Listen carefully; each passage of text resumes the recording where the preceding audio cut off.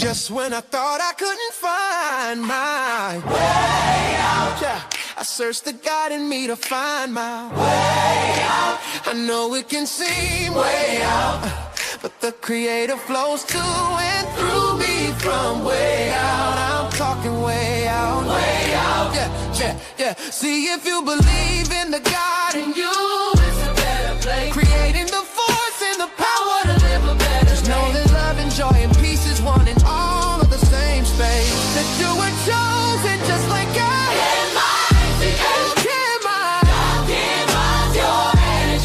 That's right.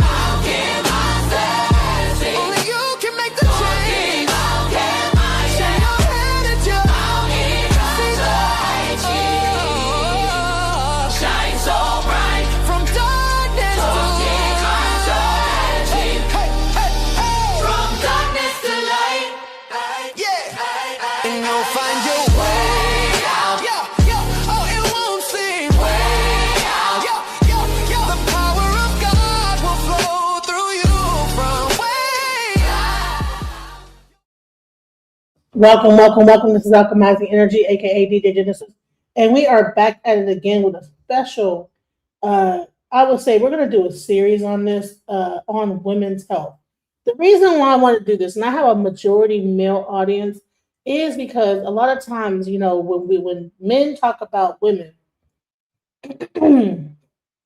being masculine, being this, being that, right? They don't understand the frame what women go through, you know. But there are some men that are out here that are really taking time to do the research and find out exactly what women are going through when they're having different symptoms and things like this, hormonal changes.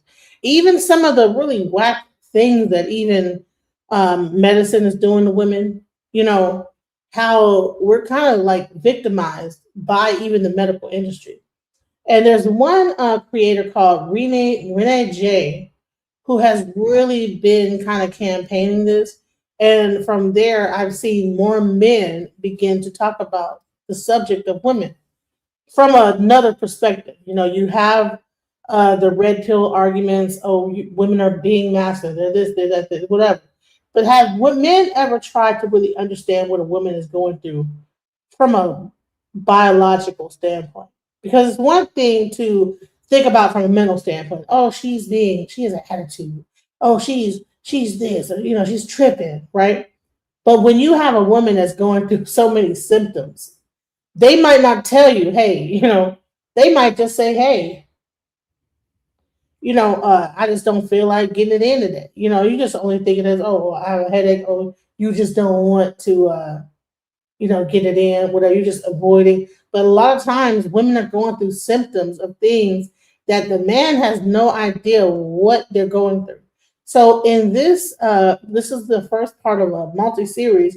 Like I said, me having a majority male audience into understanding, and I'm going to let men explain it, you know, because there are a lot of men that have no idea.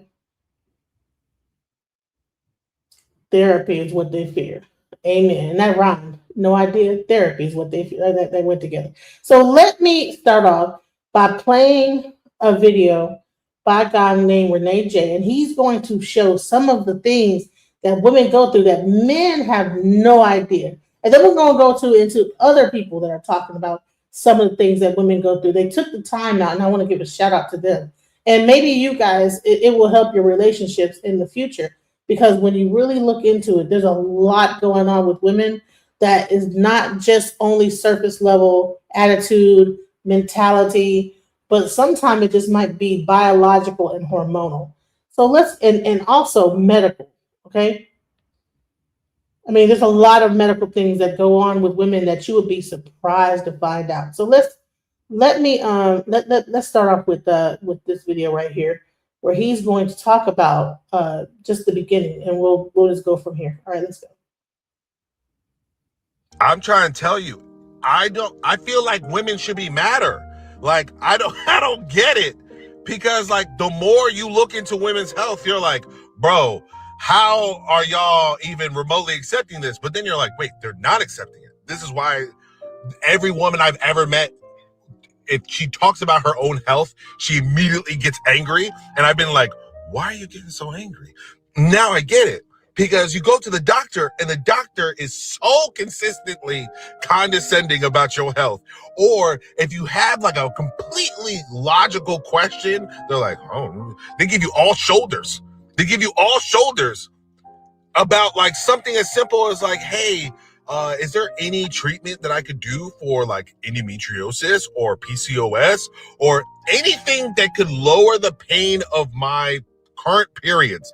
Like, literally, it is baffling that like you could be like, hey, I might need like an ultrasound so I could like look at my body, figure out what the heck is going on currently. They're like, yeah, we got nothing for you. All shoulders? You're all shoulders right now? And it's wild because like the more things that women keep on telling me about women's health, you're like, bro, this is so much. Why aren't you madder? And it's like, the fact that you have women on your, like women are fighting against women's rights is even crazier. Like, bro, what? Like, I am shocked by all this. Like, the fact that there's not a lot of research on postpartum depression until recently, or like how do you explain to someone that you are depressed that your baby is not latching onto your breast and no one's willing to talk about it? Like, bro, no one's willing to talk about it. I'm mad for you. And it's insane because like, I spent the last 2 days just like looking into just some of the things that women have been telling me. And it's more interesting to me that it's a unanimous decision of all women from all creeds, of all religions, of all races, that all are like, no, this shit is garbage. I wish I was pandering. I wish, dog, this is an evil system. You're telling me that some of your pads and tampons had lead in them or like things that could cause cancer? And they just went, I guess. What? I heard somebody like, oh, he's pink pilling. I didn't know what that meant. I just thought I could just ask logical questions. Wouldn't it push the medical field further if we knew as a collective how to absorb blood, like through a tissue of some type? Wouldn't that be good? So why aren't pads and tampons working? I don't, man. This is dark, bro. This is dark. Wait. You gotta deal with all this and then you get sexually harassed? Oh, fuck that, bro. Dog. I did not care about my wife's feelings for a long time. I felt like she was overly emotional. She was too sensitive. I felt like she was making me responsible for her feelings. I felt like she was always projecting her feelings onto me. I didn't have compassion for her when it came to her feelings, nor did I have empathy and be able to put myself in her shoes to understand why she was feeling the way that she did. But I realized early on in our relationship that I did not have the capacity for her feelings because I wasn't in tune with my own feelings. I was always taught to man up and to be emotional, or for a man to have feelings was weak. I never dealt with the feeling outside of anger. So I did not know how to process feelings of inadequacy or insecurity or not feeling good enough. And not only was it detrimental to my mental health and my emotional health, but it was also detrimental to my spiritual health. And at the end of the day, it affected my relationship greatly. I had to go to therapy. I had to get a mediator. I had to go to counseling. I had to do the things so I could identify my own feelings, so I could be in tune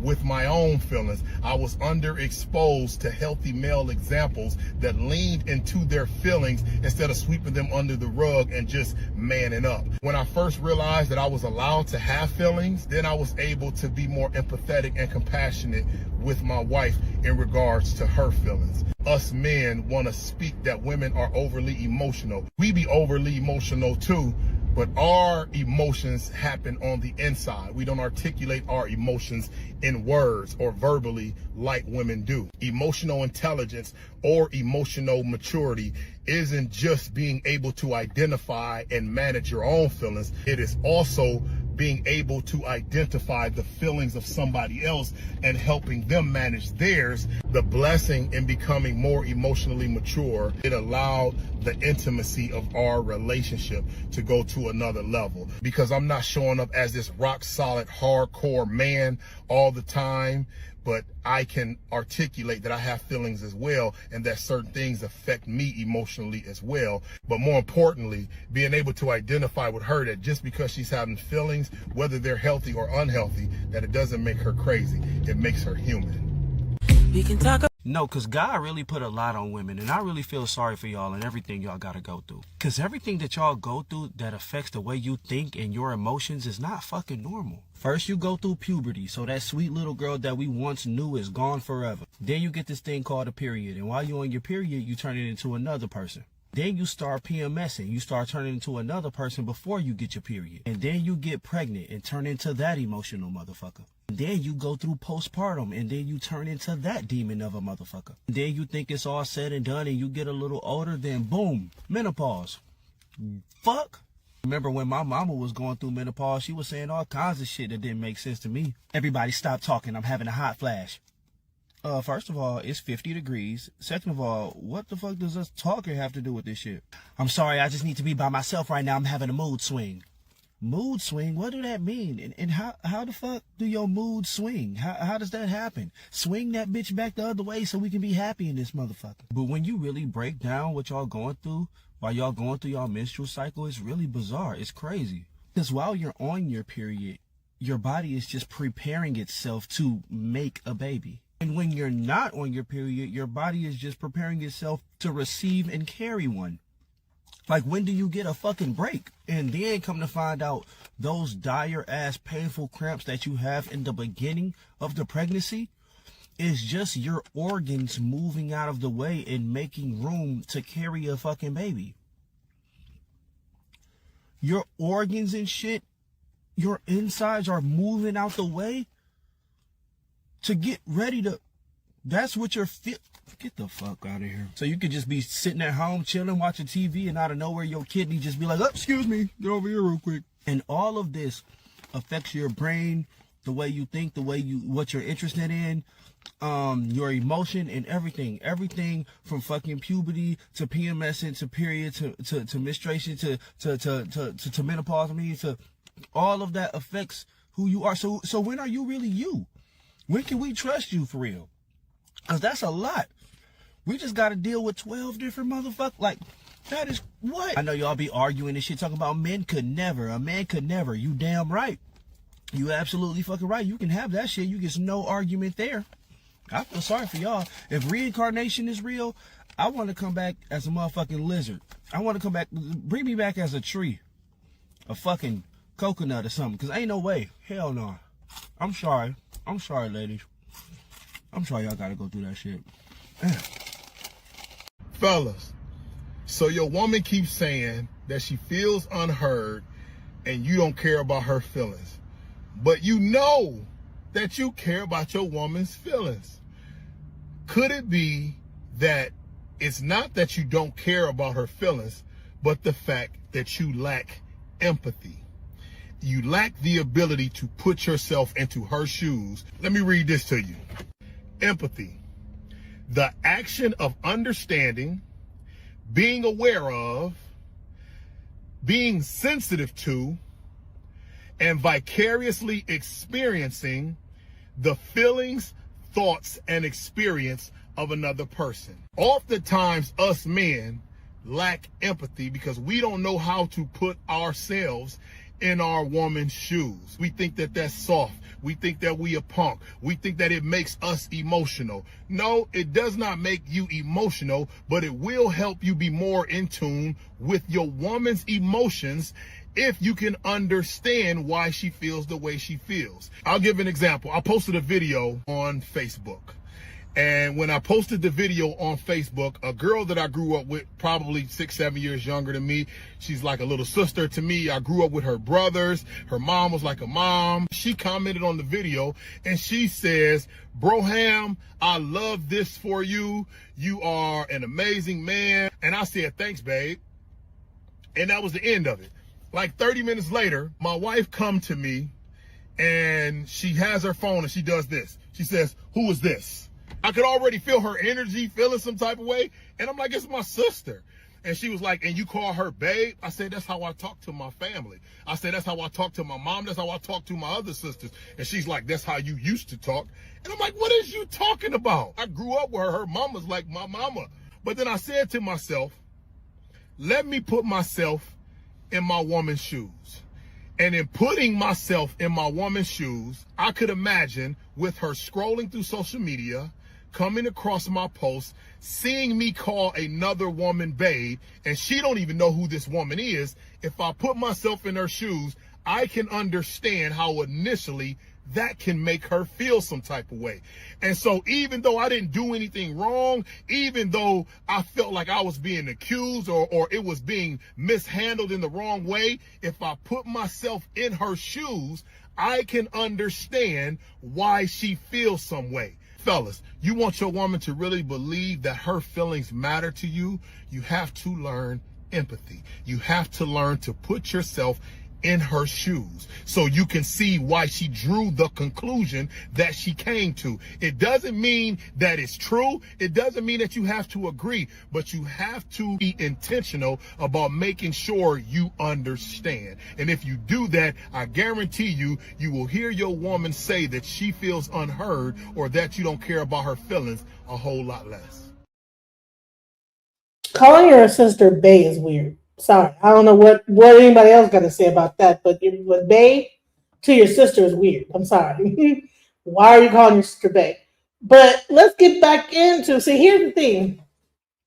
Women go through a lot of different, like I said, changes, whether it be hormonal, periods, we go through, having a baby. A lot of times men, they'll be like, "Okay, why are you acting so weird? Why are you tripping?" Like, sir, I'm carrying a whole human being in my body that's like almost like a parasite that's sucking all my nutrients out of my body.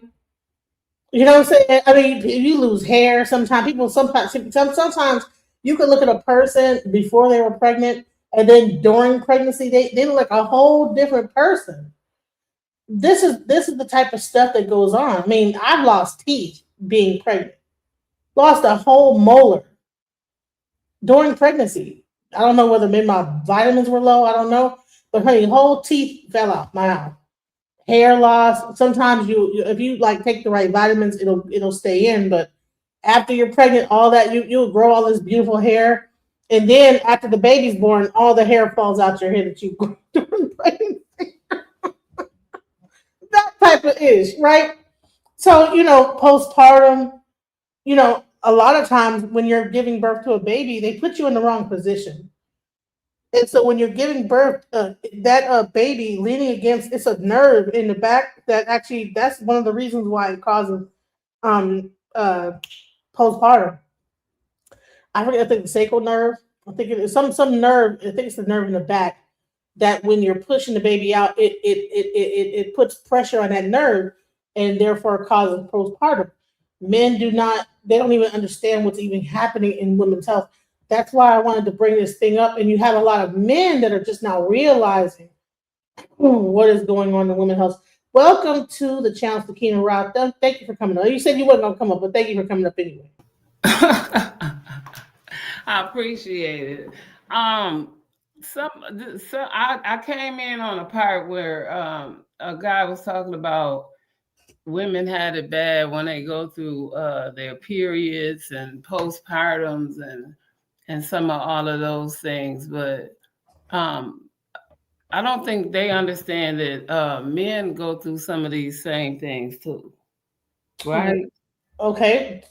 They don't. They go through postpartum. They go through they go through a menstrual cycle as well. But it's not they go through the cycles and the changes, and so we all go through these changes, call them what we want to, but we got to call them for what they are. Men go through a change in life through 13 or 14, 15, where they spend a lot of time in the bathroom getting to know themselves. Call it what we want to, and that's when we go into our change of life, and we call it our flowers. You see what I'm saying? Mhm. And so this is when they call it adolescence, or because the teenage years and adolescence and young adults and things of this nature. And so this is stages in life, right? These are things that change boys to men, young adults, teenagers, and so on and so forth. So it's a hierarchy in life, period. You see what I'm saying? I tell you that men do have a period. They So, move a little. period is at the end of that part. So again, so Dewey is a desmo, and that's a period too. So it just depends, because when the etymology changes, so does its action. So this is a word salad, word games. And again, this is why when people try to use Google and other dictionaries for a change, even when you and your young lady had that conversation, y'all were both right. But What? the time at that time when you're trying to use certain words, it don't make sense at that time. You see what I'm saying? So this is where the problem starts, because alphabet didn't come in to a certain time. And So we'll say right in period is cycle. Like we should use the right word for the period. exactly, because that word might have not been that word at that time. And so this is why sometimes people are right and wrong at the same time. And if you're only trying to be righteous, then stay there. But if you're trying to be right, then that's a problem, because right ain't always fair and fair ain't always right. And this is where it becomes ridiculous. So people always want to argue, and that's the problem if you want to argue about it. Mm-hmm. Because we were never there at that time. And if you're constantly reading some book, then that's somebody else's opinion, and you have to formulate yours on that. When it comes to a belief, you're going to get beat up. Even if they don't believe, that's their belief not to believe. Right. So here's the thing. We're talking about the women's health and the things that women go through that men are very unaware of. Exactly, because they don't know. And because they don't know, they don't believe that they're not a woman. And so they're going to tell you what? Because they're not a woman. Even in the only way they're going to know that is to be a woman. A man cannot tell a woman how to be a woman. Right. And so that's why the young man, I'm going to land with this. That's why the young man said, in order to have empathy, is to be in somebody else's shoes. Amen. If you can't be in somebody else's shoes, you can't walk that walk. I can't tell you what it is to be you, but I can understand, or try to understand, how it is to be in somebody else's shoes. And I know damn well that would hurt. That would hurt me to see you go through that. It hurts me when you tell me certain things. I would not want to be in that situation, but I understand if I've been anywhere close to it, or if I've seen something close to it, if I've heard something close to it, because ain't nothing new under the sun. So it didn't have to be me. So do you think that most men probably are lacking empathy towards women when they're going through certain You things? think they're not? If you ever had a man that has treated you better, because women love men the way they love themselves. And when he don't love you that way, then you know it's time to go. Amen. So let's get into some of the things that women go through that men are now just realizing. Let's go. Fellas,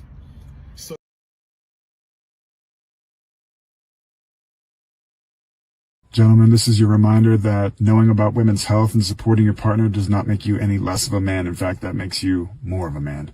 Knowing about postpartum and showing up for your partner is showing up for yourself, showing up for your family.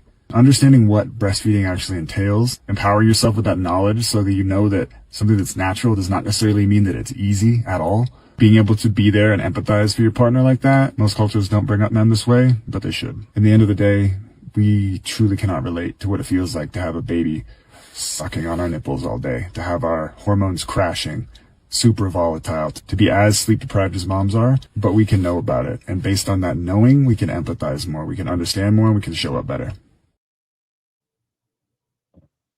I believe I agree. You know, a lot of times, you know, when a woman is going through pregnancy and this, that, the other, men they don't get it. You know, they don't understand like what that woman is going through and how it's affecting her body, her everything. You know, it's a very volatile situation. Ladies, ladies of this green earth, first and foremost, I want to salute y'all. Don't you ever in your life again, ladies, let no man on this green earth tell you or even ask you what value is you bringing to the table. Tell him this womb, you punk heifer bitch. Oh my God. I mean, I just been walking around for the last 40 minutes with this watermelon in my book bag, trying to feel like what it feel like to be pregnant. Damn it, this ain't it. Damn it, I already been having back problems and it's already been 40 minutes. Imagine if I was having twins. Hell no, straight abortion. That's the first thing I'm hollering. Damn it. He says straight abortion. But you know, this is the type of stuff. But we're not even getting into the depths of what women go through when it comes down to health. Let's go into some of the other things that women go through. That's even deeper. Let's go. What do you mean chainsaws were invented to perform C-sections? Honestly, women should look at doctors, nurses, and other certain care providers and start barking. Because how? Nobody cares about nothing. The medical field just not researched your problems. One of the biggest studies that has been done for endometriosis is about how the partner feels dating somebody or married to somebody with endometriosis. That don't make no sense to me. Like it's bonkers. Woman who's into astrology or you're now a herbalist, this makes perfect sense. I would also ask the stars and the earth for answers. If nobody else is. Black women have it so much worse. They go into a doctor's office and the doctor basically starts hissing at them. Trials, they don't even test women, they test men. What? It's bonkers. It's just bonkers. What do you Clinical trials, when they do the clinical trials for the female body, they don't test women, they test men. What are your thoughts on that?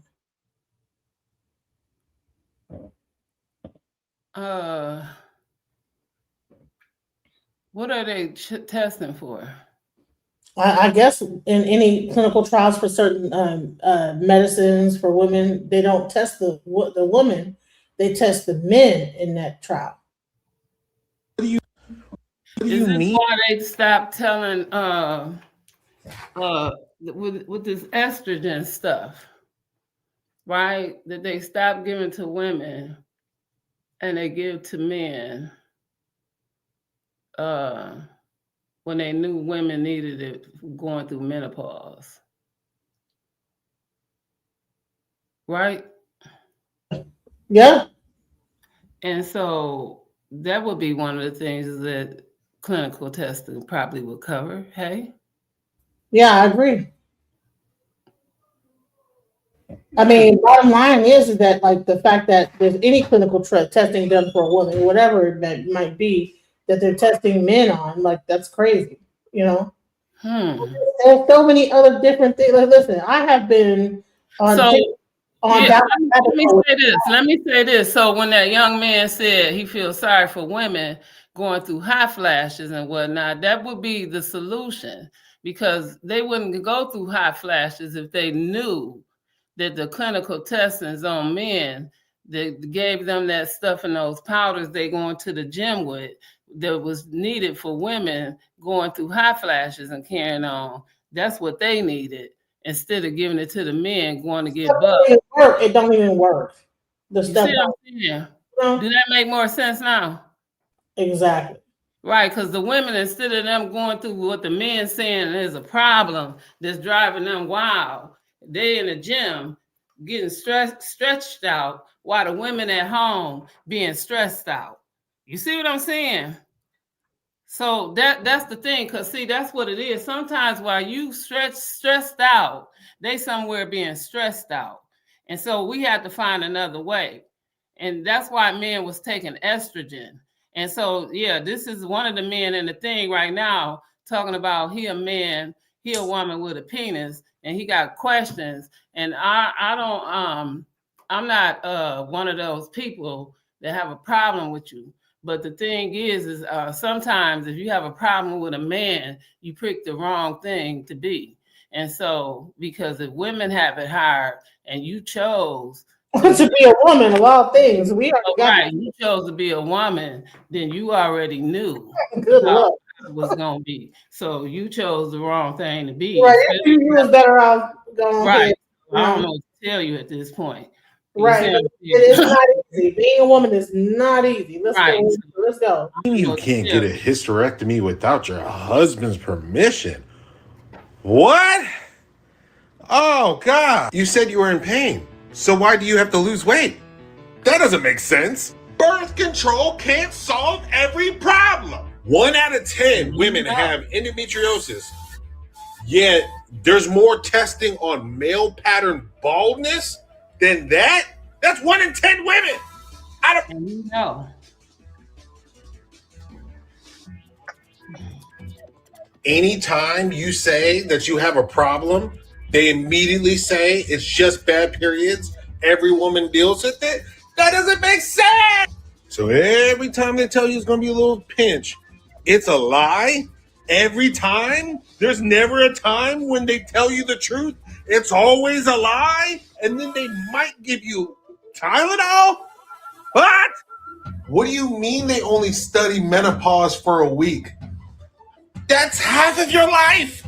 What is going on? When were y'all going to tell me that men and women have heart attacks differently? Look at me in my eyes. Like I got colored contacts in. When I say I never knew that before this week, that I'm today years old. There's no way. Look at this infographic real quick. They're telling me that with women, it's gradual onset of symptoms, like with extreme fatigue, lightheadedness or dizziness, neck and jaw pain without chest pain. I would never imagine that if someone was talking to me and they were like, yeah, my neck and jaw hurts, I'm kind of feeling a little tired, that I'm thinking that they have a heart attack. Now I know, but how come this isn't being taught? How come this isn't being talked about? You're telling me that the reason why women are just dying randomly, by the way, it's like, I've seen it in movies where women will just their head will just flop in their plate randomly. And is it because of the fact that they're being dismissed when they talk about their pain? This is a lot. This is a lot to take in. Women's health, what I've learned is that y'all have so many compounding factors of what people ignore. Having PCOS and endometriosis at the same time, insane. You know the lady, what is it called? Blue Monday, the paint. You know where she's like on the bed and she's just like slumped over, just exhausted. That is what I've learned. Every woman is that painting. That's why it hits. That's why it hits, because you're just like, bro, y'all dealing with all this and have to go to work on Monday? All of it is maddening. That's oh my God. This shit doesn't, because like if I'm going to the doctor for like thinning hair, weight gain, acne, like, or maybe I have like excess hair growth, like I suddenly have chin hair, chest hair, all this shit, and irregular or no periods, confused. What should I be buying? What should I not be buying?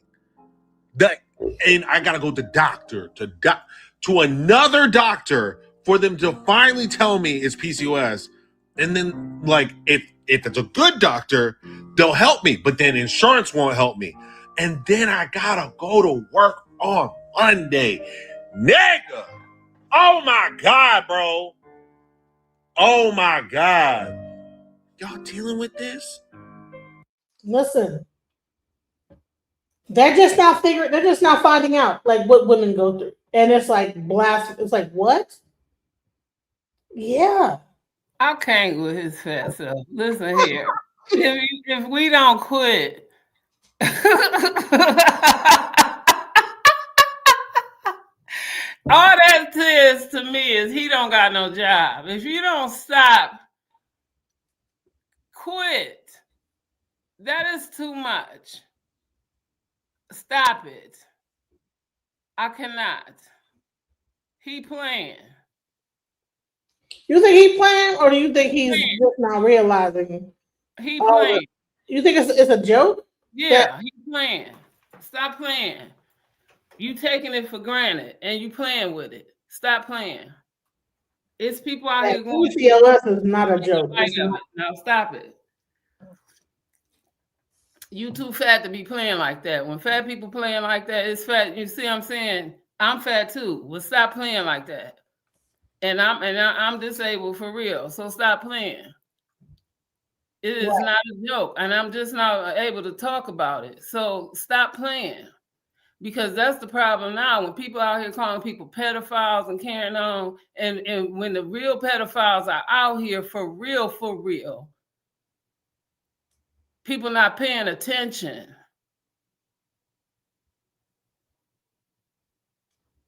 Because we're using the word so loosely.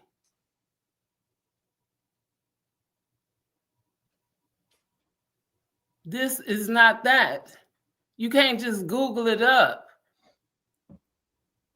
I think it's women telling him, like, "Hey, look it up. Look up this. Look up that." You can when you can look it up on Google, but for real, AI will only tell you as much as you know. If you tell AI, well, wait a minute, hold up, because I know this, and it'll say, oh, yeah, you talking about.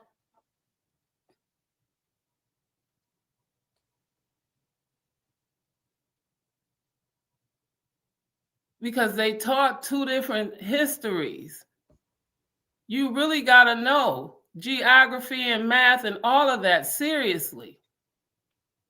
They didn't teach the North and the South the same history. The Americanas, all of it was not colonized, meaning colonized.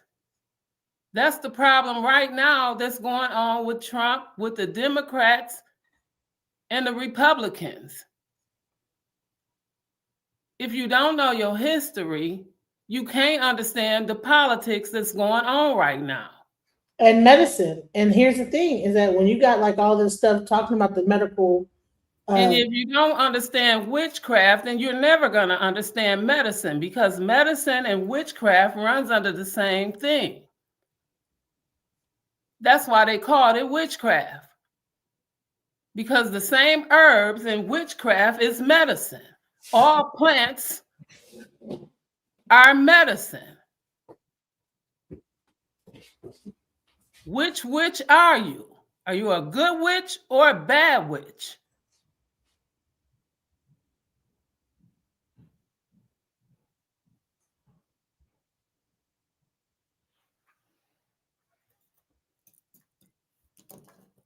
Come on, Dorothy.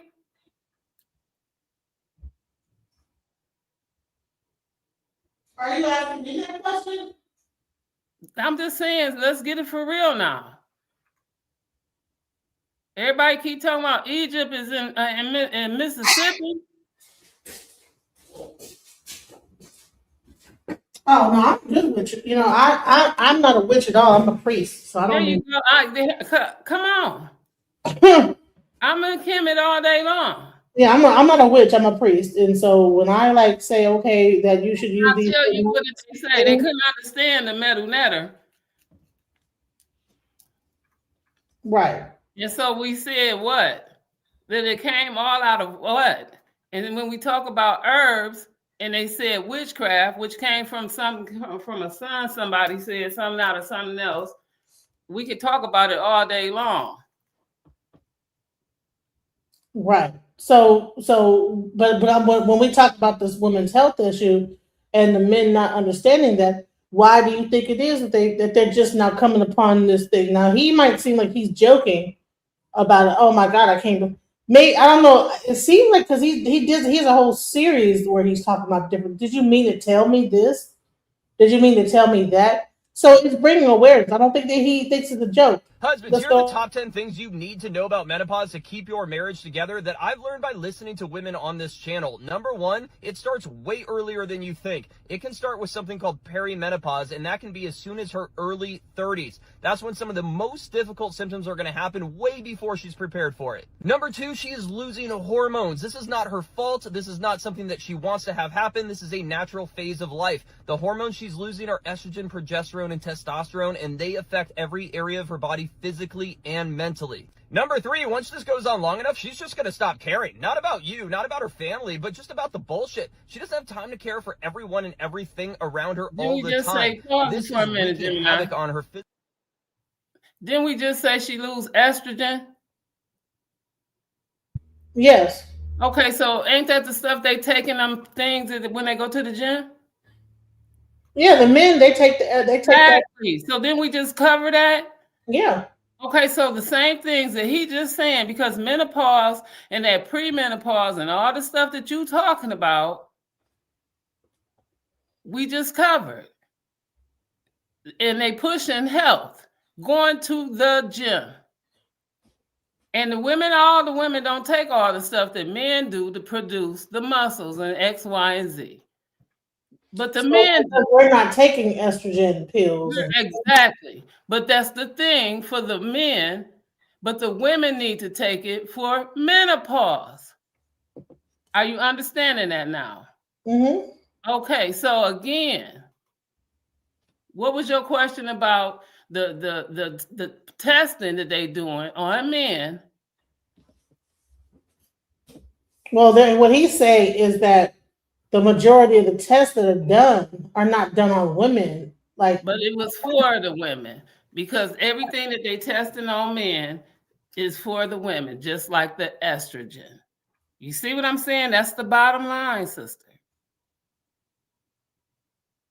So you keep going around in circles. No, I'm not in circles. I know exactly what I'm trying to cover here. What I'm trying to cover here, because I have an all-male audience. My audience is 90% men. And I'm trying to show, because a lot of times men will get on these panels and be, well, you women are acting masculine. Well, how old is that woman? Is she going through menopause? Is she going through? Even when her cycle, you know that even when a woman's on her cycle, that she's producing testosterone at that. So you will say that she's acting like a man or acting masculine. Well, honey, women have testosterone just as much as men do. So you want a woman to be 100% estrogen based when women have both hormones in their body. And depending on when you meet them in their cycle, you might get a little bit more testosterone than you might get estrogen. You might get a little less nurturing, a little more kickback. So I'm trying to get my male audience, majority male. I will say 80% male audience that watches my channel to understand that that's why I'm showing other men talking about this, because if we say this, well, listen, we go through this. I have my period. They're like, I don't want to talk about period. I don't want to talk about blood. I don't want to. Well, fuck all that. Like, let's talk about what's happening in a woman's body when these things are happening. And let me show men that are finally finding out what's happening in a woman's body. And let them explain it. Because when I try to tell a guy, they don't want to hear that shit. You're just being emotional. You're acting too masculine. Or you're being too mouthy. Or you're being too this. Well, guess what? Depending on where I'm at in my cycle of reproduction, will determine how masculine or feminine I am. And that's what I'm trying to get through to my audience right here. And that is a man or somebody needs to come up then. This is a chemical reaction that's happening. You know what I'm saying? It's not necessarily like this woman is masculine. Well, hell, you might meet her in a certain time frame where she be 100% real soft and sweet and this, that, the other.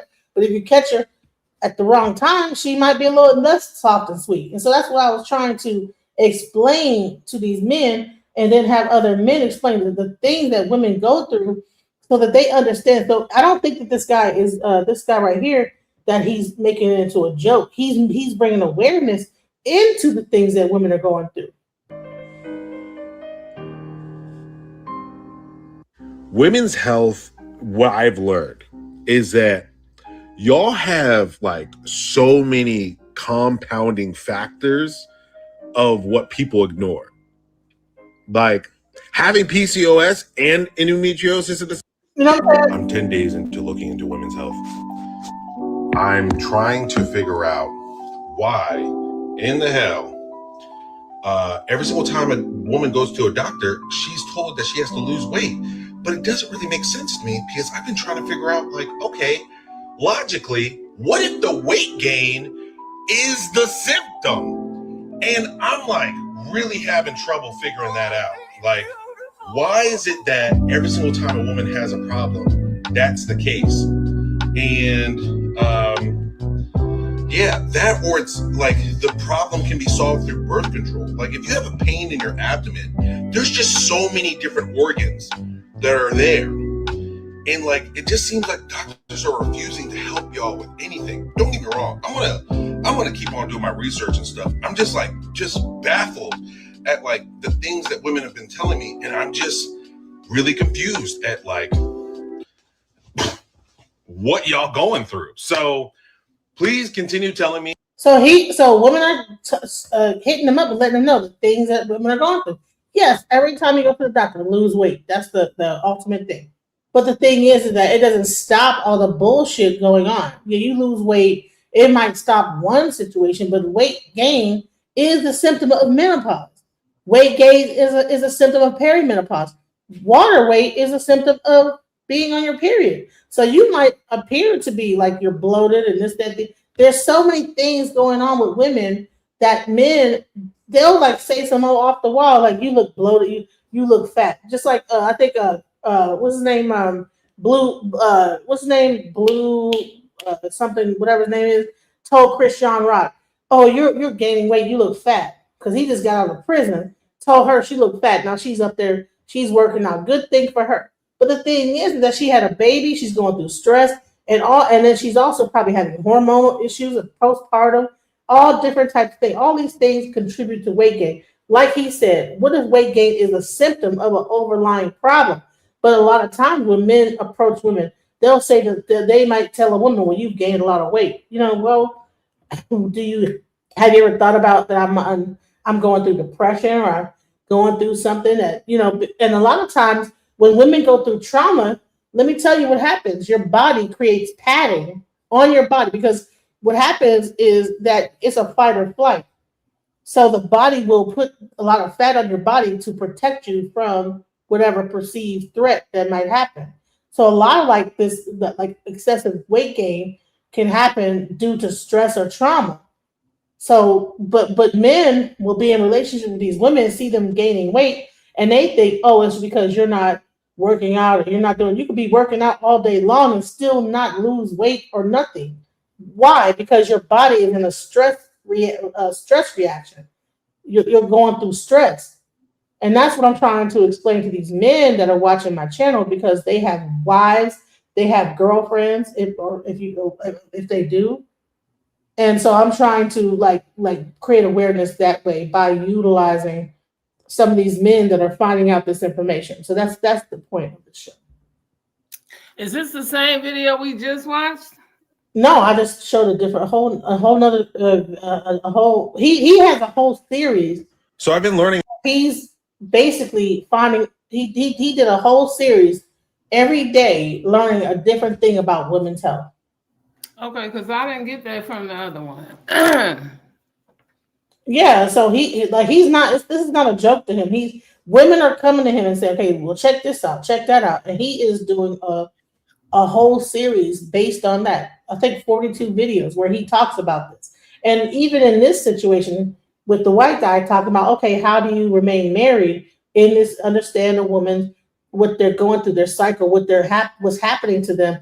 Especially the older you get. Okay, you say if you marry a woman in her 20s, when she gets in her 30s, she's going to change. Why? Because she might start experiencing other like hormonal changes in her body. But a lot of times men don't even understand that. They think that, oh, you're just being difficult. It's like, no, you don't even understand that. I might be in pain on the end. I might not be telling you what I'm going through, right? Because what women's going to be like, listen, I'm going through blah, blah, blah, blah, blah, perimenopause, whatever. You know what I'm saying? I don't think she's aware herself that it's perimenopause. Thank you. Right. And so for him I just figured out that all these, like waking up at 4:00 in the morning, sweating to death. Like, I mean, itching, sweating.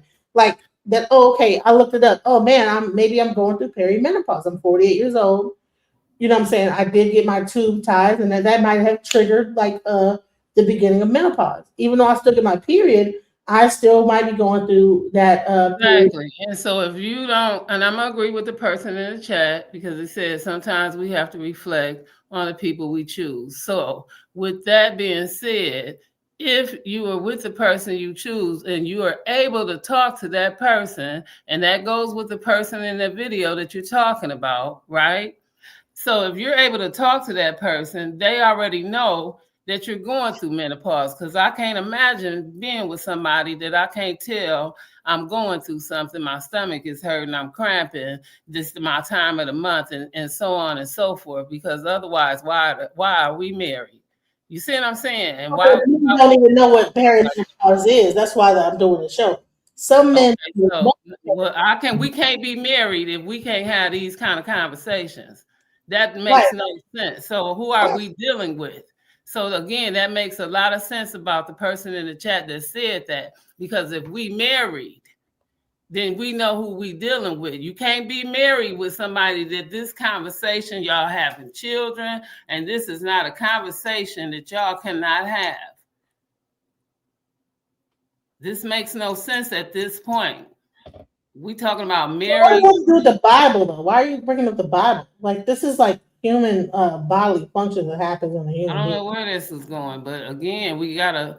I don't know. Maybe I don't know. I don't know why they bring up the Bible, but I'm trying to heal relationships by bringing awareness to the things that women go through, so men can be a little more sensitive and not just think that the woman is just lashing out sometimes. You know what I'm saying? Sometimes lashing out because of hormones of different reasons. So go ahead. I'm agreeing, but again, I'm agreeing with this statement, and I'm gonna land with this one. When the estrogens that women are supposed to be taking are given away, and this is something that they needed, and the ball had been dropped. I'm gonna say that part. And so there used to be a time, right? Back in the day, that when a woman's on her period, she would go to a certain area, and during that time she would be, you know what I'm saying? But now we have to work through it. That's what he was saying. Like, you have to still go to work after all this stuff. You know what I'm saying? You're going through pain, this, that, the other, but you still have to go to work and show up. But there used to be a time back in the day that if you're on your period, you isolate for that moment and you come back out when you're done. That's how it used to be done back in the day. But now, because of our society, there's no isolation that happens during periods. There's no certain respect given to women going through menopause, that they have like a certain thing, understanding. So that's what I'm saying. Well, even then, it was something that could have been given for her to be able to heal in some form of comfort. And this is what we're talking about. And that part is not given to her, it's given to him. And that's all we're saying. And he also brings up the fact that everything is trying to be healed through birth control. So say you're having a heavy period. They give you, what do they give a 13-year-old? Birth control. When she's having a heavy period and having heavy cramps, what do they give a 13-year-old child? Birth control pills. And all that does is make her infertile, and then probably even causes more, because birth control pills are very dangerous to women, can cause blood clots, all different types of things.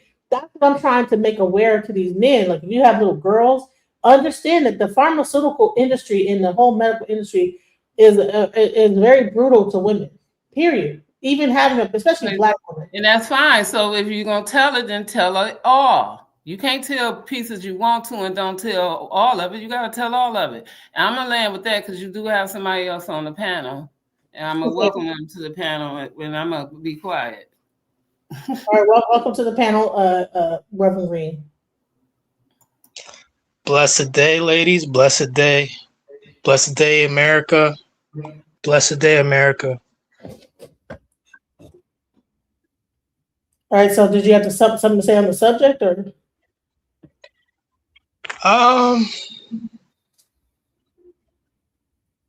What is the subject exactly that a straight reverend like myself can speak on?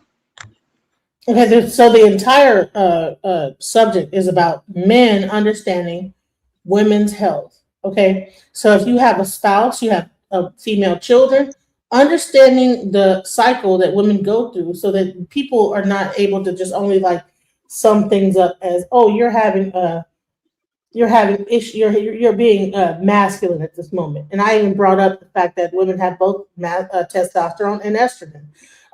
And depending on where they are in their cycle of life, whether it be on their period or even during menopause, perimenopause, sometimes these hormones might be in depleted mode, or sometimes they might be more testosterone than estrogen.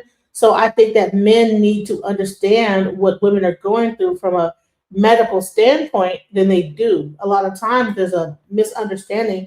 Okay, this woman's being difficult. It's like, well, if we understand what women really go through from a biological standpoint, then you would probably say, okay, well, you know what, she might be going through this part of her cycle, and be a little bit more understanding and caring in that moment. And relationships would probably last a little longer than they do.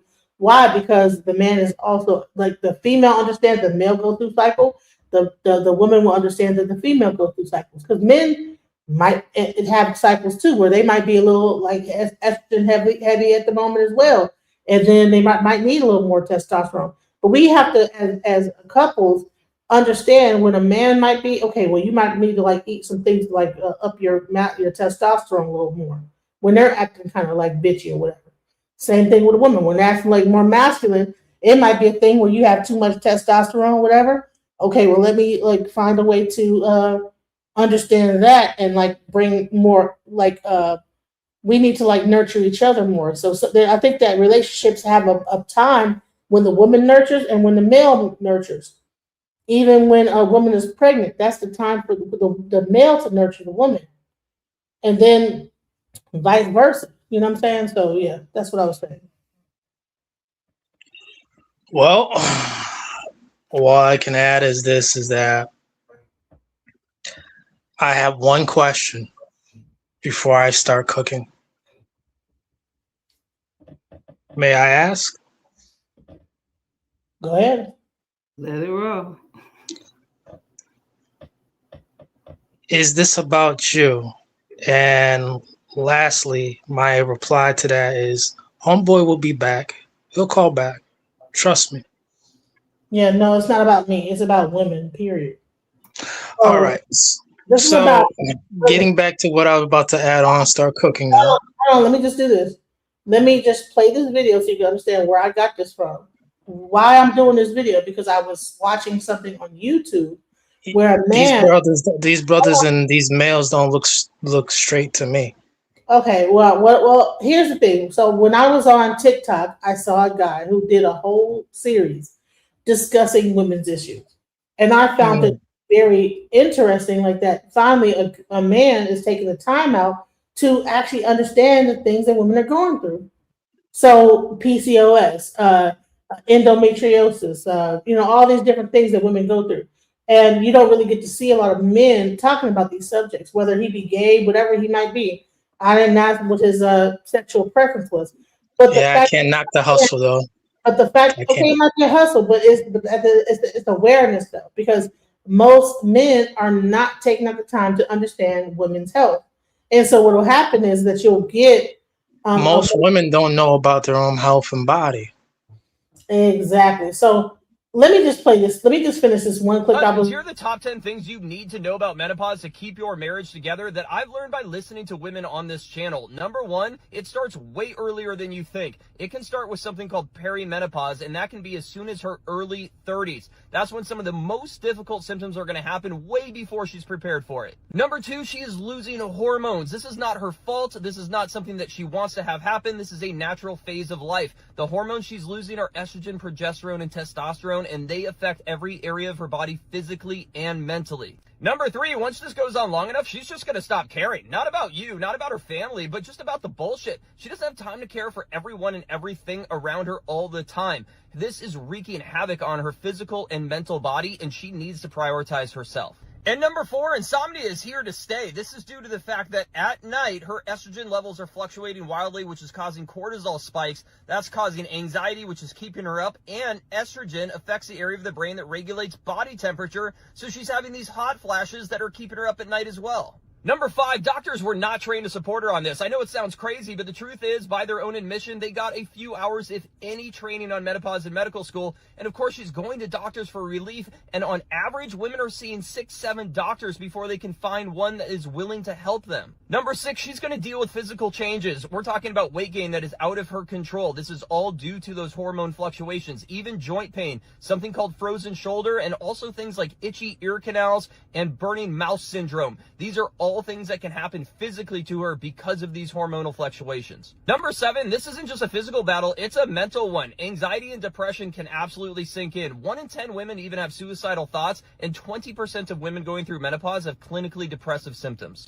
Number 8, those mood swings and that rage that you're seeing are out of her control. This is because those estrogen levels actually affect the area of the brain that regulate mood. They actually affect the amount of serotonin in her brain, and that's the feel-good chemical. So she is not feeling like herself. She literally doesn't recognize herself in the mirror anymore. This is something that can be so bad that some women even think that they have dementia. Number 9, I know you're seeing a decrease in sex drive, but that is because her libido is decreasing. That's because she's losing estrogen and testosterone, and they affect her libido. This isn't about you, it's about what's going on in her body. And number 10, she wasn't prepared for this. She didn't see this coming. Her mom didn't prepare her for this or talk to her about it. She didn't talk to her friends about it. This is all coming on as a huge surprise, and she is not ready for this. So she needs you to educate yourself about it so you can support her.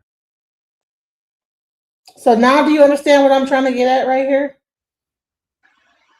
I didn't even hear it because it was just silent. So y'all couldn't hear that whole video? No, I heard it. Okay, well, I don't know what to tell you. I maybe you I don't know. I love number 3. Yeah, pretty much. Like it's like, I mean, I don't know. You heard, if it was silent to you, you couldn't hear none of that? I heard some like skipping, and that's about it. All right, I'm gonna play it one more time for the people in the back. Anyone who have not heard it, let's go. Husbands, here are the top 10 things you need to know about menopause to keep your marriage together that I've learned by listening to women on this channel. Number 1, it starts way earlier than you think. It can start with something called perimenopause, and that can be as soon as her early 30s. That's when some of the most difficult symptoms are going to happen way before she's prepared for it. Number 2, she is losing hormones. This is not her fault. This is not something that she wants to have happen. This is a natural phase of life. The hormones she's losing are estrogen, progesterone, and testosterone, and they affect every area of her body physically and mentally. Number 3, once this goes on long enough, she's just going to stop caring. Not about you, not about her family, but just about the bullshit. She doesn't have time to care for everyone and everything around her all the time. This is wreaking havoc on her physical and mental body, and she needs to prioritize herself. Yeah. And number 4, insomnia is here to stay. This is due to the fact that at night, her estrogen levels are fluctuating wildly, which is causing cortisol spikes. That's causing anxiety. So I didn't hear it, and but estrogen affects the area of the brain that Can regulates you hear body temperature. Hear it So now? she's having these hot flashes that are no, keeping it her up at night started, as but well. then Number you know, 5, I'm not doctors were sure. not It's trained to support her could on be this. I know it windy in sounds my crazy, but the truth location, is, but by their own admission, they got I a few doubt hours that's of the paid issue. training on menopause in medical school. But you hear it, you can't make a statement on it because he breaks it down. yeah, that's exactly. Yeah. I'm gonna try it this way because I'm like, okay, because if you can't hear it, I don't know, but because I don't want you to be talking from a place of not understanding, like Of because course. yeah. So can you let me know? Can you hear it now? Hold on. No. Okay. To know about menopause to keep your marriage together that Can you hear it now? Yes. All right, here we go. So he says top 10 things you need to know about menopause to keep your marriage. Okay, let's go. I've learned by listening to women on this channel. Number 1, it starts way earlier than you think. It can start with something called perimenopause, and that can be as soon as her early 30s. That's when some of the most difficult symptoms are going to happen way before she's prepared for it. Number 2, she is losing hormones. This is not her fault. This is not something that she wants to have happen. This is a natural phase of life. The hormones she's losing are estrogen, progesterone, and testosterone, and they affect every area of her body physically and mentally. Number 3, once this goes on long enough, she's just going to stop caring. Not about you, not about her family, but just about the bullshit. She doesn't have time to care for everyone and everything around her all the time. This is wreaking havoc on her physical and mental body, and she needs to prioritize herself. And number 4, insomnia is here to stay. This is due to the fact that at night, her estrogen levels are fluctuating wildly, which is causing cortisol spikes. That's causing anxiety, which is keeping her up. And estrogen affects the area of the brain that regulates body temperature. So she's having these hot flashes that are keeping her up at night as well. Number 5, doctors were not trained to support her on this. I know it sounds crazy, but the truth is, by their own admission, they got a few hours, if any, training on menopause in medical school. And of course, she's going to doctors for relief. And on average, women are seeing 6-7 doctors before they can find one that is willing to help them. Number 6, she's going to deal with physical changes. We're talking about weight gain that is out of her control. This is all due to those hormone fluctuations, even joint pain, something called frozen shoulder, and also things like itchy ear canals and burning mouth syndrome. These are all things that can happen physically to her because of these hormonal fluctuations. Number 7, this isn't just a physical battle, it's a mental one. Anxiety and depression can absolutely sink in. 1 in 10 women even have suicidal thoughts, and 20% of women going through menopause have clinically depressive symptoms. Number 8, those mood swings and that rage that you're seeing are out of her control. This is because those estrogen levels actually affect the area of the brain that regulate mood. They actually affect the amount of serotonin in her brain, and that's the feel-good chemical. So she is not feeling like herself. She literally doesn't recognize herself in the mirror anymore. This is something that can be so bad that some women even think that they have dementia. Number 9, I know you're seeing a decrease in sex drive, but that is because her libido is decreasing. That's because she's losing estrogen and testosterone, and they affect her libido. This isn't about you. It's about what's going on in her body. And number 10, she wasn't prepared for this. She didn't see this coming. Her mom didn't prepare her for this or talk to her about it. She didn't talk to her friends about it. This is all coming on as a huge surprise, and she is not ready for this. So she needs you to educate yourself about it so you can support her. Husbands, here are the... All right, so you've heard it. So what are your thoughts? You know, again, shoot the messenger. I don't know. I can't take anything this guy's saying seriously. I'm not sure what his angle is. You know, overall, when it comes down to women's health, I would think that, again, that's something that they're going to have to show and prove and find solutions for themselves. I don't think that men or all men or the world of men have to be so enthusiastic to know every detail. It's like this, even like watching a television show with my companion.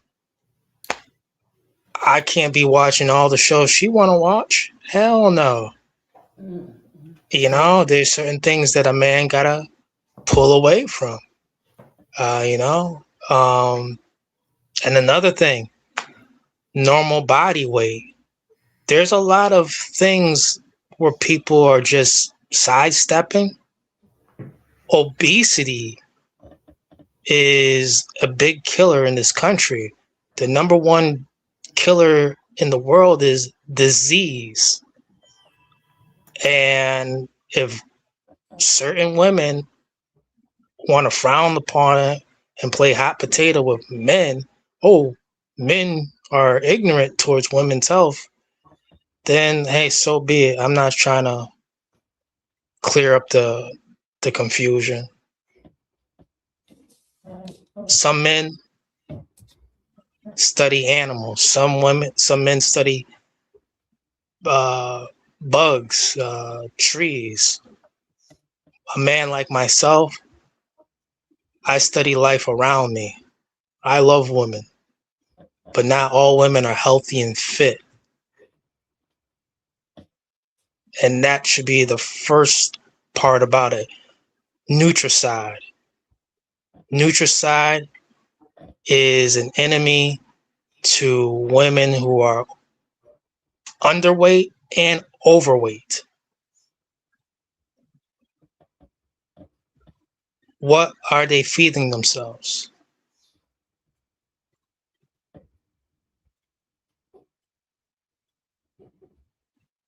What is their diet?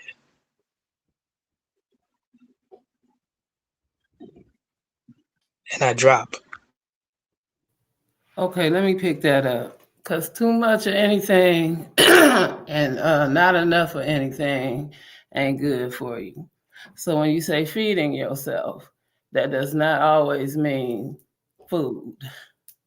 You feed yourself with a multitude of things by what you read, what you meditate on, you see what you walk through, what you talk about, who you join with, what you teach, what you so-called preach, what you so-called be a gathering among who you're around, and so on and so forth. Some of the things you may not even know, because even the smartest is the dumbest. That's why wisdom is a two balance of a scale, right? So the literal is also a weight, like water, right? The above and the abode, right? And the abyss.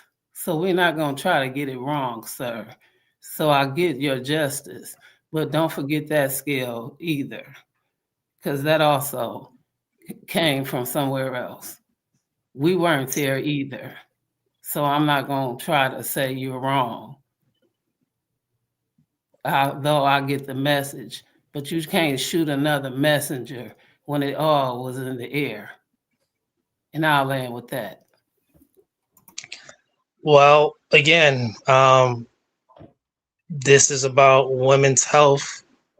What are women finna do about it? Again, besides playing hot potato on the subject. Okay, well, there's jogging camps, like there's jogging where women and men, but there's jogging where women have their own clubs, you know. They're making money off of it. Jogging stops menopause. Yes or no? Dieting does not helps. Stop menopause. No, it does not stop menopause. You're saying stop. No, menopause. Menopause. It might help. However, it does not stop the symptoms of menopause. Why would you want it to stop? What? So here's the thing: the way that you're talking, you're talking as if just purely exercise stops the symptoms of menopause. What's the oldest woman that you ever dated? How old is the oldest woman? I'm not gonna even get into all that. All right. So if I'm not trying to save all women. Are they in their 30s or in their 40s? I'm not trying to get into all that. So bottom line is they're probably in their early 30s. But let me tell you something. When they get into that's what you want. Okay, yeah. So you don't want to tell me, so I'm going to assume. Because it doesn't matter. It does matter. Let me tell you why. It doesn't. once menopause starts, it affects different women in different ways.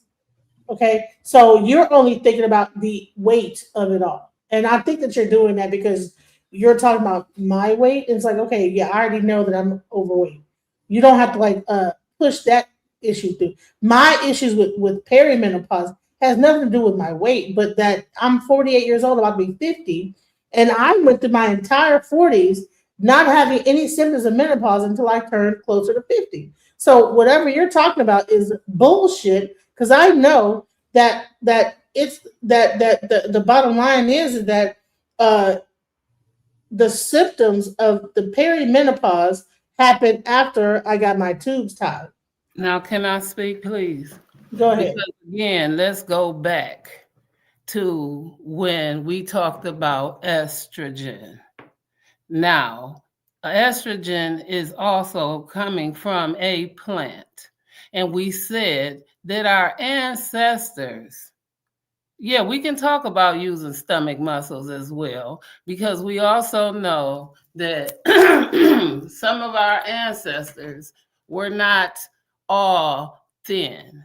And we also know that cars were not invented. So we know the travel of walking and have you.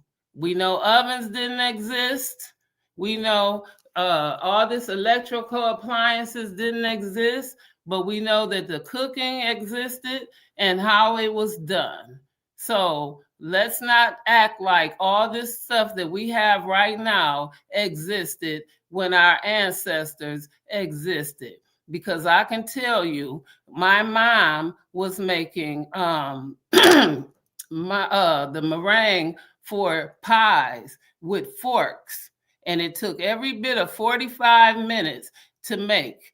And if you know anything about making a meringue for a lemon pie, then you know if it takes 45 minutes to make just egg whites with a little sugar, try it without a mixer.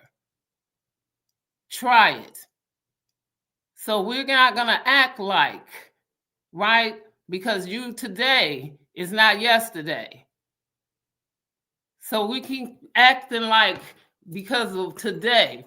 But just the other day, somebody had in California when that flood hit, and only cars that started were the electric cars, the ones with the keyless start. So if you didn't have a keyless thing, it didn't start. So I'll be doing some stuff going on in a minute. But yeah, we keep acting like it today, but you're going to be real shocked because those who don't know, you keep acting like somebody else slow, but you're going to catch up real soon. So get a book and stop relying on the internet. Okay, well, it don't matter to me because you'll see because you don't know. So keep it going. But what we're talking about right now is the herbs that they put in a pill form today. And so when your ancestors used the herbs when you were going through your menopause, because menopause didn't start today, and you know that, my Ibu sister, right? And so when you had your menopause back then, you had your herbs to help you go through it. But because we are where we are today, you don't know. So you're still taking Midol and Tylenol and going through it all. And they're taking your herbs and going to the gym and working out. And just because you got a little weight on you, right? And they telling you that you got to go through all of that Nutricide and all this other carrying on. That's just another ride. But you can still put it the same way you put it on. You can take it off, right? Because I can tell you today, I told this story again. I am 270 pounds. Yes, I've lost that weight. I was 492 pounds, right? And I lost the weight, right? And I did that because I went all the way vegan, right? And because of that, I lost the weight, right? Congratulations, sis. I don't qualify for the weight removal surgery because I didn't lose the weight from having surgeries or any other weight removal thing. So therefore, the weight that I have from sagging, I just have to have and figure it out. Because another reason is because I'm almost 60. And so I just have to deal with it. You see what I'm saying? I don't qualify for it. I was 375 pounds and went down to 200.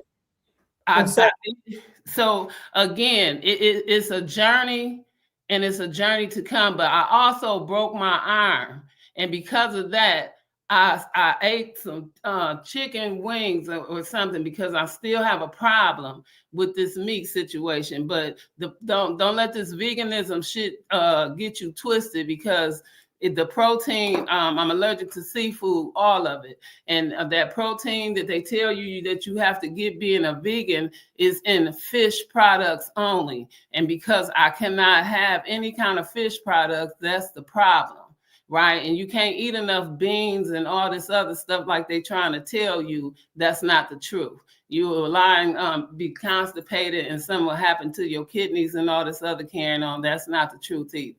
So I'm having here and there little complications or whatever too. So don't believe all the hype, but the meat is a problem here and there with these chicken wings here and there too. So I'm dealing with that either way. So that's where the 240 went to 270, and I'm back and forth with that. But I was a raw. I'm a raw vegan. I eat nothing but salads. You know, I can't just no. You know, you are still raw vegan? Yes. No, the parasites are real. I'm not.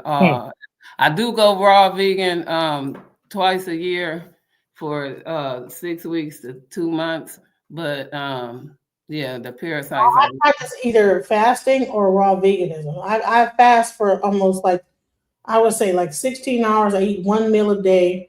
And I'm still not losing any weight. Why? Because of menopause. Because what happens with your body when you're in menopause, especially also due to, there's just hormonal imbalances that are happening, and then your body's in fight or flight mode because of whatever other issues are going on with whatever you might have done.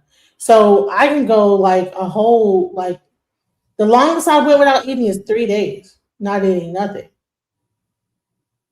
And I would lose the weight and then like slowly get back into, but here, that's not the issue is not about like a weight loss conversation.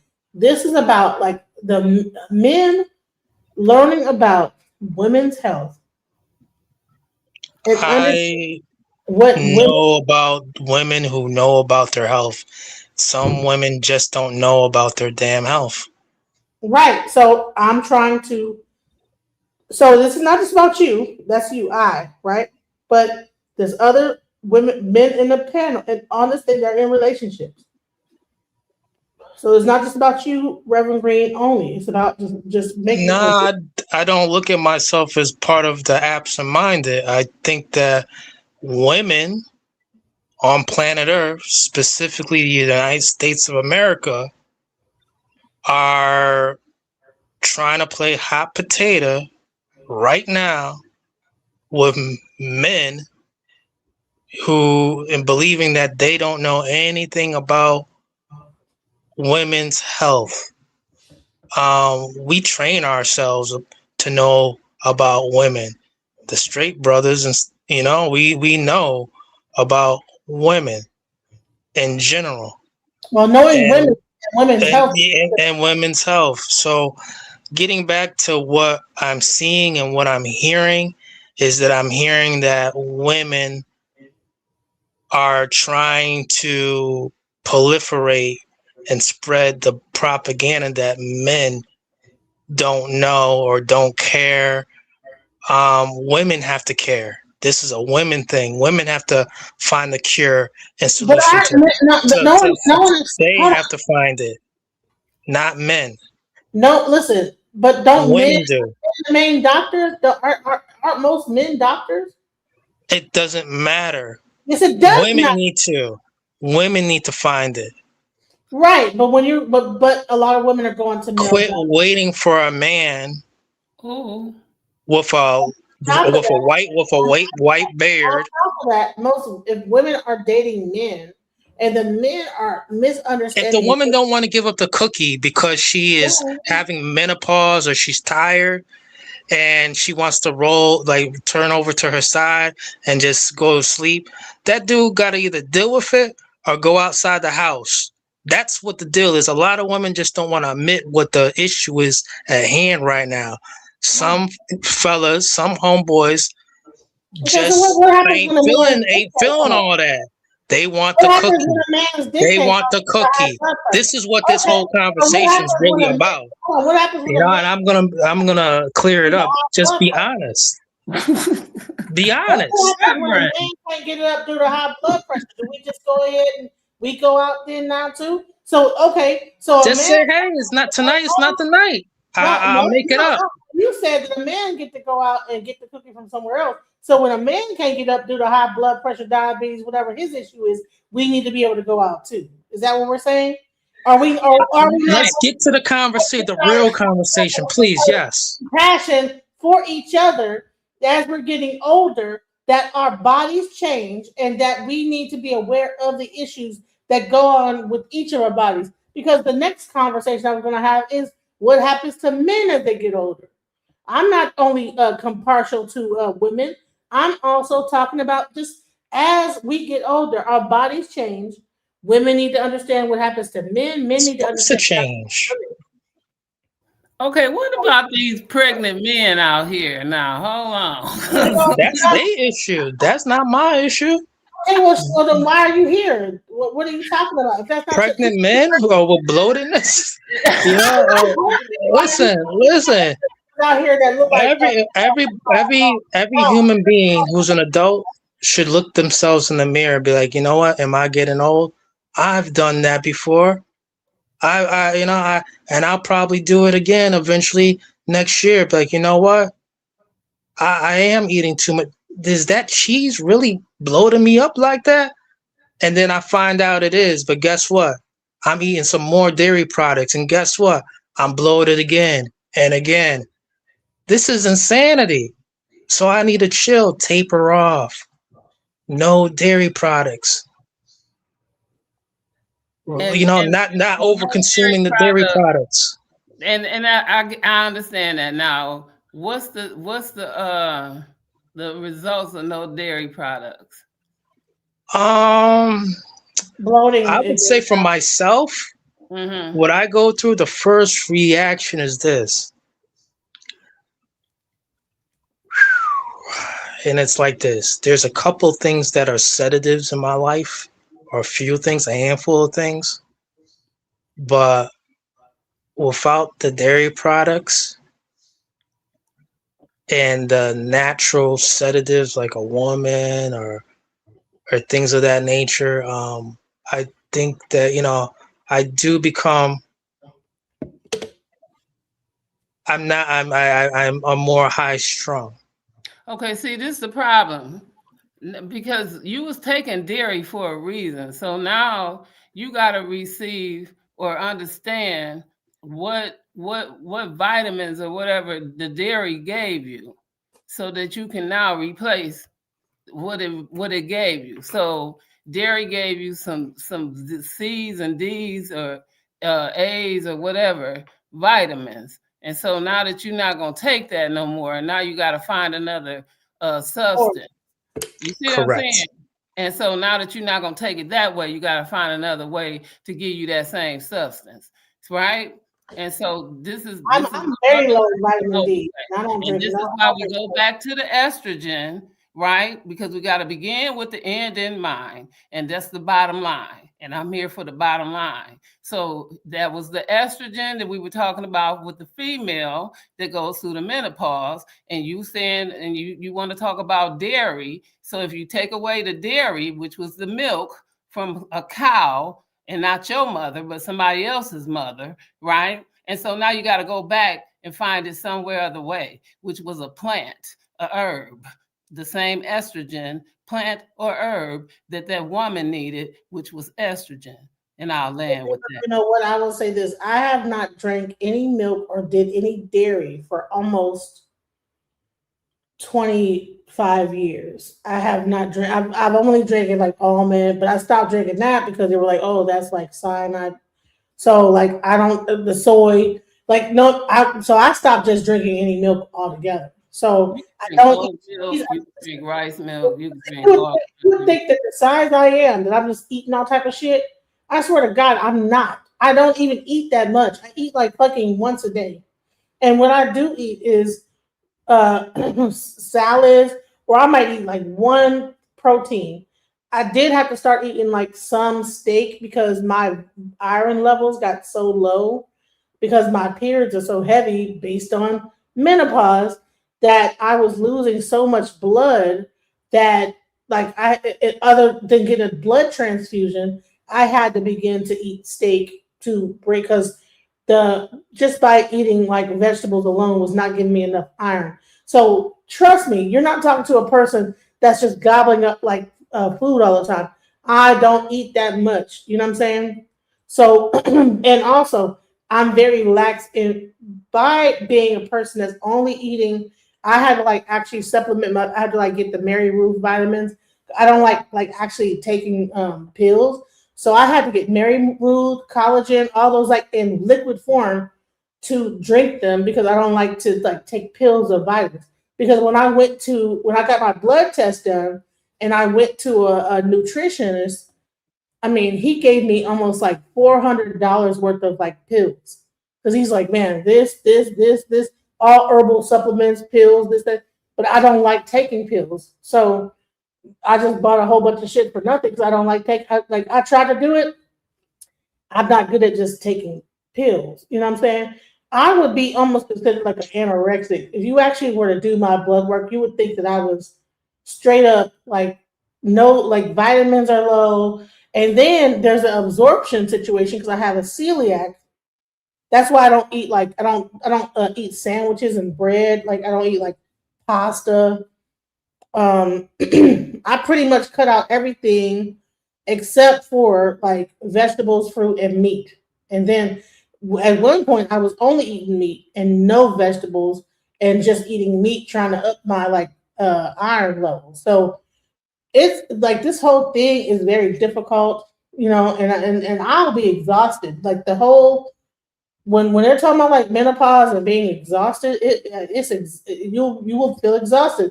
So yeah, I take like I was doing like the NADs, like the NAD plus and the vitamin. I actually at one point had a person coming and injecting me with vitamins. That's how serious it got, you know. Um, then you know me trying to lose weight, I was on the Ozempic at one point, but that wasn't doing nothing. I'm better off taking berberine because the Ozempic, I didn't lose any weight on Ozempic. But when I take the berberine, I do lose weight. So berberine is a better hourly option for Ozempic and um, Wegovy and all the other things. So I tried everything trying to like lose the weight. No, it's something more than just. It's not just a. It's a hormone. It's this. This is not. This is hormonal at this point. It's not just me just gobbling up pizzas and stuff all day long. I really don't even eat. Like I said, I haven't even eaten today. I haven't eaten anything today. Come on. It's 2:35 right now. I haven't eaten anything, and I'm not hungry. So my body. What is your height? I'm 5'4". My body has gotten to the point where I don't even feel hungry. I don't get hungry. Come on, it'll happen. So, what? How tall are you, sister Kimmit? I'm close to 5'7". Okay. Myself, I'm 6'1". I'm around 190 when I am in the summertime. I drop it probably around 12, 13, 14 pounds. Right now, I'm probably like 102. I mean, 202. Right. So I'm 270. And at one point I was 375. When I had my last baby, I was 370. So I lost about 105 pounds. Come on. And so what I'm getting at is this, is that height and weight are, there's a normal height. There's a normal weight to certain people's height, especially male and females. So would you know the normal weight for someone who is 5'7"? 100, Ma'am, 5'4", I'm talking to the others. 5'4" is 135 pounds. She's yeah, that's yeah, like that's you know, a woman at that height could be 180, and that could be it could be 180 and still look right. That's and still look right and look right and proper. That's how I look at it. Well, according to American medicine, that's normal weight though. No, that's obese. That's obese. Once you like. No, I'm talking about the 135. That's supposed to be normal. So weight. At 5'4", 130 to 145 is normal weight. After that, anywhere up that, so you're overweight, and then when you get into closer to 200, you're obese. And do you think those statistics are 3 times more likely, wink, wink, for our women or their women? I don't know. I just know that based on like what the doctor says, that's what they said. So you know, like I said, I was on Ozempic. I've even done like I've been on like I've almost hurt myself doing like CrossFit, and you know, being a bigger woman trying to do CrossFit, you injure yourself because CrossFit, the way that it does, like I mean, I was listen, you know what I'm saying, I was heavy doing CrossFit and got a heel spur from doing those whatever, you know, the thing when you're on the ground and you're hitchhiker, whatever it's called, you know what I'm saying? So but here's the thing, that's not the conversation I'm having here. The conversation I'm trying to have here is not about weight, because a lot of times we conflate everything into weight. And that's the problem with most men, is that we only think about weight. But what even this guy is talking about is that if a woman is gaining weight, what if that is a symptom of the larger issue, like menopause, like endometriosis, like different things, fibroids, all these things. But when you look up the symptoms of those things, weight gain is an issue. I have fibroids. I'm in perimenopause. So that's why it's so difficult for me. No matter what I do, I can like just not eat for a week, and still there's been times when I'm like not eating like 3 days and gain weight. Crazy. You know, I'm like, what? So yeah, let's go back. Let's hear what it's about PCOS, right? Polycystic ovary syndrome. And before I get into like what it does, I would just like to point out that if a man came to me and told me that his girl had like enlarged ovaries and there were cysts on them, before he finished that sentence, I would go, you need to go take care of your girl. Like, there's no way we're going to continue the conversation like normal. But essentially, that's what it is. It's enlarged ovaries with cysts on them, and it causes a hormone imbalance where, like, she could be losing hair, she could be growing hair in random places, she could be having worse acne, terrible weight gain, and on top of that, infertility issues. And there's like all of these like psychological issues that come with it. But I'm like, I feel like if I randomly like was growing hair random places, had acne and loss of hair, and I couldn't have a child, I feel like that would be enough reasons to have depression. But they're acting like that's a part of the symptoms. That's besides the point. The craziest part of this disease, if none of that upset you, is that you can have an insulin resistance. So this can lead to type 2 diabetes. It can lead to heart disease. What? The point is how common this affects women, which is 8 to 13%. Whereas and they don't have FDA approved medication, which doesn't make sense, because if you have an enlarged prostate, there is trials and different medications that are made for men that have, surgeries and all sorts of different procedures. If you have a enlarged prostate, which is the same amount of men who get affected, older men who get affected, as younger women. And you can be showing these effects since the time that you have your period. I don't get why PCOS has so little funding into treating it. There's supposedly no cure, but I just feel like we're not doing enough for that disease or disorder. I don't know. I'm trying to catch up, right? I'm trying to learn as much as I can, but that fucks me up. So I'm learning about endometriosis, and that is a crazy disorder. Oh my God. And how common it is even crazier, because it happens in 1 to 10 women, which means that affects 190 women globally. So that is as prevalent as diabetes, but no one knows what it does. Isn't that insane? Okay, all right. This is what I've put together. If I'm wrong, correct me. But endometriosis is basically the endometrium, or the uterine lining to a uterus, is basically what comes out during a period, right? The idea is that there's cells that are identical but not the same that show up in random spots that they shouldn't be. So it would be outside the uterus, the fallopian tubes, the ovaries, the bladder, for example, your rectum. It's crazy.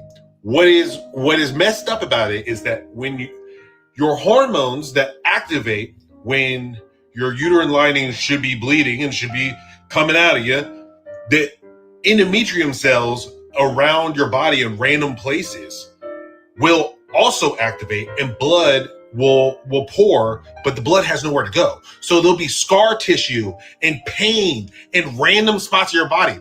What's insane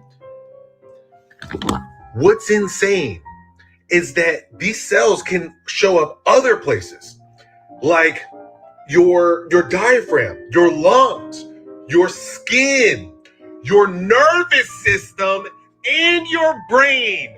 Bro, what the fuck? That's crazy. So it moves and acts like weeds in a garden, but simultaneously it's all thorns and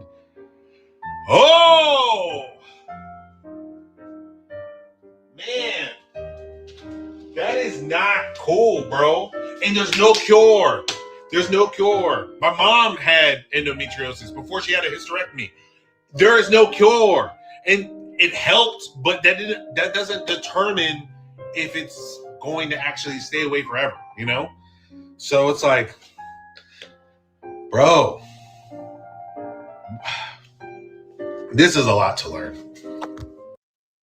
Endometriosis also causes heavy bleeding during periods. And if you actually know what happens, see, this is why I'm doing this show. Like I said, mostly male audience. When you see your woman having a very heavy, super heavy period, almost to the point, like I said, my periods are so heavy that it's almost like blood transfusion time. I've been avoiding it. I've had several blood transfusions, by the way. So I'm telling you, the periods can get so bad that you have to go get a blood transfusion to replace the blood that you're losing during your period. But men don't even understand this is happening like this. So that's why I'm trying to let people know. Women don't understand it at all. They don't. And on top of that, so imagine when you have a woman that's having her period, you walk into the room, it looks like a bloodbath. It's because she might be having endometriosis. And It's good, like just like a person having a stroke, right? If a man is having a stroke, a person having a stroke, you know the symptoms of a stroke, right? What if you don't know the symptoms of a woman in endometriosis and she's losing pints of blood? Men need to know about their women's bodies, not just only for sex. Listen.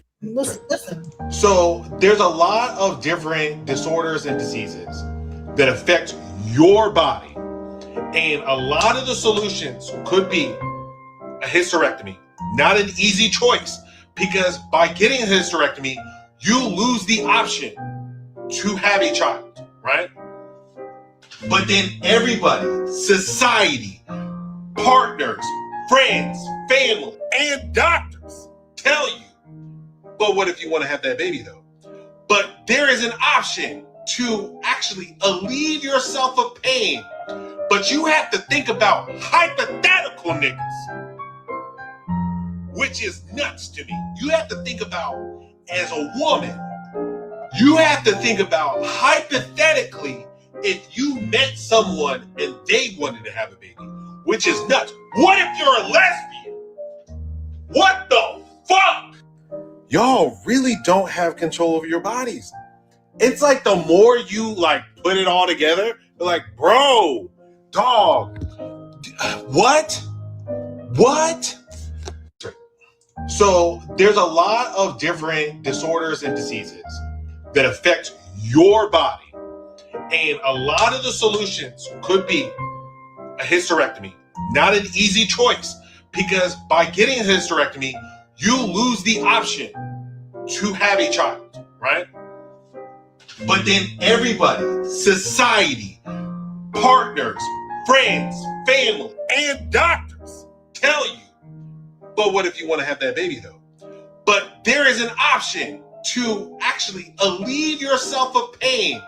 But you have to think about hypothetical niggas, which is nuts to me. You have to think about, as a woman, you have to think about hypothetically if you met someone and they wanted to have a baby.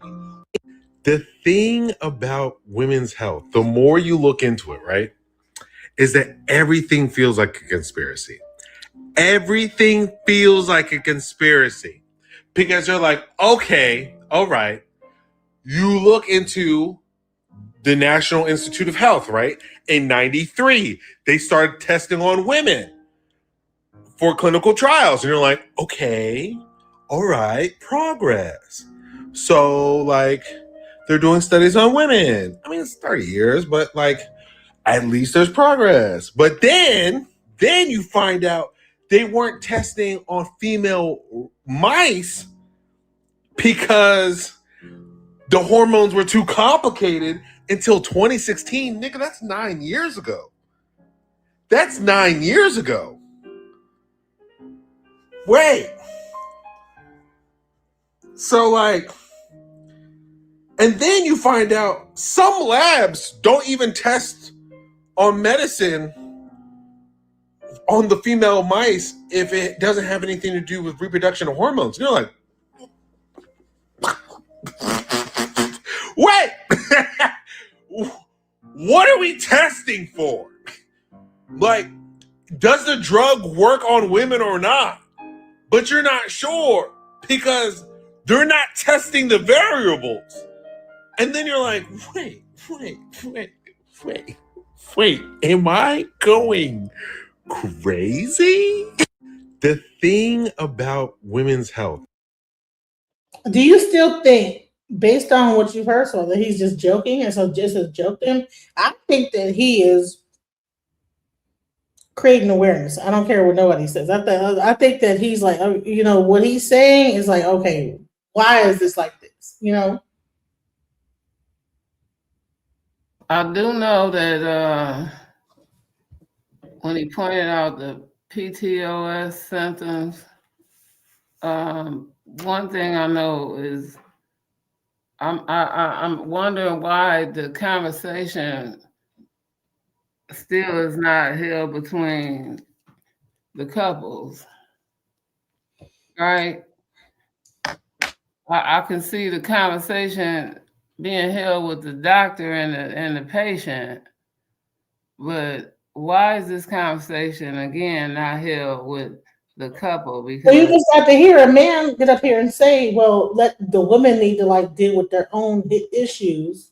right, because the way he's That's bringing it, the reason why I did this. Because so many men are like, "Well, I don't want to have to deal with that. I don't want to deal with your period and your, whatever." No, you need to deal with that. If you're laying down with me, you need to know what's going on with my body, sir. or you either that, because the way he telling it is like either you telling somebody is not stepping up to the plate, because the doctor had to have this conversation. I mean, he letting somebody know, because the way he telling it, this PTOS, this is doctor and doctor client information. This is telling somebody all the steps of what you're going through, right? This is the prior steps of all this. This is more than just menopause. This is some heavy period, deep stuff. This is when people bleed from month to month, right? And be in some real pain. This is heavy. This is real. This is for people that when it's a little harder than, everybody's menopause is not the same. You see what I'm saying? Mm-hmm. Everybody didn't go through it. Just like when you came on your period. Some of us didn't go. Everybody might have read the book, Are You There, God? It's Me, Margaret, but everybody might have not. You see what I'm saying? That was a tradition when I was growing up, right? And everybody didn't get their period at 13. Some of us got it at 16. Some of them got it at 8. You see what I'm saying? And 8 is diabolical. 8 is terrible. You see what I'm saying? So it was different. I got it like 13 times. So, but 8, oh my God. I feel some people menopause in their 40s and some menopause in their 50s. And some of us go through a 3-day cycle. Some of them go through a 12-day cycle. Some go through a 7-day cycle. And some have different layers of whatever. That's why the pads even come in different sizes and flows. And so this is, again, something a man don't know unless his woman tell him, right? And back when we were growing up, men wouldn't go to the store for you and get these type of incontinence supplies. But a man, even Cat Williams made a joke and said he didn't mind going to get them because they knew they wasn't for him. You see what I'm saying? So it depends on who it is, right? So you should be able to have this conversation with your husband or your man, depending on who it is.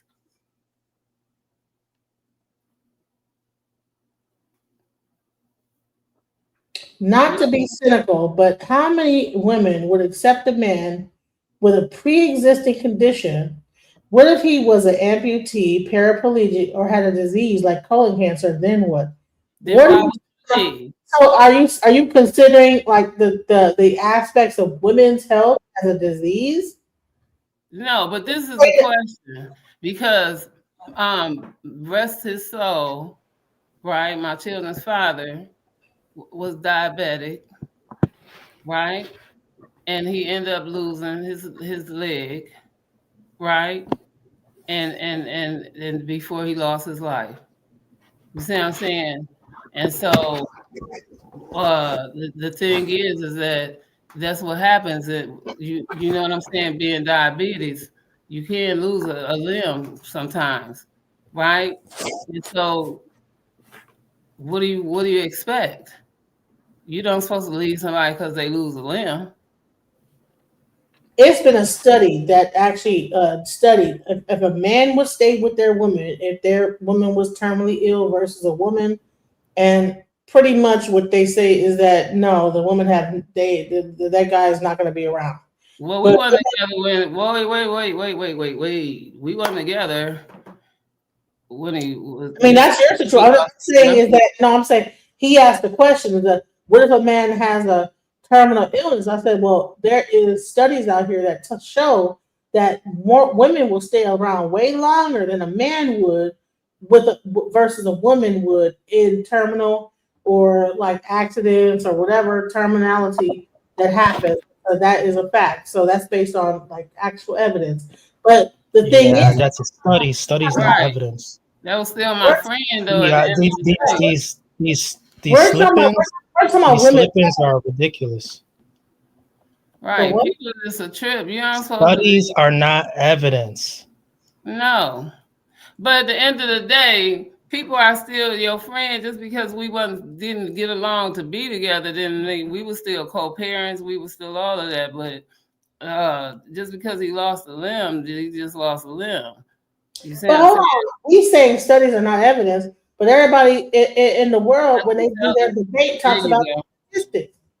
Come on. So they're gonna bring up the statistics for this and the statistics for that, the statistics for that. So bottom line is that the statistics show that a woman in that same situation, there's more men that would stay, more women that would stay around versus men. Period. Based Right. on So, anyways, what I was gonna say next is this: as a man, I'm fully prepared, sir, to pass away. I'm going to say this real quick: is that you don't, as a man, I'm full. hold on, I will allow you to say your speech, but you don't get to dismiss me in the middle of what I was saying and say, but well, so anyways, that was very dismissive and rude. So listen, if you're going to be up here, please don't disrespect me as the host. And when I'm in the middle of answering your questions, tell me, yeah, well, so anyways, that's disrespectful. So let's just get that through. Now you can go ahead and make your statement plain. Go ahead.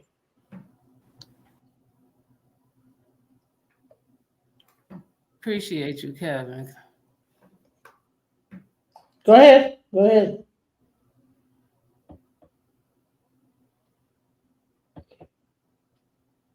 I'm trying to unmute you, and I guess we're hitting at the same time. You know what? Thank you for the super chat. Let's do this real quick. Thank you for the super chat. I appreciate this because I'm up here working on behind. I am blessed to make money, money making money, money making money, money making money, money making money, manifest making money, money making money, money making money, money making money. I ain't stressed, making money, money making money, money making money, money making money. Gratitude is my attitude. I'm making money moves. Jewelry in a safe, piggy bank on full. And I'm living life abundant. I'm making money fast. I'm a money making magnet, making cold hard cash. I'm making money. Oh, I am blessed. All right. So when people like actually donate money to my channel, I give them that mantra. And so it's not just about you giving me, but I want you to remember that mantra so that you can make money for yourself. So this is not just about me, you pouring into me, but also me pouring into you. And that's the reason why I play that mantra, because I think that, money is really a stream that flows, and it should be shared throughout. So shouts out. Thank you about that. But go ahead. Go ahead. What you saying? Man in the high tower. Go ahead. Although, most importantly, as a man, from a perspective as a man, I'd say I'm more prepared to pass away alone, die alone, However, my counterpart here on Earth, my completement here on Earth, and her demographics, they may not be able to say the same for themselves. Women do live longer than men, so I have heard or been told. The fear of passing away alone, whether having equity or not for a woman, has to be fearful. worrisome, anxiety. Correct? Right or wrong? Won't you agree? No. Okay. What say you, DJ Genesis?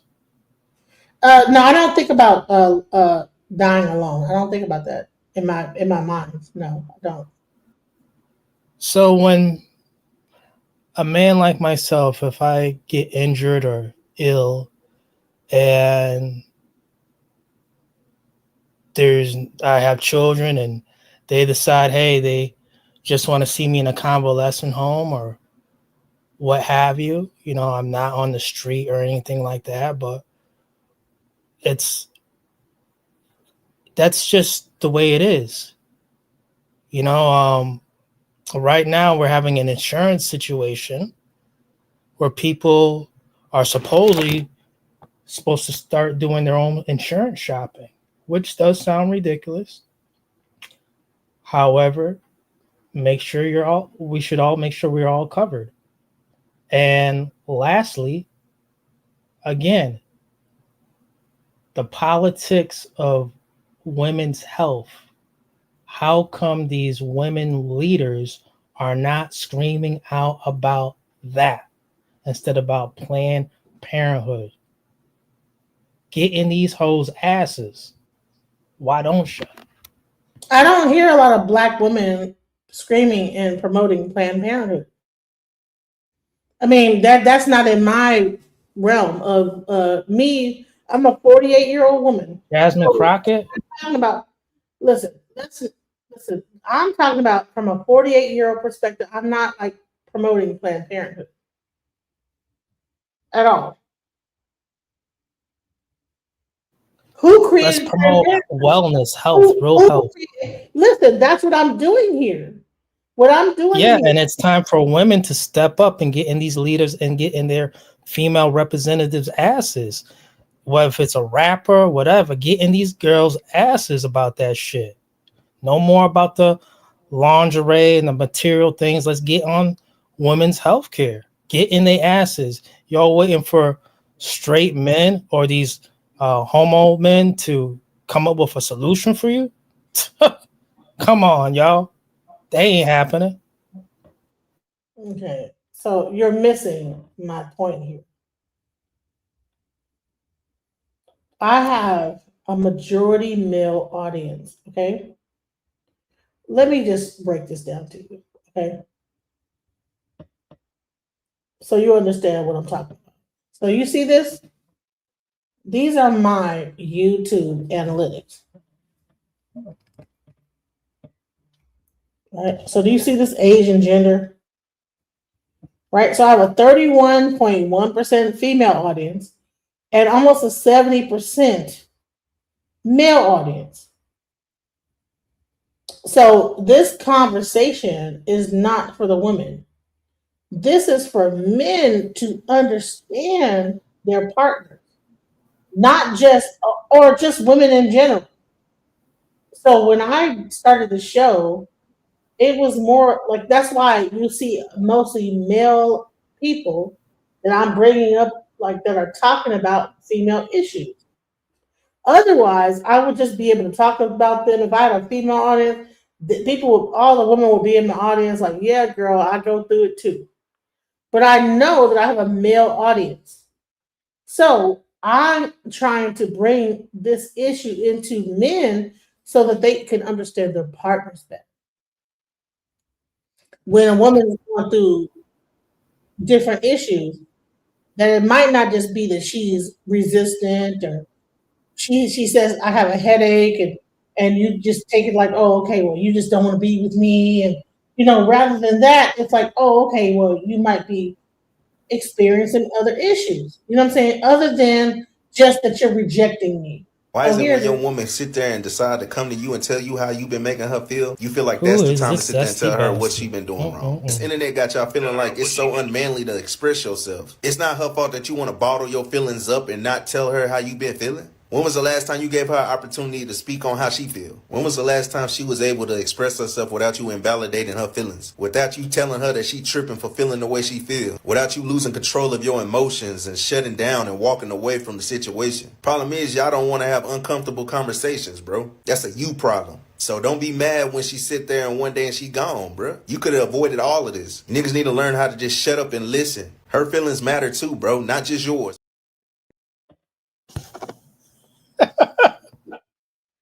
I think it's completely acceptable being within day 14 that some women bite people, you know? Oh my God. Even the seatbelts are sexist. Like, you're like, what? Seatbelts? Women are 17% more likely to die in a car accident, and then 73% more likely to have a serious injury. I'm like, but why? Like, you just ask simple questions and it throws you in a rabbit hole. And you're like, why? And they're like, well, they mainly use the male dummy. And you're like, what male dummy? In the 70s, they made the Hybrid 3, right? The Hybrid 3 is a average man, which is like the 50th percentile at the time, which is a man that's 5'9" and 170 pounds, right? And then they were like, in the 80s, they were like, well, we need a female, we need a female version, right? And so they took the male version and just made it a smaller man. They took 5'9", they were like 4'11". they took the weight and they were like 108. Let's call it a day. Chop it up. And you're just like, bro, what is happening? What is going on? So the crash dummy, besides it being a smaller man, you're like, okay, what's the big deal about that? It doesn't account for like the pelvic structure, the spinal structure, the neck muscles. Like, do you see my neck is big as hell, all right? Like the chest and the abdomen proportions. So like me, I'm like easily a 54C. That's not going to help a girl who's like in 30s. Also, they're not adjusting for body type, right? There are plenty of big girls, small girls, tall girls, short girls. There's a lot of things going on. So in 2012, Astrid Linder, I think she's a Swedish researcher, she came up with a prototype called the Evarid. The Evarid, right? The Evarid is more proportional. Like they account for like the neck size, the neck proportions, the torso, and like the softer tissue in the chest and abdomen, like the pelvic structure of a woman. But like it also doesn't account once again for like different body sizes, you know? So it's just like, what? Then you find out most governments don't even make it a standard. So there is a prototype that exists, but it doesn't, like, governments don't necessarily.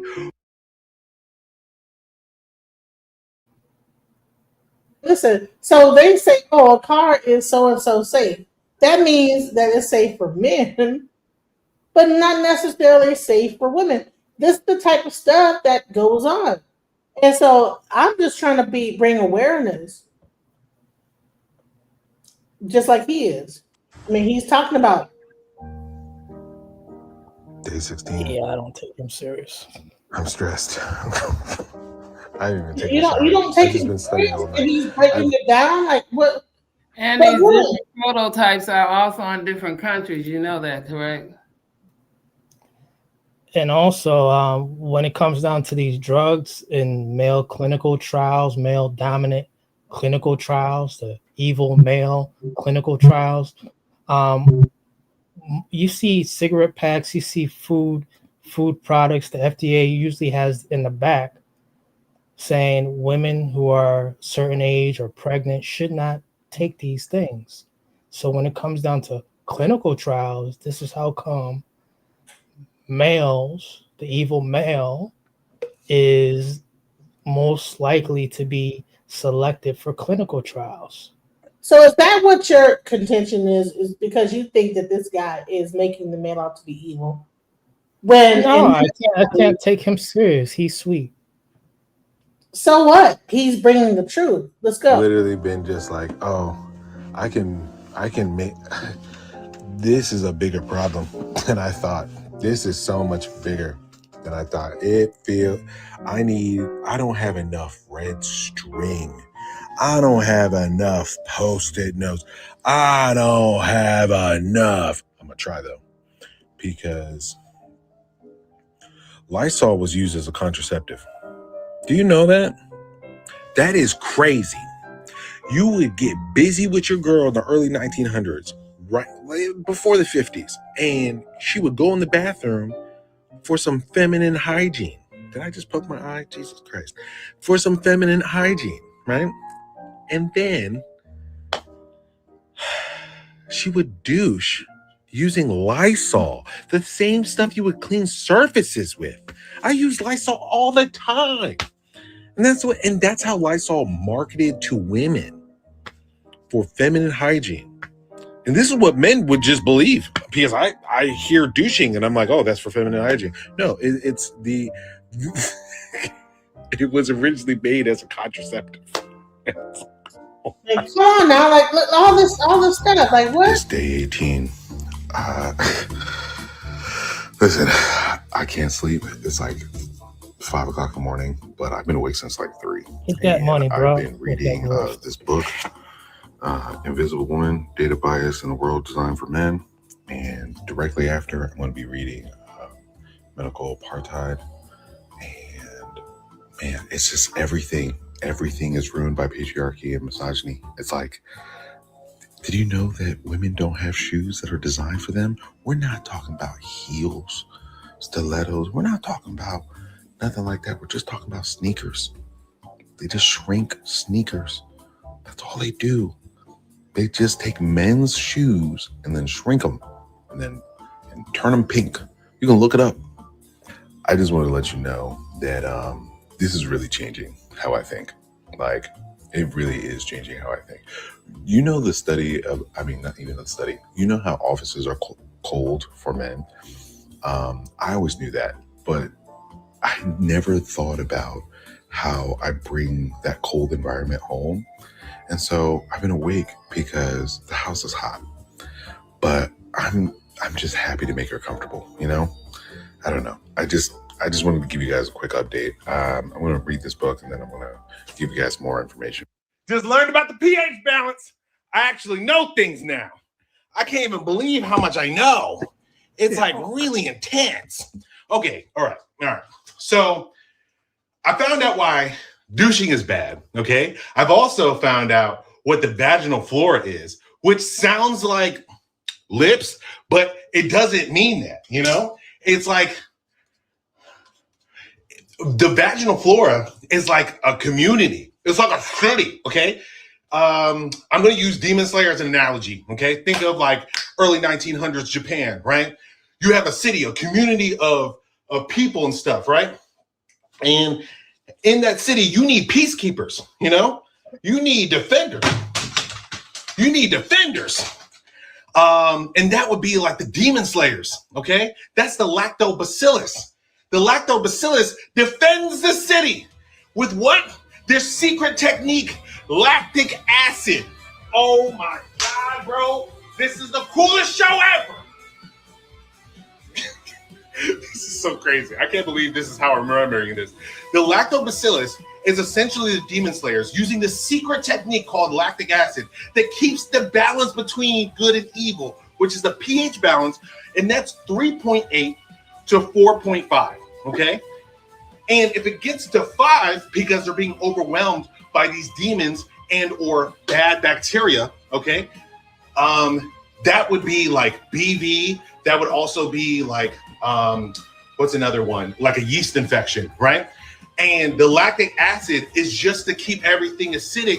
So this way, the pH balance doesn't become alkaline where infections can breed. So once you get past that 4.5, you get to like 5, that's when things become alkaline. That's when things can get a little crazy. Now, Like in Demon Slayer, Muzan is like the head honcho demon, right? It don't matter if he's killing good guys or bad guys. And that's essentially what a douche is. It washes out the vagina of all the good and the bad, giving the ability to breed more infections or demons in this analogy. And ain't that crazy? Ain't that crazy? Now I know. Now I know what the vaginal flora is, which is essentially the city of the microorganisms or the microbiome within the vagina. And things could mess up the pH balance based on so many different things. I think it's interesting that when a woman tells you you're messing up her pH balance, you're literally bad for women. That's what that means. Oh my God. When a woman calls you a douche, she's saying you're bad for women. Just learned about the pH balance. I actually know.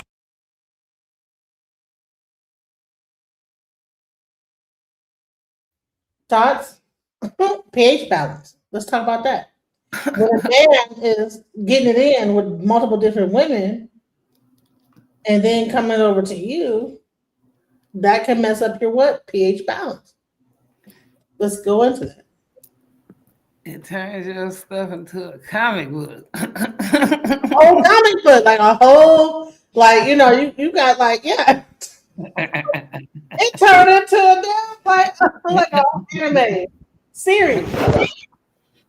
And then you gotta like go ahead and get that cream, you know, to put in there, and guess what? That's gonna kill all the things, and then you gotta restore your balance. So, but I'm gonna tell you this is that, like I said, this whole thing is about men learning about women's bodies. It's not anything other than. Go ahead. But let me say this then, because somebody said I was a rooster, and I want to reply to that because I'm not the cock. That's right, because you were replying to us women being scared of dying by themselves, and the reason why I said no was because we know that we can't take nothing with us.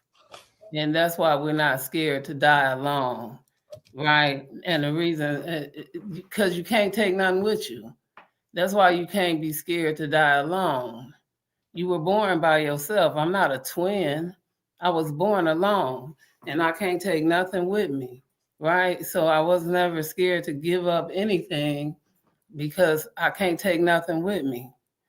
So I'm going alone, no matter how I look at it. Even in a car full of people, I'm going alone at the end of the day by myself. And so it would be a cocky, arrogant somebody to think that I would be assuming that I'm going with somebody else, because you would be evil to think that you could take somebody with you. Right, and that would be probably a rooster, because that's why a rooster sits out by itself, to be the one to crow. And with that, I'll land. To answer the question about men and pH balance, and again, that's an individual thing. When a woman says a lot of this stuff, like, well, the man he have more than one woman, and then he come. That's a woman's personal situation that she may share with other women, but that's a personal decision. And like I said in the very beginning, when I heard the topic and I read the caption, I was like, this is from a personal thing. Let's just lift up the skirt and just be honest what this is really about. And we were getting there, and where we're getting to is like, hey, my only suggestion is this, because I've heard this, I'm aware, and this is what it's all about. It's about women who are getting older, or women who may have children, And you know what? The man, he wants it more than 1 or 2 or 3 or 4 or 5 rounds. He wanted again. All right. And if we can't be honest about how this situation is upon the subject right now, how there's a relationship to that subject, all I'm saying is that sometimes, yeah, if the woman is rolling back over to her side and playing sleep or trying to get some rest, the brother has a few options. He can go to the next room if he wants to, leave for a while, but if he don't come back, he don't come back. This is happening right now. You know, but at the same time, I don't condone a man who is gonna lose his damn cool and act like a little damn kid because he can't get that coochie again. Can you just admit that you don't even know what the subject is? Because what are you talking about? Because this is really what it's about. If it's about, you just mentioned that, well, what about women's pH balance and the connection to a man stepping away and having more than one woman? Again, this is a personal situation. What does this have to do with women's health? No, bottom line is that, Homeboy will come back. Admit that you don't know what Homeboy will come back. You don't know what the subject's about. This has nothing to do with Homeboy in my life or in anybody else's life. This is about men understanding women and what they go through. Now you come up here and you try to make it about me and the little bit that you might know about me and try to make it like that I'm. I don't know you. Well, why are you saying Homeboy will come back? Like that has nothing to do with the subject. The subject is about men understanding women's bodies. Men do.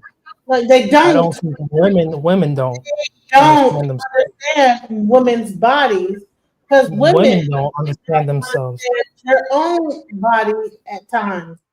So why would a man listen? Men cringe about the period, bro. But there's way more things going on than just the period. Like I said, a man will be up here like you're being masculine. You're being overly aggressive. Well, hello, my hormones are on an all-time high. So yes, at that moment, I might be aggressive. Give me a couple days, I might be soft. But the thing is that if a man don't understand a woman what's going on with females and women's like health, then you would never know that. And that's what this is about. I don't understand where you're coming from or why. Yeah, men understand who they're dealing with. They deal with women. And if a man is not dealing with a certain woman, he shouldn't have to understand what she's going through. Well, let me tell you something. These things that he's talking about has to do with like the majority, like I would say, a very great part of women. So, like he's talking about endometriosis. Everything that I've covered today is going to affect every aspect of women at some point. One woman might not have endometriosis, but she'll have PCOS. One woman might not have a heavy period, but everyone gonna go through menopause. So I don't understand what you're here for and why you're here to contest me trying to create awareness for men. You asked the man to come up, correct? Drop the link, sister. Yeah, I dropped it several times. I don't know. I've been did it. Do you see it, Oculus? I'll do it again. Here's the link. It's in the other chat. It's in the other video section, sir. Oh, okay, that's what it is. Okay, you know what? I'm broadcasting on two different. Let me just go ahead and try to find that one. But let me play this while I'm doing that. So I'm not doing this on some It's day 20. What is a pinch? I've been trying to figure this out because the more people keep asking me to research things, I just want you to understand the impasse that I'm having, right? Is that there is a weird scale when it comes to the word pinch. And I'm not sure who we're lying to. Are we lying to the patient? Are we lying to the medical staff? Because there's a weird dehumanization with the word pinch. Imagine, right? You're a guy and you go into the doctor and they're like, hey, we're going to give you a physical. And we're going to use this tool called the tenaculum. The tenaculum are like forceps, but they're cosplaying as a crab claw. And we're going to put this on your testicles and we're going to just pinch it. I would look at my doctor and go, is this medically necessary? And if they said yes, well, you're going to put me down, right? You're going to knock me out. There's going to be some kind of pain management before, during, and after this procedure. And for women, there's none. And the tool goes inside their body. So then it makes you go, well, you describe that as a pinch. But then when I go to like looking at other procedures, I'm like, I keep seeing this word pinch. And I know pinch is not a pinch. It is one of the most painful experiences that I've seen. I've been going through video after video, email after email, comment after comment, and every woman agrees. Like literally like 90% of women agree. This is the most painful thing I've ever experienced. Besides like some other procedures that are just as bad. It is crazy because the word pinch keeps coming up and you're like, what does pinch mean? And it just makes you feel crazy. And I feel crazy and I'm not going through the procedure. So how do you feel? When they tell you it's going to be a pinch, it's going to hurt. Okay, so pinch is bullshit. Ain't no pinch. Okay, welcome to the channel, Oculus. Welcome, and I know I've been trying to get that link to you. Sorry about that. I forgot that I'm broadcasting on 2 different channels, but welcome. How you guys doing? Peace to the panel. Peace. How you doing? Peace. I'm doing actually great. I want to make sure so I don't get, the same, energy. I want to make sure that I'm ensuring myself what the particular subject matter is in regards to menstruation and the understanding or non-understanding of men's interactions with women. So what I'm doing is I'm trying to show other men that have found out all of the things, not just menstruation, but menopause, perimenopause, hormonal imbalances, going to the gynecologist, everything that a woman goes through, PCOS, endometriosis, these things that men might not even understand that the woman is going through. But then what will happen is that when they're dating a woman, they're like, oh, she's just so tripping. She's gaining weight. She's doing this. She's doing that. And they don't even understand that there might be a medical underlying condition going on with their women.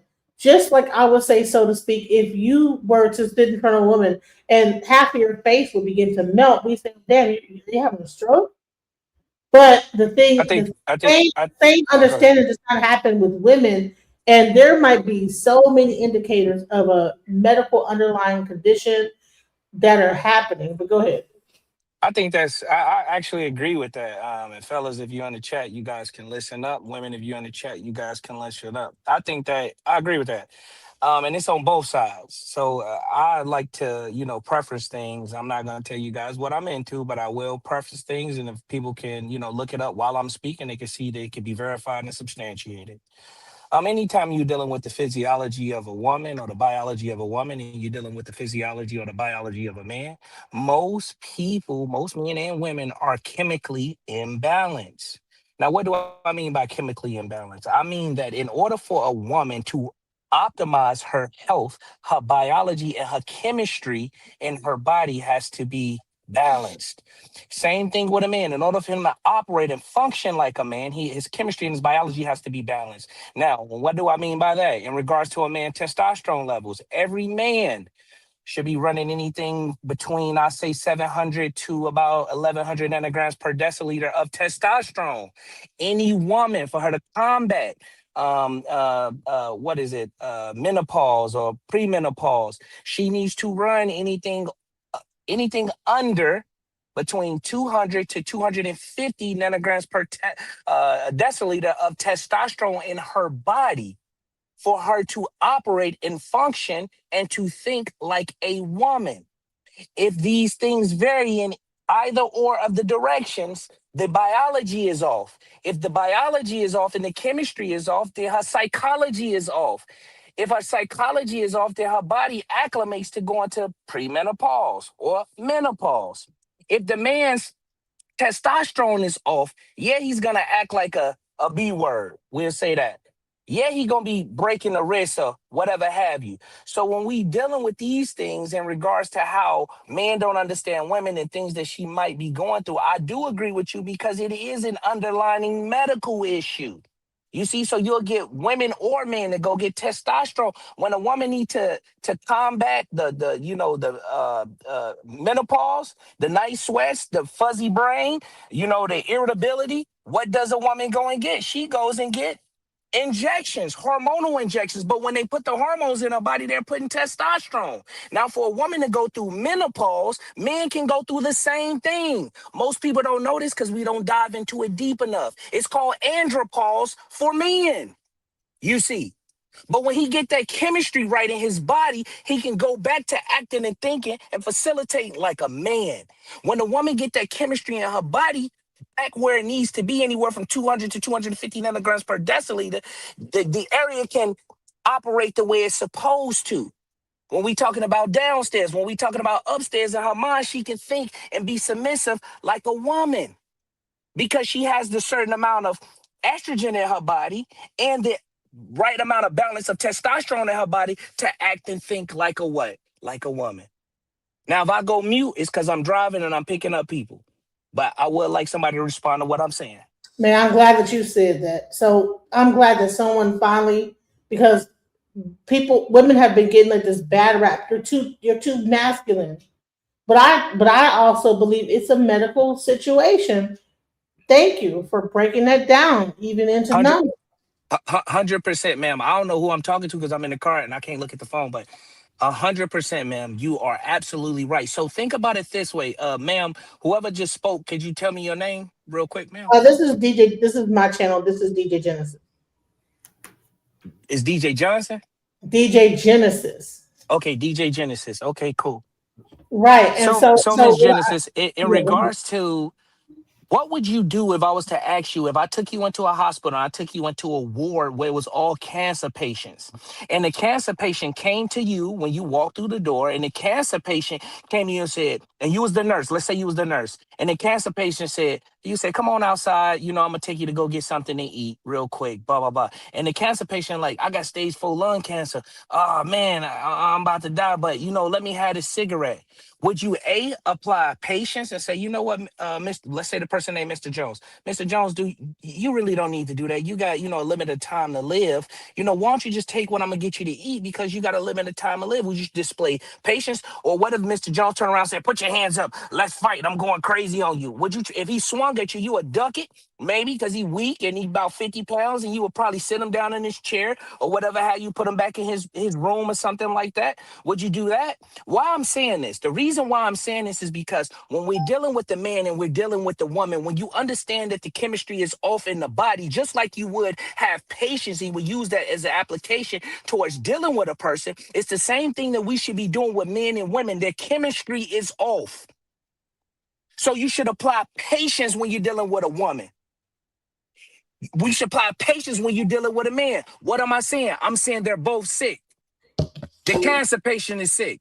The person who got the wrong chemistry in their body is what? Sick. So a sick person behaves like a what? A sick person. So you demonstrate what when you're dealing with sick people? You demonstrate patience. What about also, I want to hear what you got to say about also pregnancy. Like how much hormones are going crazy. You're carrying a female, that means you're having extra. It's not that I'm sorry to cut you off. I'm going to pick up somebody, but I really want to talk. But it's not that your hormones is going crazy. The placenta is created by the quote unquote, I don't know if I can say this, but the S word from man. You see what I'm saying? It's created from man, the placenta. Everything that deals with the woman's response and reaction to pregnancy is all predicated on how healthy the individual that gave her the seed is. So if the man is throwed off, yeah, you're gonna wake up. If the semen, I don't know if I can say that. Sorry if I can't. But if the semen is throwed off, we're gonna use medical terms specifically. If the spinal cerebral fluid, because that's actually what it is brain matter that's going into a woman. When a man is interacting and engaging with a woman on an intimate level, they create fiction. They first create a physical attraction. Listen to how all these words sound like derivatives of one another. That physical attraction creates that friction and intimacy that creates that heat, that creates that gas inside the cerebral cortex that goes down from his brain and fusing with spinal fluid, picking up that electromagnetic energy, identifying the man and going down his vertebrae, stored into his. Oh, I'm so sorry. I got to stop. I got to pick up somebody. I'm driving. Ooh, I'm so sorry. Man, but I mean, he was kicking it though. That's what I'm talking about. That's what. Go ahead, Yakina.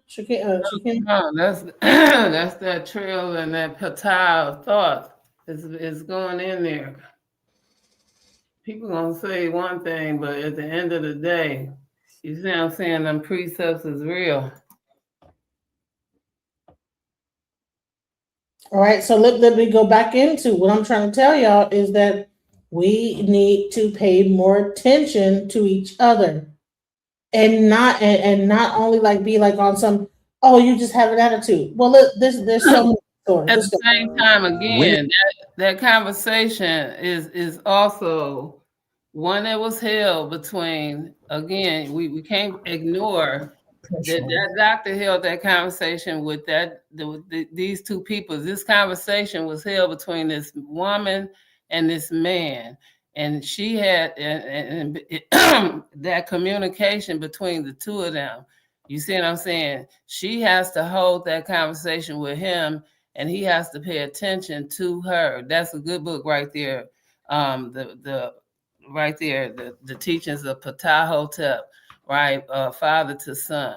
And so we have to know this, because the whole person that's holding you back is you, right? The person that's, if you're trying to impress, right? That's that's the person that's you're holding, but you back. You only have to make yourself proud, and your parents will be proud of that in you, right? And so that's all it is per is self, right? You. That's it. RP78 says sugar is also a culprit because it causes spikes in moods, blood pressure, pleasure electrodes, etc. And like coffee, energy drinks, certain foods. Look at how people eat when they have/don't have. And sugar will kill you too. Yeah, exactly. And this is why I talked about the Nutricide and all the above. Hey, you guys, I'm back. Right. So too much of anything will kill you, but not enough of anything is not good for you. Oculus. I want to hear what the rest of Oculus had to say because he got cut off. Go ahead. Okay, I'm back. I just dropped somebody off. Okay, in regards to what I was saying, in regards to spinal cerebral fluid, again, going back to phi is dealing with numbers, or pi. All of these words are connected, right? Listen to me. When you're dealing with a woman's womb, you're dealing with a portal. You're dealing with a vortex, right? So pi or phi deals with the number of numbers that go into infinity. All of us are not an amalgamation of nature versus nurture or things that we experience. We are walking amalgamation of chemistry, right? So with this being said, and looking back at the woman's womb and looking at the man's phallus, we can see where we can go wrong. Now, getting back to spinal cerebral fluid, the woman is just an apartment complex. Anytime oh my God, stomach pains and woo, the pregnancy was so bad. Woman, you are the victim in that situation. You are the victim. The semen is not healthy. This is the way your body is trying to tell you when it's really not healthy. Guess what the body is going to do for you women? It's going to abort the baby immediately. Immediately. So these two people come together, creating this friction, this fire, this physical attraction, which creates this fire. This is why when people become intimate, they start to heat up. They feel like they on fire. Or you ask a man, hey, how that box was, man? That junk was fire, boy. You see what I'm saying? What happens is the gas starts to secrete inside of the cerebral cortex. This gas alchemically changes from a gas into a liquid when it infuses with spinal fluid. This spinal fluid goes down to vertebrae. And in order for anything to become alive in this reality, it has to be electrically charged. The most electricity is found in the vertebrae. Because why? You have nerve endings in the vertebrae. Then the semen becomes electrically charged, picking up the man's genetic markers. Then it's stored in his testes, which you guys call testicles. Then it goes into a woman. But if a man is out here being intimate with too many women, he's losing brain matter. Floyd Mayweather getting all of the JJ in the world, but can't read a book, dumb jocks, right? They can play basketball, sports, they strong and all this other good stuff, but they can't read, they can't do math, right? This is where the terminology of being stuck on effing stupid comes from. Listen to what I just said. You ever heard the term, where a girl or a man be like, oh, girl, he just stuck on effing stupid. Too much of losing brain material, brain matter, because this is where semen starts from. It starts in the man's mind. Seminal fluid, yes, seminal fluid. Now, for the woman, when it goes into your vortex or your womb, right, you take on the man's mind. This is why when they say two people come together to have intimacy or get married, they become what? One. This is why when the baby come out, if a woman is sleeping with too many men, guess what happened? That genetic material always stays inside of your womb, which is a portal, which is also a library. A library holds what? History. History comes out of the man's what? Mind. It's brain matter. So the baby come out looking like Carl, who she slept with, acting like Michael, who she slept with, dressing like Tony, who she slept with. You see what I'm saying? And then they say, oh, this little boy just bad. Oh, woo, woo, woo, woo. Or you get a 50, 60, 70-year-old woman, 40-year-old woman still talking about she trying to find herself. Of course she can't find herself. Why? Because she got too much brain matter, too much history of different men inside of her womb. So today she come out with red hair talking about she a ghetto bad chick. Tomorrow she the classy chick. The next day she got an attitude. It's too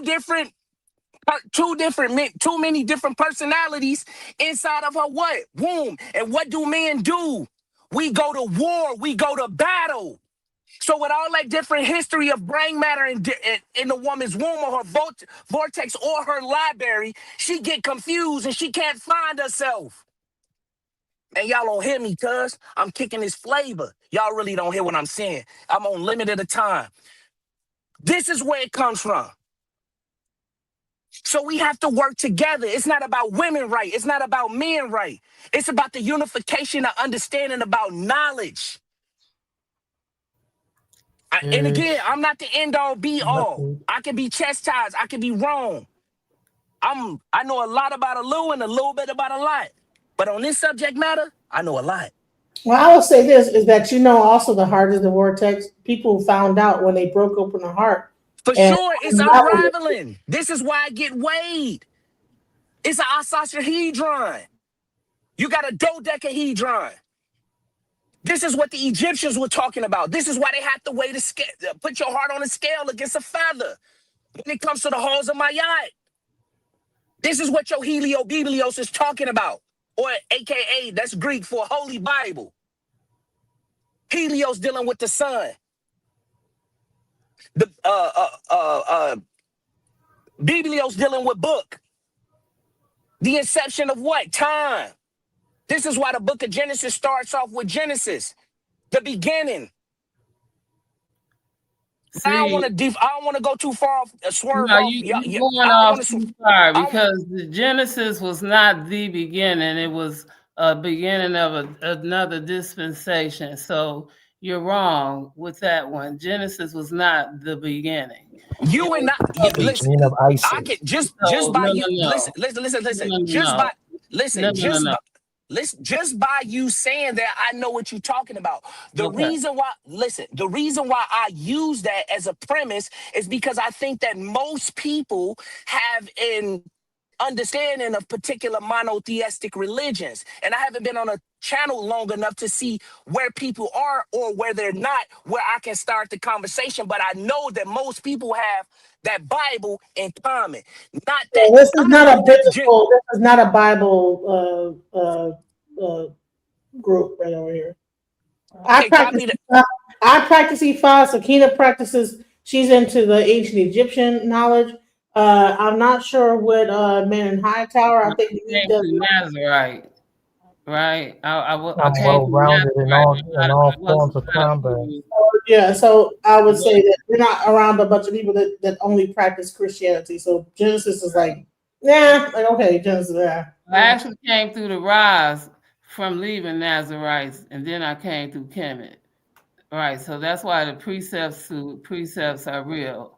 So then you know what whoever this individual is, ma'am, you know what I'm talking about. I just use the Bible because I'm thinking that's the stimulus package that's gonna get everybody on board. But that ain't really the beginning. Yeah, we both know that. A lot of it, young sir. But I can rock with what you know. But you twisting a lot of that. I wanna say that.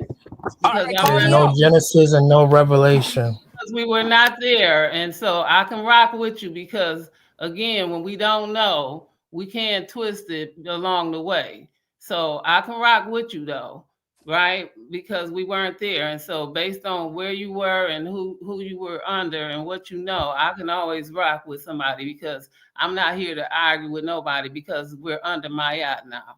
And under that practice, we have to practice just that. You see? And so we walk in our truth. And just that's why under Nazarites and Hebrewites, we didn't do that. And that's why we're not there, right? Because I know you probably was a Hebrew at one time. No. I never been a Hebrew Israelite. Never. We're not going to talk about them. We're just going to keep on walking.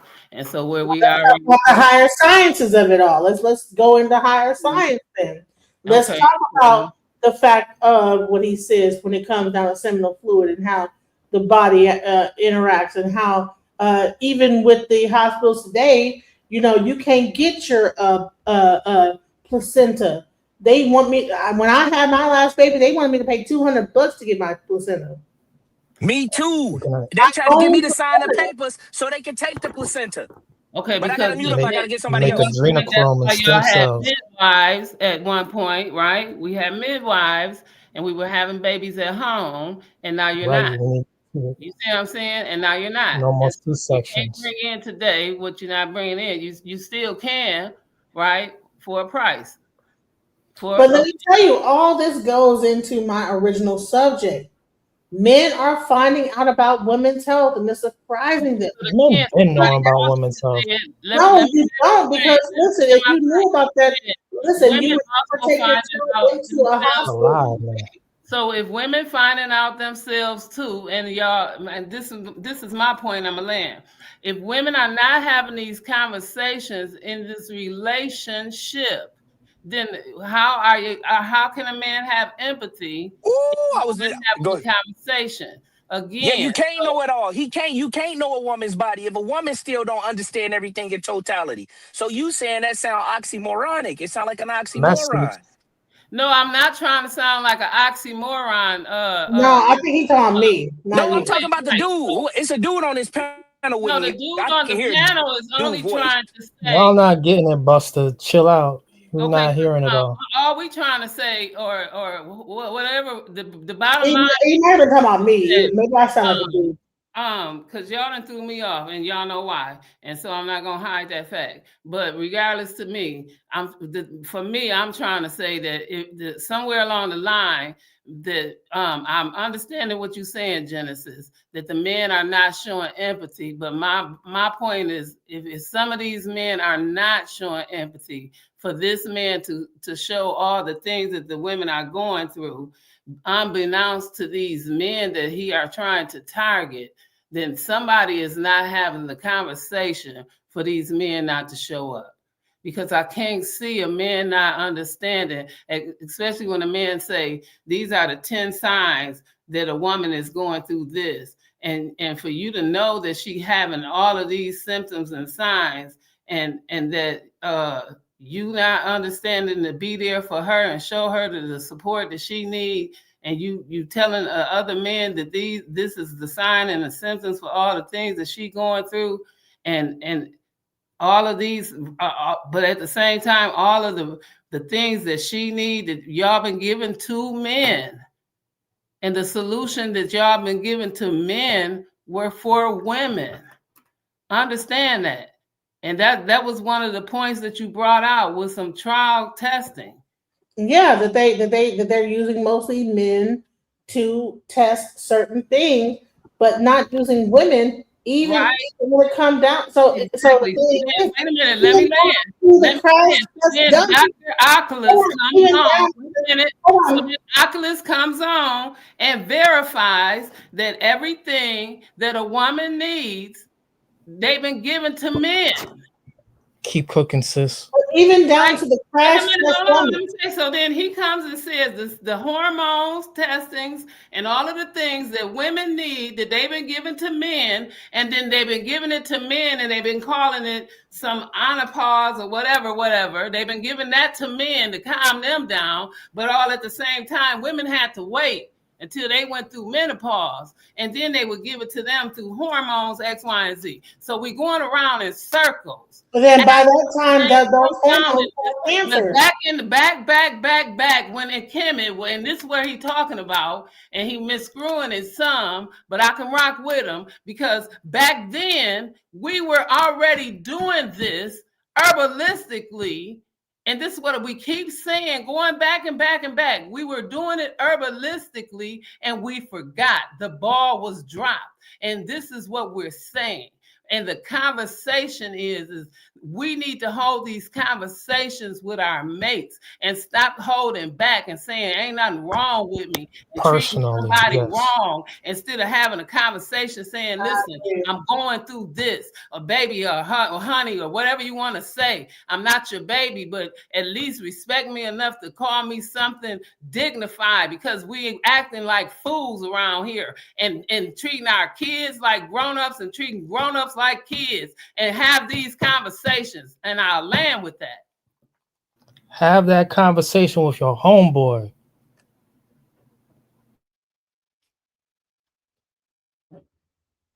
Have what conversation with the homeboy?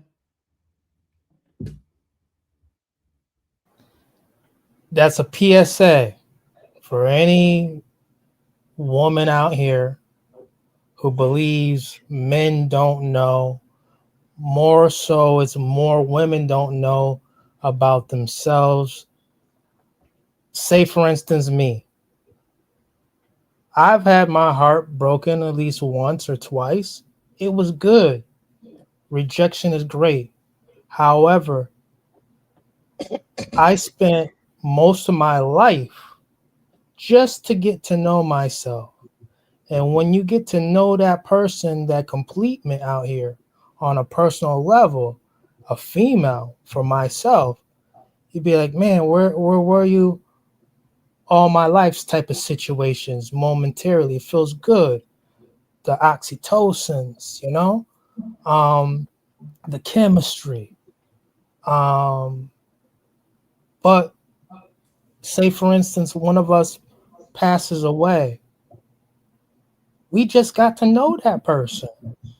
We spend most of our lives just to get to know ourselves. But it feels like that person that we've met and known for maybe, hey, if we're fortunate, 20 years.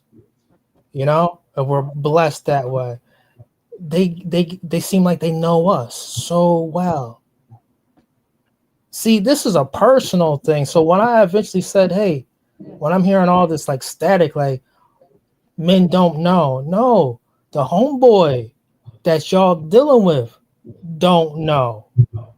That's why I gave an alternative. Like when the homeboy begging for the coochie and you saying you tired or whatever like that, like I done gave it to him like 4 or 5 times today. I'm overloaded. you know, you have every right to turn your back and be like and pretend like you sleep, you know, and pray to God that homeboy ain't like that and try to take the cookie, you know. Service. But what I'm saying is like I could sense this is a personal thing, and it's always personal. Listen, listen. Let me tell you something. Ain't nothing wrong if it's personal. We trying to help other women out here. Hold on, stop. Listen, this is my channel. Of course, it's personal. Of course, I'm a 48-year-old woman that is going through perimenopause. Of course, I find that, you know, most men are not aware of what women are going through. It has the men you do. No, listen. Endometriosis. How many men know about that? Yeah, of course. Me in my time that I'm in life makes me look up certain things that makes me say, okay, maybe me having a mostly male channel that I need to bring this to them. So it's not about me mad about whatever this to your homeboy. It's not about what some dude did. It's about like when I saw what this guy was talking about and the fact that he was aware of it. And so many women like, man, finally someone understands me. And I was up there like, man, finally a dude is talking about this. I brought it to my channel. Yes, of course, it's personal. Okay, and so what? That does not mean I'm missing some nigga that I fucked last night. It just means that, you know what, this guy right here is finally talking about like women's subjects, and I have not seen that going on. Right. So, man in the castle. Homeboy will be back, I assure you. No, listen, my question to you is right quick is, so you're married, correct? I'm going to answer that. Can I answer that, Mrs. Ra? Okay, so, but you do have. Can I answer that, Mrs. Ra? Okay, go ahead. I subscribe to the belief that there's 9 planets. I'm the sun. All right. Okay. And any woman who has my offspring is my wife. Okay. I subscribe to a spiritual significance. A woman who has my child, a healthy offspring, that is my wife. Some women who have my offspring are more closer to the sun. Some are like Pluto to me. That's just our relationship. They far away. They don't see the light of me. Okay, Rolling Stone. So, yes. My question now is multiply everybody and take care of your kids. Right, you could be chrono. Try to. Even from afar, you can try to. So I can dig that. I can dig it. So my question is because you are who you are, and we appreciate that. With whoever the woman is in whatever situation that she may be in, if she called you and told you, right, or you might have wanted some that night, and she told you her situation, she was in a lot of pain and she going through PTOS and all these other things, and the pain and the bleeding and all this other thing, how do you react? That's a great question, Sister Ra, and that's what I've been looking for. As a man today, well, if I'm not gonna get the cookie, and I'm not gonna be hard up on it because I'm not getting it from her, and I want specifically her to, just like I was saying with the milk, one of my sedatives is the most purest vitamin in the world, the pussy, and the clean pussy, and that's like a sedative as well. So if I didn't have the milk, I see that when I don't have the milk and the dairy products, yeah, I'm more strong, more high strung, I see. But getting back to it is that No, not no means no, just to let y'all know. no means no means no to me. Okay, All well, right, wait. Let me finish this, and then I'm no gonna leave means no it to alone. me. Yeah. How do you continue this relationship? Because Mhm. this problem continues for the next 3 years. Oh well, Menopause continues for at least 2 to 3 years. So I need you to think about that, because the endometriosis may leave and come back, and that might be an extension of a year. So menopause is at least 2 years. So I have to give the endometriosis a year. So let's go to family counseling if I love you like that. However, I do Can I? believe God blessed me with characteristics that it's not just physical characteristics, but just charm.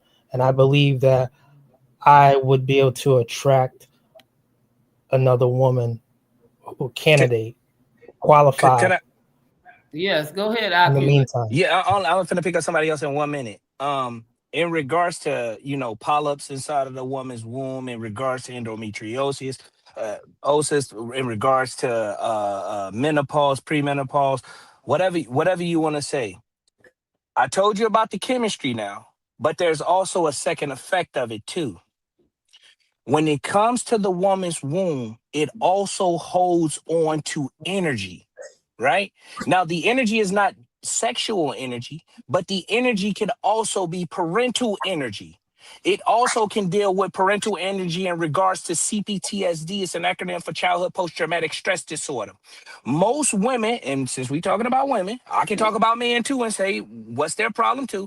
Most women problem is not their fathers in their life, it's their mothers. The womb will hold on to that unresolved trauma in a fight, flight, fawn, or freeze response.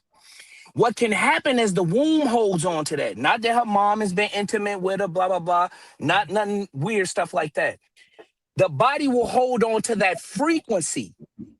And what it will do if that energy goes unresolved, it will manifest itself as endometriosis. It will manifest itself as polyps in the womb, fibroid tumors. You hear me?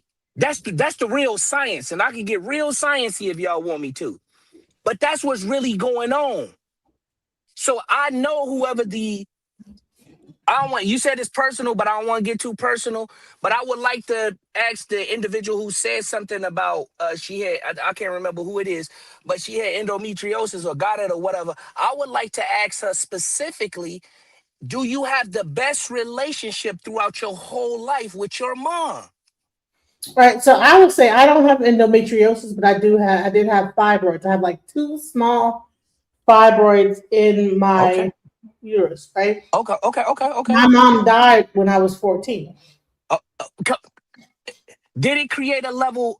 How did I don't want to get too personal? Just tell me, shut the hell up if you want me to shut the hell No, up. it's okay. I don't have a problem with that. But what I'm saying is, after she transitioned or before she transitioned, was there a level of trauma that you went through while she was alive, or did There you was a feel level of grief? trauma. What happened I is can, that when she passed wait, say it away, again. I can't hear you. Start over again. no, there was a level of trauma that happened when she passed away.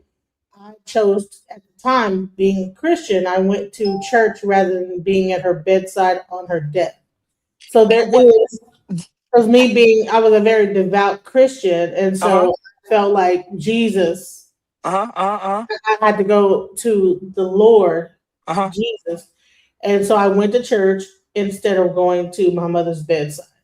And see what happens. Died You while I never. was in church. I'm finna get somebody. I'm so sorry. I gotta say it fast. What you didn't get and what you needed was that release. What happened when you didn't get to be by her bedside, whether you realize this or not, the body, the womb specifically for the woman holds on to that trauma, and it will in the future develop as some of these things that you may or may not be experiencing. But I gotta get somebody. I'm so sorry. I gotta mute again.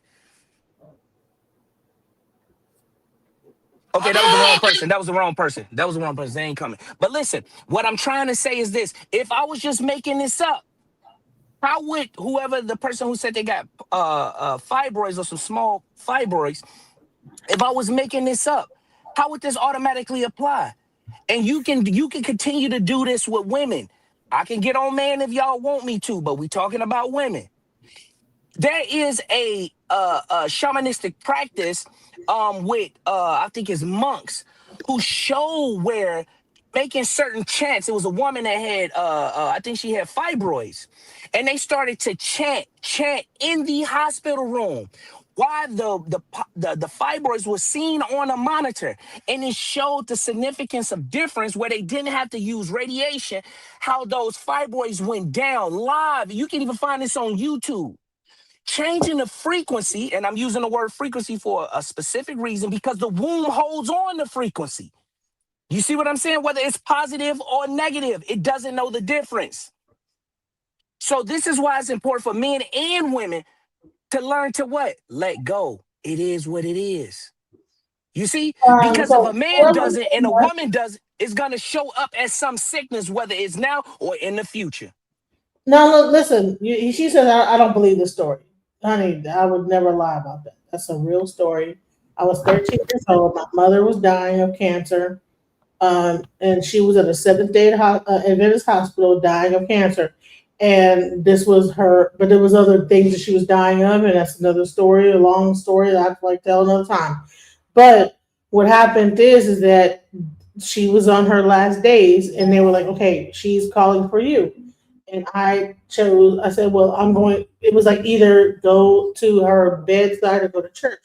And I chose, and then I still regret, as a 48-year-old woman, I still have a guilt of not being by my mother's bedside when she was dying.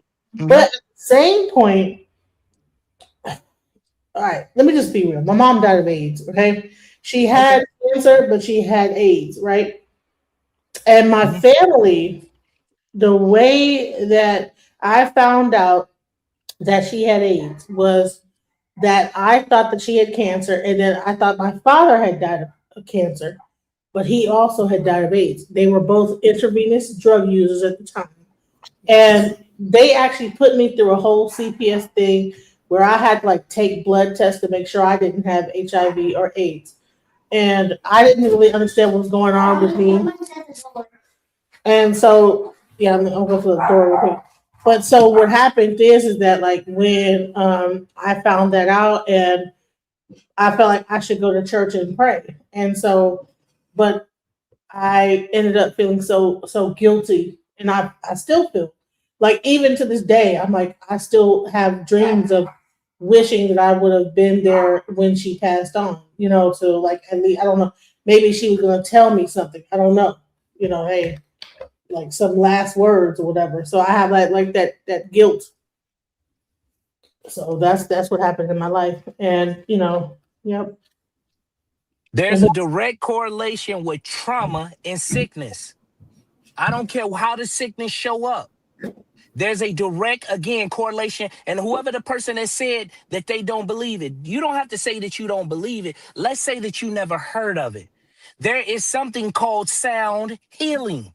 Literally, sound healing. Where you can up the vibratorial frequency in whatever environment that you're in.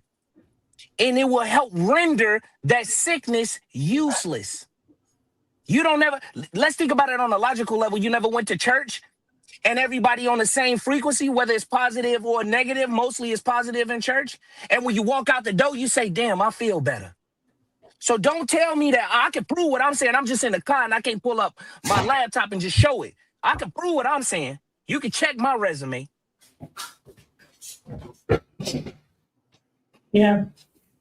And I don't like to throw degrees around, but I got a master's degree in psychology. You see what I'm saying? A degree don't mean shit. I'm driving Uber. It don't mean shit. But the point that I'm making is that you're going to get these talking pieces in the chat that's saying, I don't believe it. I think it was a girl. All you got to say, well, can you present more evidence? Can you convince me? That's all. But don't do the attack thing, because then my ego gonna flare up. Then I told you, see, these stupid you all that. I ain't trying to do that. I'm just presenting information just like everybody else. But I'm gonna tell you what, like, so I have done sound therapy. I have done ayahuasca, and I did get to, when I did ayahuasca, because I went through a very severe alcoholic Mm-hmm. thing. And ayahuasca is used for helping with trauma. Right. And so it what rewires happened the is neural synapses. It rewires the neural synapses inside of the cerebral cortex, create new neural pathways so you can have a different perspective on life and you can actually learn to let go. Tell me, am I lying? Let me tell you what exactly happened. When I did the ayahuasca, I thought, because I have had abortions, and I thought that that alcoholism was my problem. And you know what, ayahuasca, because the plant medicine is actually a spirit. And so when you do it, the spirit will come out of the plant and be like, no, your issue is not alcoholism. Because I said, because what the shaman said is like, find out what the issue is you want to deal with, focus on that. And I actually have a whole Can I say this real quick? video So you had a guided ayahuasca experience, and do you mind if I ask you what location, what shaman that you used to have the ayahuasca experience? If you don't mind me asking. He's from Gabon. He got trained from I actually did an interview with him. If you look on my channel, but he's from Gabon and he got trained from a shaman in the Ecuador. Yeah. Okay, you did a legitimate one. If you said Peru or you said Ecuador, okay, you did a legitimate one. So I'm dealing with, even my godmother is a Peruvian. She does the sound healing, and actually, if you ever seen that video with 607 Unc, where he was getting like healed through, that's my godmother.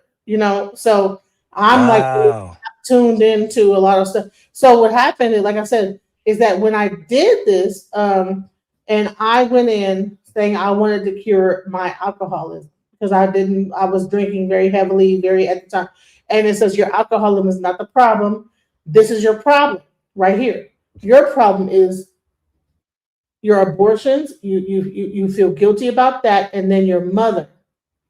And so it showed me my abortions. It showed me my mother. It showed me everything. Like you need to heal that wound and like the guilt of the abortions you had in the past. It showed me some fleshy, like disgusting looking things, and I got to see those things, and I had to like reconcile the fact that I have actually killed my own children, and then on top of that, that I wasn't there for my mother. That's why I'm able to really talk about it now and not feel like weird about it. So you agreeing with everything that I'm saying because you have had your own personal experience. You have connections. You know exactly what I'm saying. Yeah, like I'm trying to tell. Yeah, like so. When I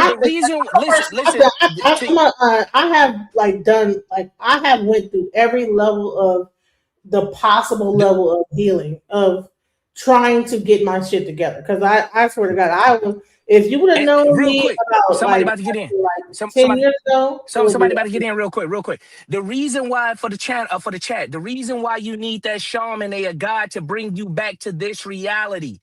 I gotta mute up. Sorry. Yeah.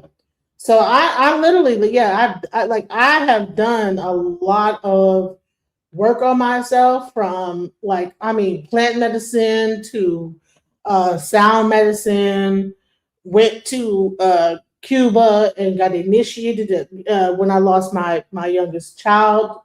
I've been through a lot of stuff, like a lot of death, I've had a lot of death in my life, so I've had to do a lot of like things to get me to reconcile with that. So yeah. But all that stuff, even that type of stuff, if you're with a mate, because certain times we talk about like these endometriosis and we talk about all these mental health situations that come across. A lot of those things are unresolved, like mental things that come into our lives. And that's from a spiritual level. I was trying to be just surface level with it, but he's bringing us into the spiritual aspect of it. shout out to Oculus, because a lot of these things are not just mental. A lot of these things are spiritual. And when you might have an unresolved mother wound or unresolved having children wound that you probably like did this, yes, it can cause issues in your womb, at the end of the day. And Can I say this real quick? And you don't mind if I talk on you, right? I'm on the live right now. Okay, cool. All right, cool. So my pastor say she don't mind. I'm finna cook real quick. All right, so check this out. In this reality, in this lifetime, and in any other lifetime that anybody has ever existed in, there is no wrong, there is no right, there is no up, there is no down, there is no left, there is no right, there is no woman, there is no man. Even if you think about what I'm saying, this all is gonna make sense. And since you said I'm taking it spiritual, I'm definitely finna do that. In variables of extremes of degrees, is there a difference between fire and ice? The average person would say what? Yes, there is. That's what the average person would say. But a person that's in different schools of thought, when you're dealing with the Egyptians, when you're dealing with all these different ancient cultures, they would say no. In variables of extremes of degrees, you go too far on the ice side, at a point, ice can freeze. Beyond that point, ice can burn. You go too far on the fire side, at a point, fire can burn. Beyond that point, fire can freeze. Now, the physics behind fire freezing, the average person probably wouldn't know. You take a lighter. Think everybody on the chat, think about a lighter in your head. Flick a lighter in your head. Act like you got a lighter in your hand and flick it. There's 2 points of contention on a lighter. There's a red amber and there's a blue amber.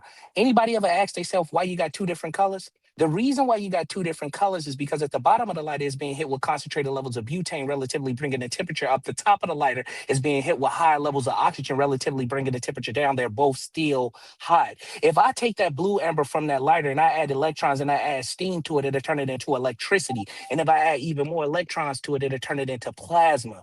If I needed to take the person who run the channel, if I need to take her blood out her body and I need to freeze it and I need to give her a blood transfusion, I will put it inside of a plasma refrigerator and the blood will freeze. So fire and ice is the same element. Right and wrong is the same thing. Now, I don't know if it's any esoteric people in the chat, whatever have you. But what I'll say is this. Think about it this way, too. Everything is about balance. Think about a woman say, hey, I want a man 6'5", Batman toy abs. He got all the money on planet Earth. He can do anything I wanted him to do before I can even conceptualize the idea inside of my mind. Michael, damn, how did you know I wanted my feet rubbed? I'm Michael. I'm rich as hell. I got all the money on planet Earth. I can do anything. Right? Yeah, if the opposite of fire is actually ice and the opposite of ice is actually fire, then the opposite of love is actual hate. And the opposite of hate is actual what? Love. Now she called me, her friend, yo, Oculus. Yeah, what's up? You remember Michael? Yeah, Batman toy ab, 6'5", the most handsomest man on planet Earth. I love him unconditionally, but he's so perfect that now I'm starting to what? I'm starting to hate him. Now think about somebody been in your class pulling your hair. I can't stand Ashley. I hate her. But us as classmates looking like, dang, he in love with Ashley. So now you see why, and I'm going to use this analogy, why you need people to mess up in relationships, because it creates balance. Just like fire and ice also creates what? Balance. Same thing with right and what? Wrong. I'm saying all this is the catalyst to say this about this overall conversation. Well, some people in the chat might be saying, well, I had to go through this.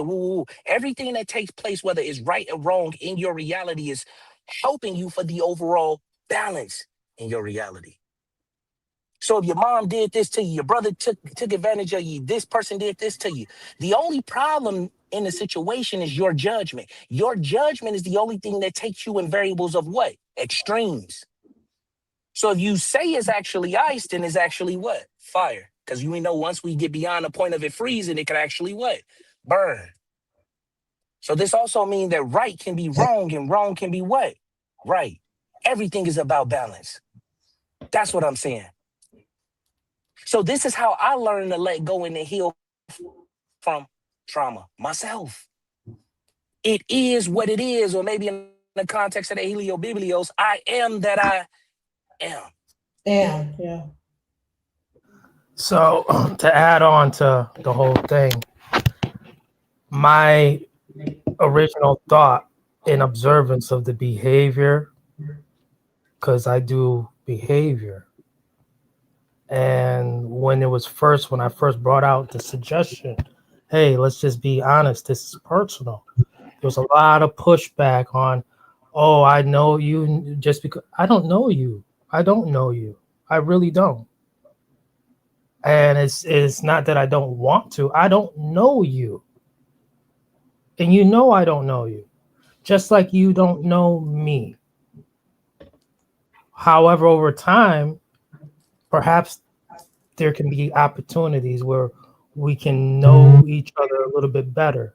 But getting back to the subject, I brought up that I knew this had to be a personal thing, and my suggestions were thrown away. I'm glad that this brother could pierce your armor for you to open up a little bit and finally come out. Yes, this is personal. But This is not it's not about I'm all not trying to men create no knowing issues on the nothing. channel too. I'm just letting everybody know that. I ain't trying to create no listen, personal issues or nothing. I admitted that it was personal. Not in the very beginning. Listen, There was we're all pushback. human beings. Listen. Any human being doing any show, okay, on YouTube, TikTok, whatever, right? Because we're people, okay. It's the reason why they're doing a show is because they have a personal opinion on it. Unless they are a person on the news where a person's giving them a story and say cover the story.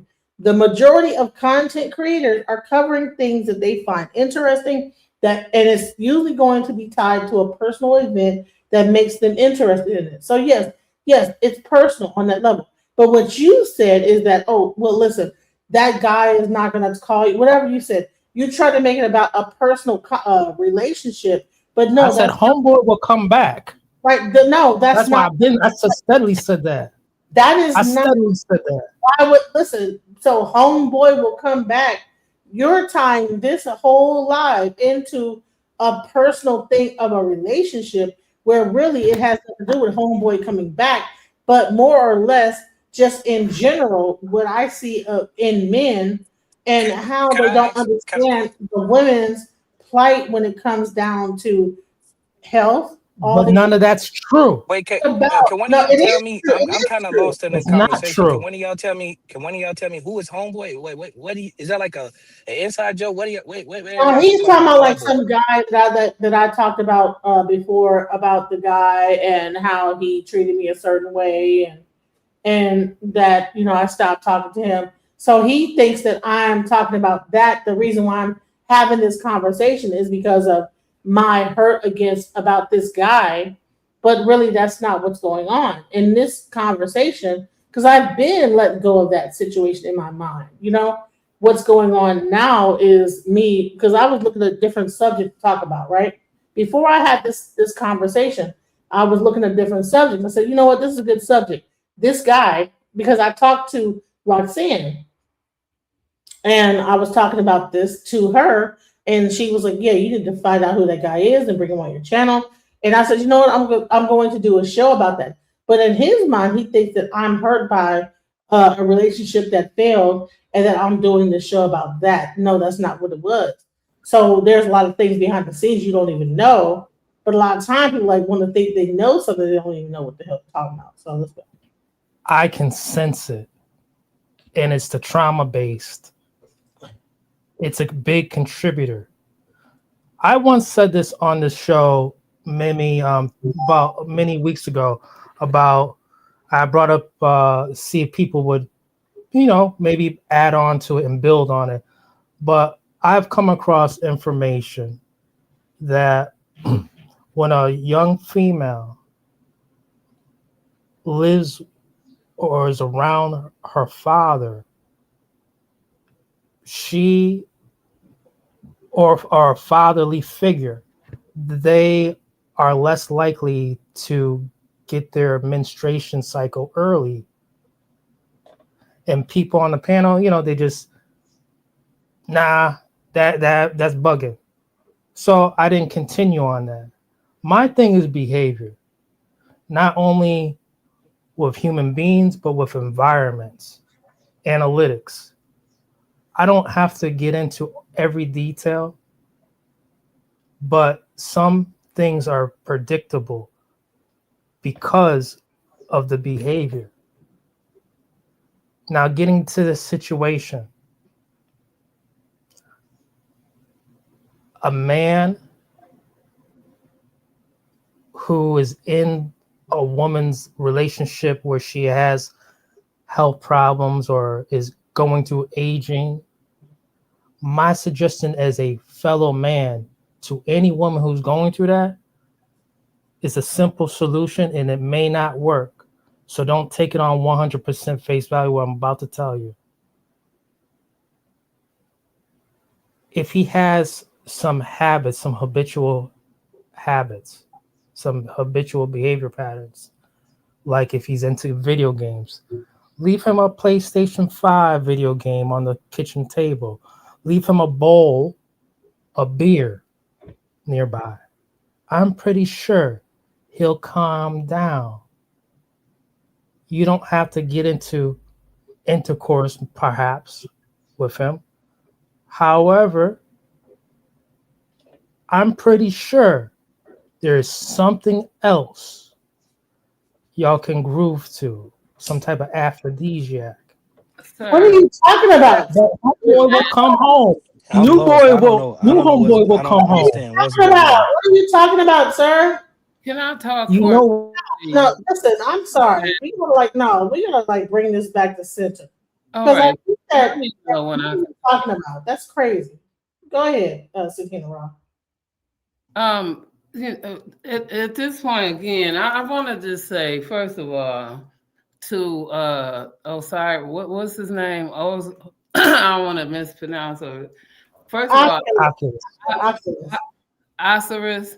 Oculus. First of all, if I offended you, by all means, let me apologize, because what I said was, I can rock with you, although I said you misscrewed some things in Kemet. Why I said this is because your enlightenment, in my perspective, is too advanced. And why I say this is because the way you see things. Kemet was in the beginning of time where the language and everything about it was in the beginning stages. Even the language was in a hymn stage. The alphabet itself was not even until 1600. And so your understanding of everything, Cosmo and everything, they lived it, they practiced it. So the understanding that you have, even later on, they called witchcraft, and they also called prophecy. And so I understand it and I rock with it. But for them to practice it and the calendars and everything that came with it later on wouldn't have been understood, because again, they lived it. So I rock with you again. I didn't never take nothing from you. So I understand, because again, I also have psychology, because I'm a retired HR administrator, and that's my business profession. Message, exactly. So I'm not here to argue with you in my yacht. And with that, we want to say we're here on the same purpose. And this is the business that we are here to teach to everybody, right? Because that's our purpose here, to pick up the ball. Again, that's what I stated. The ball has been dropped several times, right? And so I do rock with all of y'all, but we can't just keep saying, if the women don't say and the men act like they don't have empathy, right? Because it's a hard thing that she might have to tell him, but he can't act like he don't care either. Because again, the medicine and that practice, it was dropped along the way. And this is something that we have to understand, all of us. And so I'm trying again. Ashe, sister, Ashe. I understand. I didn't know you was the girl in the chat that was you was the woman in the chat that said that? No, I was always up here with y'all. Oh, okay. I was talking to I don't feel offended. I don't feel like you contesting or trying to, us bickering and that. No. I was responding to the person who said that in the chat, that she keep posting at the top of the chat. I wasn't coming after you or nothing like that. Nah, both the sisters and the guy, y'all good money with me. I just like to get my pieces out real quick before I get the next person. That's all. I'm not coming in nobody. I think we all here students and we are all here at the same time teachers, because you can't have one without the what other, meaning that we all can learn from one another. I appreciate it. Yes, ma'am. I just want to like make it plain is that like this live, okay, because it's making it like that I'm like heartbroken about some dude or whatever it's about. Like, no, that's not why I did this. Okay, like of course it's a personal thing. I'm a human being. Like, of course, when I look up things, I'm looking up things according to my personality and things that resonate with me. So of course this resonated with me, and so yes, therefore it's personal. But is it like geared to a certain like situation in my life? No, it's not. My main thing is that when I spoke about this guy speaking on women's issues, I found this way before I even was going through whatever I was going through with my little thing. You know what I'm saying? And I thought, well, man, he's actually breaking down women's issues. Wow, that's crazy. Not too many people are talking about this. Let's go. Let me just play another one. Men should curse more. I think a few fucks here and there, shits here and there. I'm talking about y'all should be talking like sailors. I'm not just mad, I'm more baffled at like every single thing I'm learning. Like, what is going on over there? It's day 21. So every day I just looked up what a cervical biopsy is. Cervical biopsy. Y'all need more drugs. Listen, who do I need to fight? Who do I need to write? Because y'all need more drugs for that. I understand the importance of this. I get it. Now, when they're doing this, they're taking a speculum, putting it in the vagina, opening that bad boy up. You can always request for a smaller speculum if it's that uncomfortable. Ask your gyno if this works for you and them, so this way they can still see your cervix, but simultaneously, oh, Jesus Christ. I don't even know what to say because the next part is crazy. Because, okay, I understand why it's important for you to get a cervical biopsy, but oh my God, you deserve drugs before, during, and after this thing. This finna be the worst magic school bus ride of our lives, okay? So see, that's a speculum. It's opening up the vagina. Then you have, remember the tenaculum? That bad boy? Yeah, here it goes, stabilizing the cervix with only pain. Then you see this monstrosity? Look at the bite it took. That is the pinch that they claim. What is that? Then they're like, if that didn't work, we'll take this cheese grater device and then scoop some out that way. That doesn't look pleasant at all. Look at this white lady. She's smiling. That's a lie. Only lie. Let me remind you, okay? Let me remind you that this is a very important procedure. You're trying to find out if you have cancer cells in your cervix. So I get it. But why can't you have pain management for this? If it was a testicular biopsy, I'm sure I'm going to get Valium and all types of medicine before, during, and after. Why aren't you getting this? And why do you have to go back to work? Why can't you get an excuse to say, hey, I can't work for the next 2-3 days? Because what the? It's day 21. So the entire time, that's what I've been shown, is that there are procedures that happen for women that men have no idea that they're painful. You get no anesthesia for, and it's like it just happens. Okay, well, we're gonna do this, and then you just do it, and it's like, oh, so it's gonna be a little pinch. Like he says, it's gonna be a little bit. Okay, we're gonna do this. It's gonna be a little bit of a pinch. It's not a fucking pinch. It fucking hurts. All right. I'm aware of all this, and I'm a man, and I'm gonna say this as well. Dr. Marion Sims, the creator of those devices, he first used those on enslaved FBA women. One's name was, and she was 13 years old. Her name was Arancha. The other was Lucy, and the other one was Betsy. So when you even start this and you're hearing me, those devices were first used on enslaved women in this country. Dr. Miriam Sim. Okay, so now we're getting to the real thing of what I was really trying to get at. Men know about this. Do they? Yeah, No, I'm speaking as a man. all men don't know Well, I'm about a man, and I know about it as far as the procedure, but I don't know the pain. And the only way I can know the pain is vicariously through my wife. So I know in a little bit off of what it looked like, and I can only imagine how the pain feel. But I would have to talk to a woman. You see what I'm saying? Y'all see where I'm going with this? So when she said, "Do they?" Yeah, visually we know, but do we They know do. in All right, totality? brother, they do know. All right, it's getting to the point where it's supposed to be all men don't know nothing. That's what I'm dispelling. I don't like that shit. Oh, okay. I see what you're saying now. Okay. See, you if you listen to this program enough, it's about all men.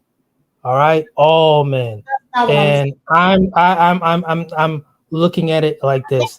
all In men. 2026, we got to end this gender war stuff that's going on with these influencers and their channels because they have a personal beef. Healing is on the way. Come on now, bro. We can pray too. So there's I'm still a little confused. Like the conversation is taking too many hard lefts and too many hard rights. I was still kind Well, of that's because of how he is trying to frame it. Okay, so let me be clear. Let me go back and reframe and clarify my discussion. Okay, so let me go back here and let me just show you something. Okay, all right. So, do you see this here? Can everybody see yeah, this? I see it. All right, so what does it say? What is it saying my audience is? I think they say women 40. I can't see it now. I'm in landscape. Right. Just read it out to me. I'm driving. All right, so I have a 31% female audience and a 69% male audience. So me understanding what my audience is, I said, you know what? When I saw this guy right here discussing what women go through, I decided, okay, and you see the title, men are finding out about women's health, and it is surprising them. At no point am I trying to make this into a red pill, blue pill, all men don't know. I said that men are finding out. So if you already know, then you're not the part of the men that's finding out. So I did this to further for any men that don't know, continue to show, like, listen, women go through menopause, women go through all these different things. I started off the conversation, right? Why is it when your woman sit there and decide? Not that one. Hold on. I started the conversation with Gentlemen, this is your reminder. No, because God really put a lot on women, and I really feel sorry for y'all and everything y'all got to go through. Because everything that y'all go through that affects the way you think and your emotions is not fucking normal. First, you go through puberty, so that sweet little girl that we once knew is gone forever. Then you get this thing called a period, and while you're on your period, you turn it into another person. Then you start PMSing. You start turning into another person before you get your period. And then you get pregnant and turn into that emotional motherfucker. And then you go through postpartum and then you turn into that demon of a motherfucker. And then you think it's all said and done and you get a little older, then boom, menopause. Fuck. Remember when my mama was going through menopause, she was saying all kinds of shit that didn't make sense to me. Everybody stop talking. I'm having a hot flash. First of all, it's 50 degrees. Second of all, what the fuck does us talking have to do with this shit? I'm sorry, I just need to be by myself right now. I'm having a mood swing.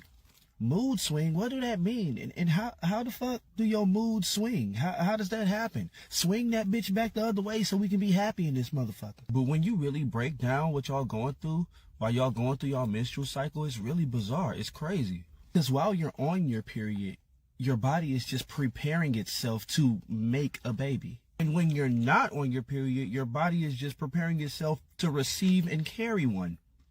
Like, when do you get a fucking break? And then come to find out, those dire ass painful cramps that you have in the beginning of the pregnancy is just your organs moving out of the way and making room to carry a fucking baby. Your organs and shit, your insides are moving out the way to get ready to.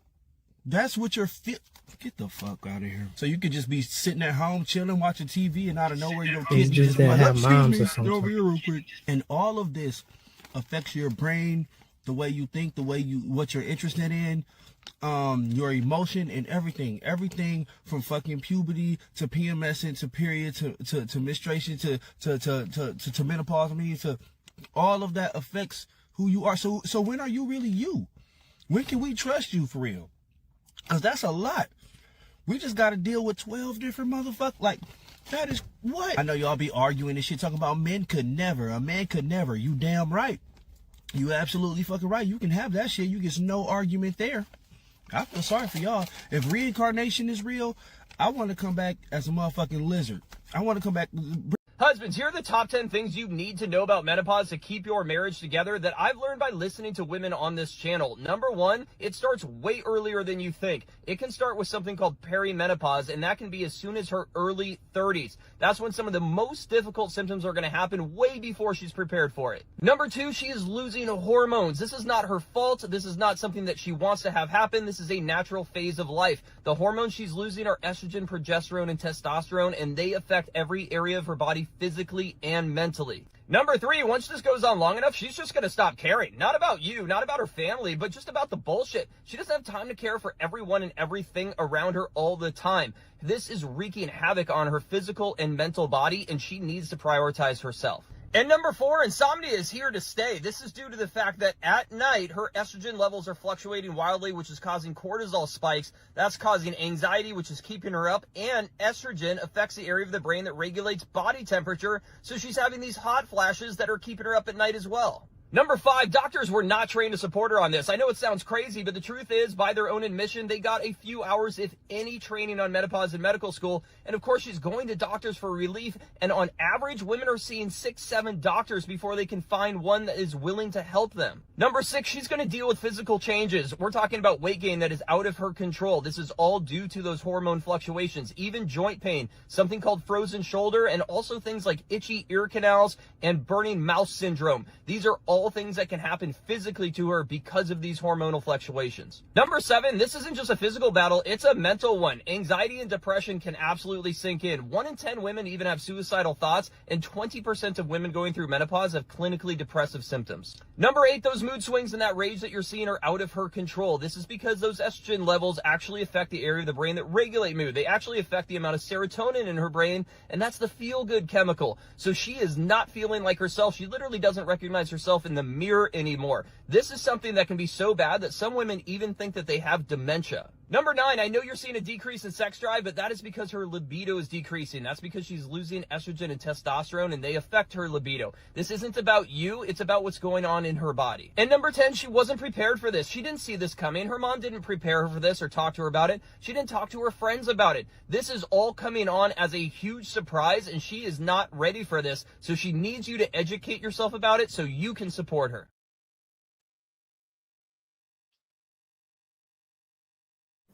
I'm tired of these sprinkle males on doing these videos. This goes right back into what I was talking about: testosterone, progesterone, and estrogen, and estradiol. It goes right back into chemistry. It goes right back into it. But at the end of the day, you know, you live and you learn. How do I have so much knowledge on this? Because I was on testosterone. I was on the pellets. I was on the pellets myself. Where they go in, you go to an OGBYN, and I know y'all thinking, well, you a dude. Well, I used to date a doctor. I dated her for 7 years. She was a surgeon. She was way older than me. I was 30. She was like 53. I wake up in the middle of the night. I look at the side of the bed. It looked like somebody threw water all over the bed. I'm like, damn, Sheree, what happened? Like, I'm just having hot flashes. I'm very, very acclimated with what's going on in this situation. Her friend was an OGBYN. She gave us, let's check your testosterone. Let's see where you at. Boom. I'm running 215 nanograms per deciliter. You see what I'm saying? So I'm very familiar about what I'm talking about when it comes to this chemistry of the human physiology. Trust me when I tell you that. 100%. I'm just not talking out the side of my neck. And this is what's going on. But again, you are dating another person if a woman doesn't cater to specifically her hormones. And there are practices that can help subside these mood swings. And men, again, I told you, we get menopause, which is called andropause for men. Which way? Right. It's yup. Can you put on the screen what is andropause? Any the man who control the whole channel, take it easy. Have a good day. Can you put up what's the definition of andropause? I'm just not making up fancy words to sound cool. I'm not using colorful. This is real terminology. Men can have it and women can have it. Most men don't know that they have it. They never, probably prior to this, if anybody listening, they probably never heard of it until I just said it. It's a made up term. Okay. But I get it. So is menopause a made up term? Andropause is a made up term. It was something else beforehand, but it's a made up term. Still not marketable yet. Still not marketable yet. I guess New York then figured it out. I don't want to call you New York, but you sound like you're from New York. I can't see your name, but sound like you got it figured out. New York City dudes they mad soft. They mad soft out that way. And in regards to the other young lady, I forgot her name. She was talking to me, and this is what she said: we dropped the ball in Kemet. Facts. A lot of this information is not that we dropped the ball, but it's lost. It's hidden from us. It's hidden from us, but it's right under our, you know how something's so close to your face? If I put a picture to your face and it's right on your nose, you can't see the picture. That's how it's hidden right in front of our face. You see what I'm saying? And with me being a traveling brother, I know this. And there are also travelers out here who know this. But I digress. Yeah, they didn't understand the language. It exists, and it does exist. This is there's papers on it. This is the national. Can you read the definition of NIH? Can you read? Is that the definition of andropause, ma'am? It's a new term from something older, and it's not marketable yet. Marketable. Can you read the definition of andropause? Andropause is defined as a syndrome associated with a decrease in sexual satisfaction or decline in feeling of general well-being with low levels of testosterone in older men. In 1946, Werner published a landmark paper in JAMA entitled "The Male Climacteric, characterized by nervousness, reduced potency, decreased libido, irritability, fatigue, depression, memory problems, sleep disturbances, and hot flushes. Hypogonadism is a broad scientific term, and it refers to a clinical syndrome. That's what I had. Hypogonadism. That's what I had. Oh, I'm sorry. Go ahead. So, in contrast to menopause, which is universal, well characterized time process associated with absolute gonadal failure, andropause is characterized by insidious onset, slow progression.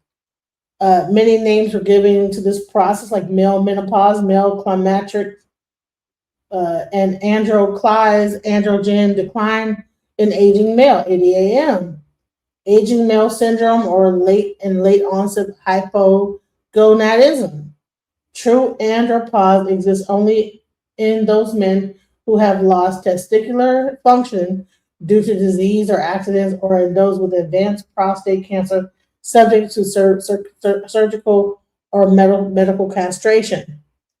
Testosterone levels decline with aging at the rate of 1% per year, and this decline is more pronounced in free testosterone levels because of alterations in sex hormone binding globulin, blah, blah, blah. So I'll post the link.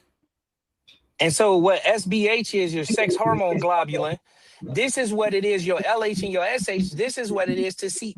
This is what it is to see how healthy you are to produce adequate and reputable semen to produce a functioning baby. You see? So was I lying about andropause? No. Does it sound No one said exactly you like were. does it sound exactly That's like why I said menopause? You said it was a myth. You said it was a myth. I said it's made up shit. No, you said it was a myth. I heard that. Was it made up or a myth? Oh, National Institute of Health, NIH, is producing a paper on made up shit. That's why it's abstract. It's not marketable yet. Once they start marketing it, you'll see pills and stuff for it as well to make it a big seller. There's peer-reviewed literature that substantiate Specifically for it. Bro. There's You know peer-reviewed exactly what I'm talking. literature that support andropause is a real phenomenon for men, just like menopause. What do you mean Right. about it being marketable? Can you explain that? Bro, ADD. So until they Attention make deficit. actual ADD in the very You mean beginning was not ADHD? marketable. It took a lot of time. It took until like the mid 90s for it to become So just because it's not more appealing and marketable. Now everybody just because it's 40 not years marketable, later has ADHD. hold on. Just because it's You know, not you have to market. ADD was something from the 70s originally, but it wasn't marketable yet. It took time. So you gotta market. So he's saying, I'm Right. gonna tell y'all what You he's know what saying. I mean? On some, I'm gonna tell you that's what why he's people saying. don't know about it, and that's why it's more like made up. No, okay. And So you if we understand look why, at like when it came down to ADD, attention deficit eventually was just attention deficit disorder. Then it became ADHD, and they got rid of the ADD. So what I'm saying about the marketability of this anapause, it's not marketable yet. It's something made up. that is not made up. It's just made up Do stuff. you know who Sigmund Something. Freud It was is? something older. Do It you was know called who something Sigmund- else older. All of Something. your, It was called something all of else your, many years before that. Jesus. They're trying to I make don't it know what type of marketable. mic he got, but whatever mic he got, that's a powerful mic. Because when he talk, it outdrown everybody, even me while I'm talking. Go I'm gonna ahead. let him have it. Go ahead. Oculus, go ahead. Do you know who Sigmund Freud is? Sigmund Freud, I mean. Freud, sir, you had it right. Okay, so do you know that all of the diseases, not all of the diseases, but all of these alphabet terminologies comes out of him and his psychology studies? He's the one who even invented psychology. Do you know that, right? And a lot of these tests do you know that? He was a sham too. You know, he was in Germany during the Oh World my War God. II. He was a Oh my God. psychoanalyst, but as a psychoanalyst, he didn't analyze those trains that were coming to collect his people and sending them to the crematory. You see, he was a psychoanalyst, but he couldn't psychoanalyze his environment. What was Here's the that? problem. Here's the problem that I don't He's a understand sham. about Men in High Castle is that you will say that okay, that one thing is valid, but the other thing is not valid. But then the same measure of validity you will not measure against the other thing. So you'll say that Sigmund Freud is, valid, but then I said he was a sham. all right. So Sigmund Freud is a sham because Yeah. of So all of what I'm saying and all of what she's saying is basically pseudoscience, is what you're saying. I just want to be clear.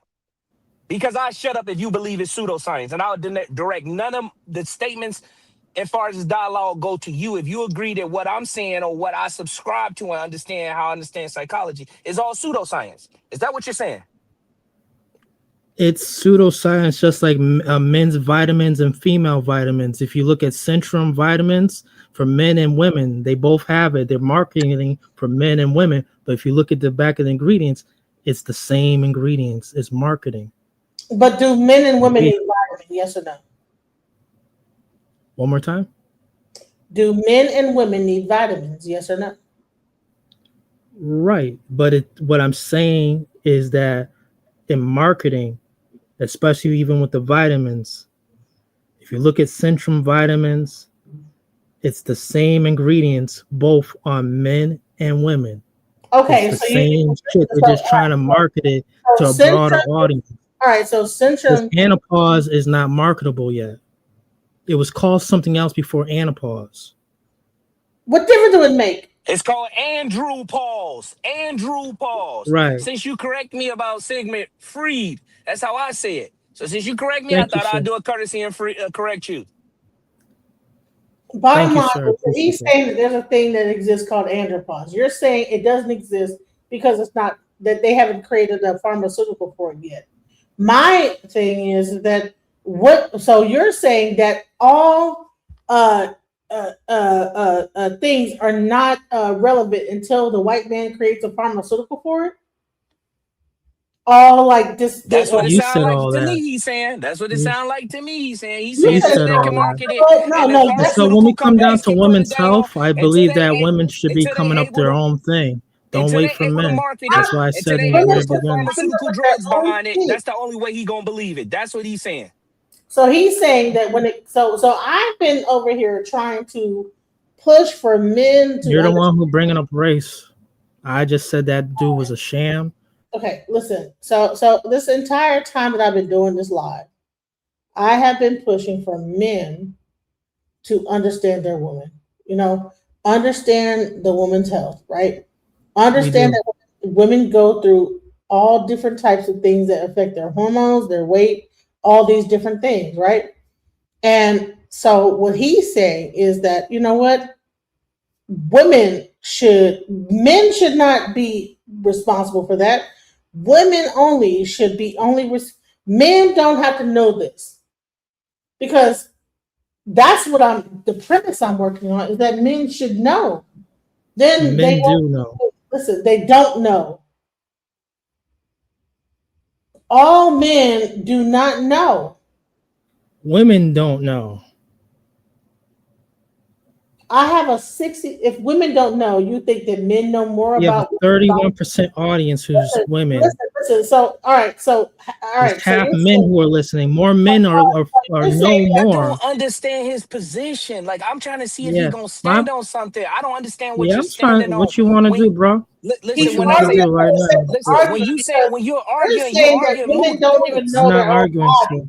No, hold on. No, well, not Hold on. arguing physically, but you're arguing moot points. Like I'm trying to see what position, what island you gonna He's stand saying on. that women should know their own bodies, but I'm saying Right, and they should find out the solutions as well. okay, but the bottom line Don't is that wait for men to do it.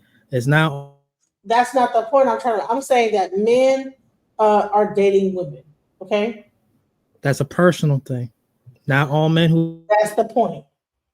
The men that date women should know about these situations with women, so that when On they're a personal dating, level. listen. Just like a woman should know what a stroke is, or a heart attack is, or people should know. Anybody should know the symptoms of a heart attack or a stroke, so that when you encounter, People do know though. everybody doesn't know. Everybody does not know. I don't understand. Why are you here, On sir? a personal level, some men Why are you here are not aware of what's going on with their women. Listen, are you here to block the message, or what are you doing, bro?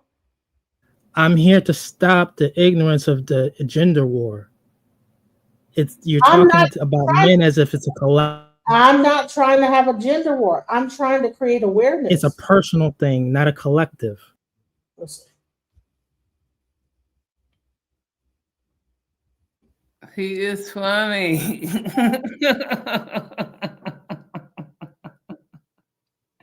He is funny.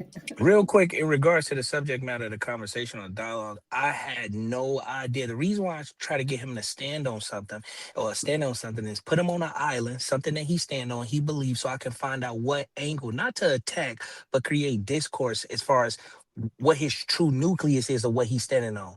But he wouldn't stand on nothing. He was just saying random things, and it was losing me via throughout the conversation. I gave him a chance. I tried to explain to him, listen, this conversation has a very clear direction. This is not me in my personal life over here mad because some nigga didn't want to fuck me. No, what happened is that I saw this guy talking about women's issues, and it inspired me to say, listen, more men should know about women's issues. I don't know how many people are subscribed to his channel that actually are hearing the things that he is putting down. But he's breaking down, I mean, all type of things: endometriosis, PCOS, fibroids. What's really going on with women? So to make this, and then to turn this into like, oh, you're having, it's a personal issue with you. No, sir. He kept saying he'll be back. You ain't gotta like do all this. He'll come back. Like, bro, that's not what this is about. I don't care about if he come back or not. If I blocked his ass, so it doesn't. He can't come back. So what are you talking about? Oh. Whatever the nigga is that he know about, whatever, he blocked anyway, so he can't come back. Like, fuck him. And I'm talking about what's going on here with what this guy is breaking down. Like, have anyone learned anything about women's health aside from this guy like interrupting and making it about me? Because I think that certain people like want to come here to personally attack me and troll me. You know, and I think that's what it is. Yeah, They I make think it about me he and wanted to troll. talk to all men, because he said he was taking it like that. Like, the way he was reading the title was like he was speaking for all men. Well, that's why I was asking him anyway. It's not about all men. Like, I'm like looking, or maybe because I said men are fine. Okay, maybe I should say some men. All right, but no, but men in general are finding out about women's issues, and it's surprising them. That's not a bad like title. That's not like me putting down men. Well, I get it, but the way he was responding was like you were saying all men. And so I didn't say all men. I said just men in general. You know what I'm saying? So at the end of the day, like, all right. So let's get back to the subject, Oculus. Wait, can I ask a quick question? Is there any particular type of vetting process prior to coming into the live? Because I like to have intellectual based conversations You where know, I can grow honestly, and other people can grow. Because he sounds like a detractor or like a provocateur. Like I don't want to have discourse because I'm planning on coming back. So I don't want to have discourse with people who got a melodramatic personality as if they're the end all be all in conversations. You know what I mean? I gotta take it. yeah, pretty much. You know, I tend to have certain people up. You know, the more they come up, the more than that I like Sakina Rod. You know what I'm saying? Because I really want to make this about like not about arguing. You know, he's been here on a regular basis. You know what I'm saying? And we've been arguing, but it's a thing where I don't know. I think he's a troll. I think it's a troll thing going on. And I try to give him his time to speak, but it's like, bro, every time I give you a chance, you still like it's like it's weird. It's like, bro, what are you doing?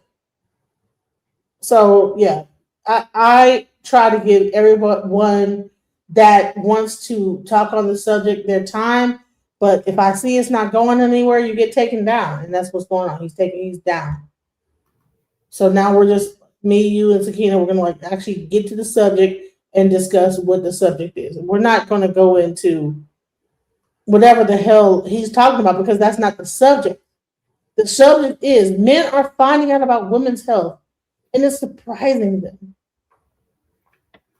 Not anything else he's talking about. You know what I'm saying? Nothing else, you know? And that's the subject. Let's go. I talked about the cervical biopsy. And now I have to go over the LEAP procedure. Oh, God! God!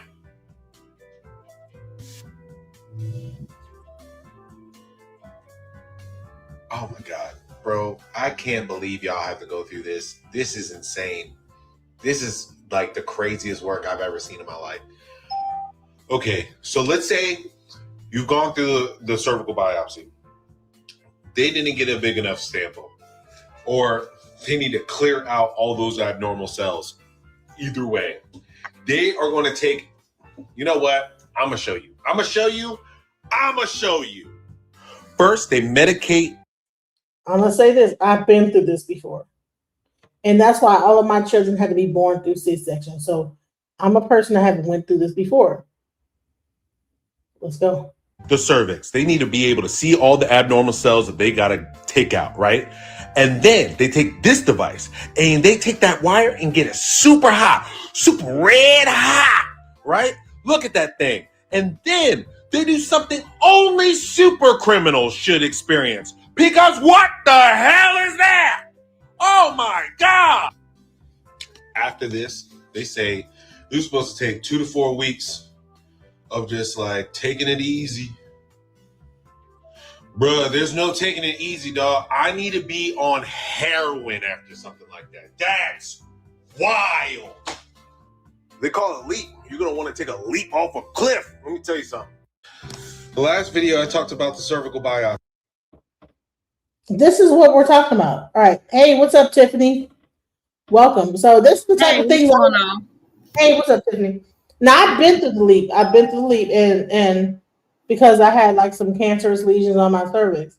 So when I was in the military, they did the leap. After that, all C-sections from there that point on. So people only understand like when it heals back, it might just close up your cervix. And that's the type of stuff that happens with women. And my whole thing doing this is to explain the things that women go through that men have no idea, you know? But go ahead, Tiffany. All right, peace, sister. First and foremost, I want to say that this is a great subject to get into because it's very important that both men and women know about health in general, health psychology, neurobiology, neuroscience. So I want to say that this is a great subject matter, and it's a lot that we do go through as women, especially when we get to a certain age, like when we get into our mid-30s, early 40s, or whatnot. So it's a lot that we deal with our own bodies, and it's a lot of stuff that we don't understand regarding to our bodies.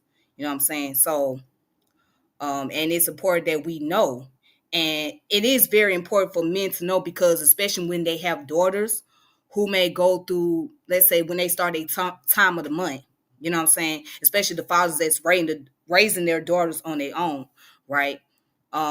They have to be able to know what to do, like what type of personal item that she needs to have, or what to get her when she's going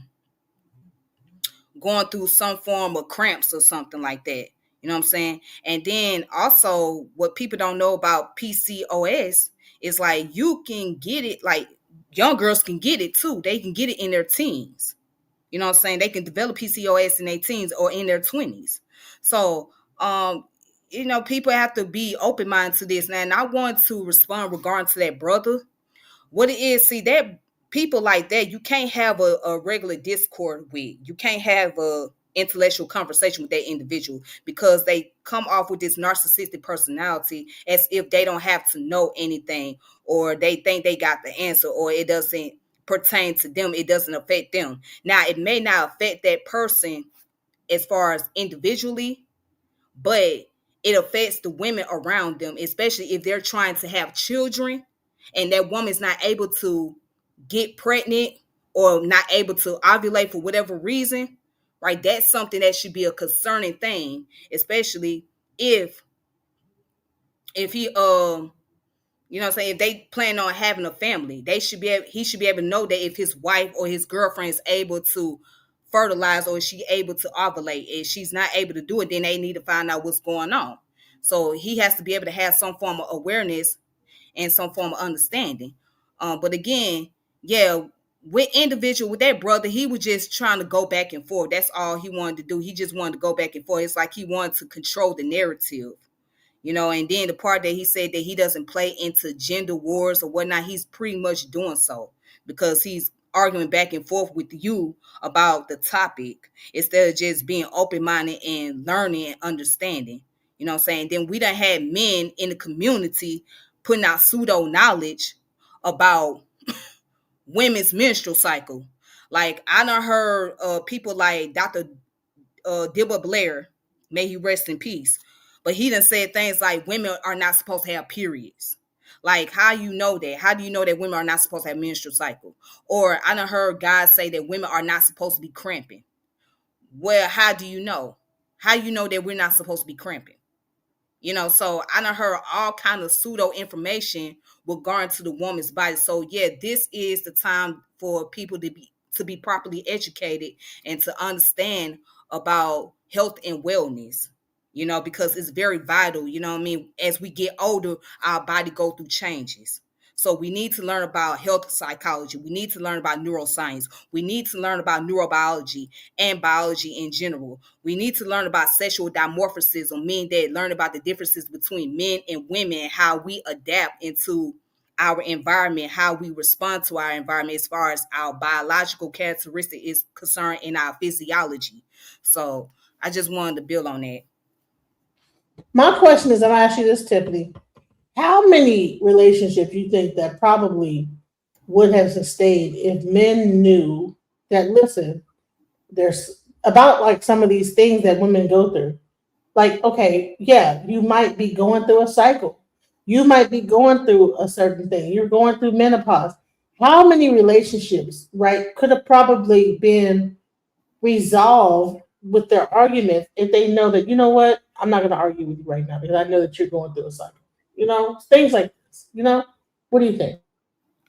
I think a lot of relationship could be much better, be more productive if men knew things like this. If you know, but a lot of them don't, you know what I'm saying? Because a lot of them don't actually take the time out to study. They don't actually take the time out to do their own research. Or they not trying to hear that. I remember growing up, if I told some men in my family that, hey, I'm going through my time of the month or something, they'll just be like, that's disgusting. I don't want to hear all that. You know what I'm saying? They get disgusted by that. Grown ass 40-year-old men, like, oh, don't tell me that. Just be quiet. Come on now. Y'all, listen, this is part of life. Women have periods. You should know about this. You should know this. This is how kids get brought into and then if you know about it, then guess what? When a woman is going through it, you say, oh, okay, she's just going through her. But if you don't know, it's it's sad. You know what I'm saying? So that's what I'm trying to avoid with doing the show is that men need to be, and then the men already know this. No, they don't. Just because you had sexual education when you were 13 does not mean that you know exactly what's going on in a woman's body. Okay, but let's also go into some of the men that actually record the birth of their child. Let's also go into like the Maxwell song, This Woman's Worth, right? And so we can't just keep playing blind eyes. Now, y'all know I'm in my yacht, so we gotta play both sides and act like, again, I'm not faulting women, but I'm not gonna not fault men either. So again, if he has empathy for her, she has to also tell him. Now we know for men, and this is where we're gonna say for him, men don't like to go to the doctor. We know that. And we also know he ain't gonna tell her that he hurting. She gotta see it because she knows him, right? And so this is the same thing, sometimes the other way around.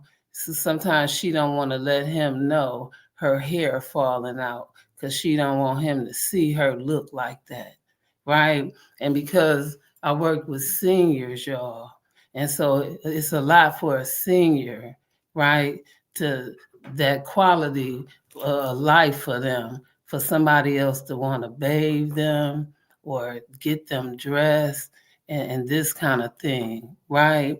And so when even with your mate, right, this conversation that we talking right here, and for a conversation for two people to have, when you know what I'm saying, because even as a mother or a father, right, certain conversations that you want to have with your child, right, and this conversation y'all having right here is intimate. You see what I'm saying? And then how do you have it? So it's easier said than done, especially when you can't even think about putting that shoe on and being somebody else. So y'all, the empathy card is real, just as real as this conversation that we saying that we need to have. So sister, I appreciate you coming on the panel and just to be able to meet everybody here. You see what I'm saying? Because again, this conversation is needed, right? Because we have to remember that the ball got dropped several times, and in Kemet, nobody was there to read the Medu Neter, even when the Greeks got there, right? Here, the haikus couldn't read; he could only count. So that was a problem right there. So we got to understand where people at, meet them where they at, and try to build from that point, y'all. And so this is a wonderful panel again. So the more to come in so that we can build and build an understanding so that we can teach and move on, that's what makes it the better. So I'm going to land with that. Oculus, I want to hear what your thoughts are about like the things that we've been talking about so far. What do you have to say? Oh, I like it. Y'all retaining. I think it's good for the viewing audience to chat. Y'all retaining my attention.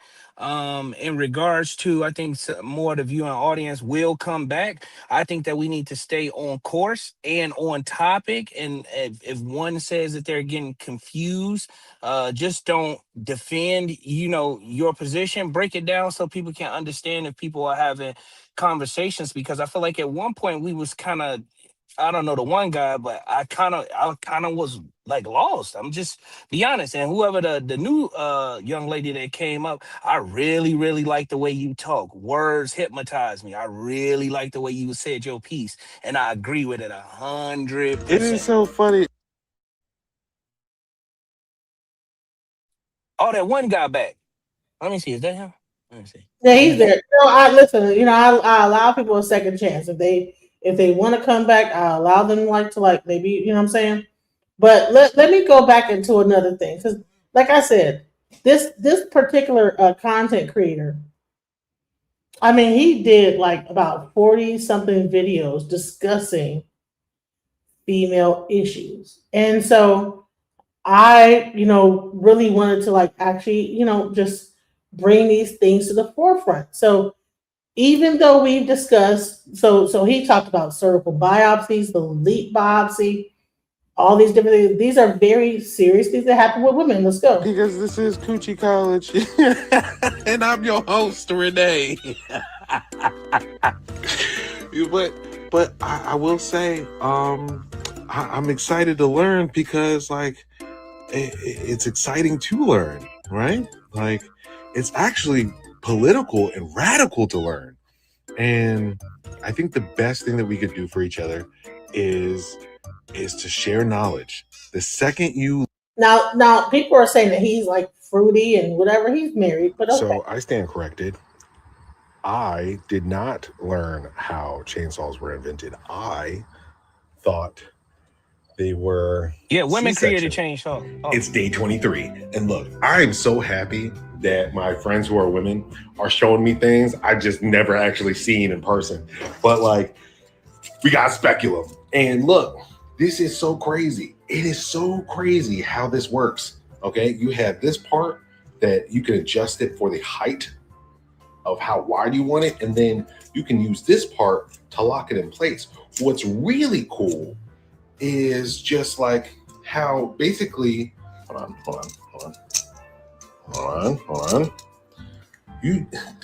Okay. Gynecologists will put this in a woman's body and just go, which is nuts. They don't even warm this up. They don't even let you know, hey, we're going to open this bad boy up. Then they have the plastic ones, which can be disposable, which I feel like it's waste of plastic. But look how big this thing is. Big as my face. That's crazy how big this is. It is nuts. Bro, I am...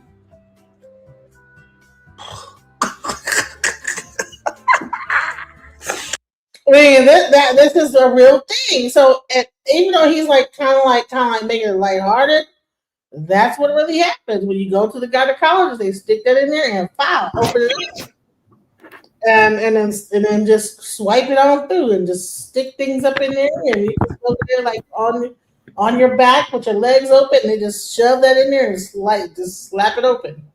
That's what happens. And tickle you with a Q-tip. Right, Like, come on, I've been through that. Oh, did I go? This is See it in person, but like we got speculum. And look, this is so crazy. It is so crazy how this works. Okay, you have this part that you can adjust it for the height of how wide you want it, and then you can use this part to lock it in place. What's really cool is just like how basically, hold on.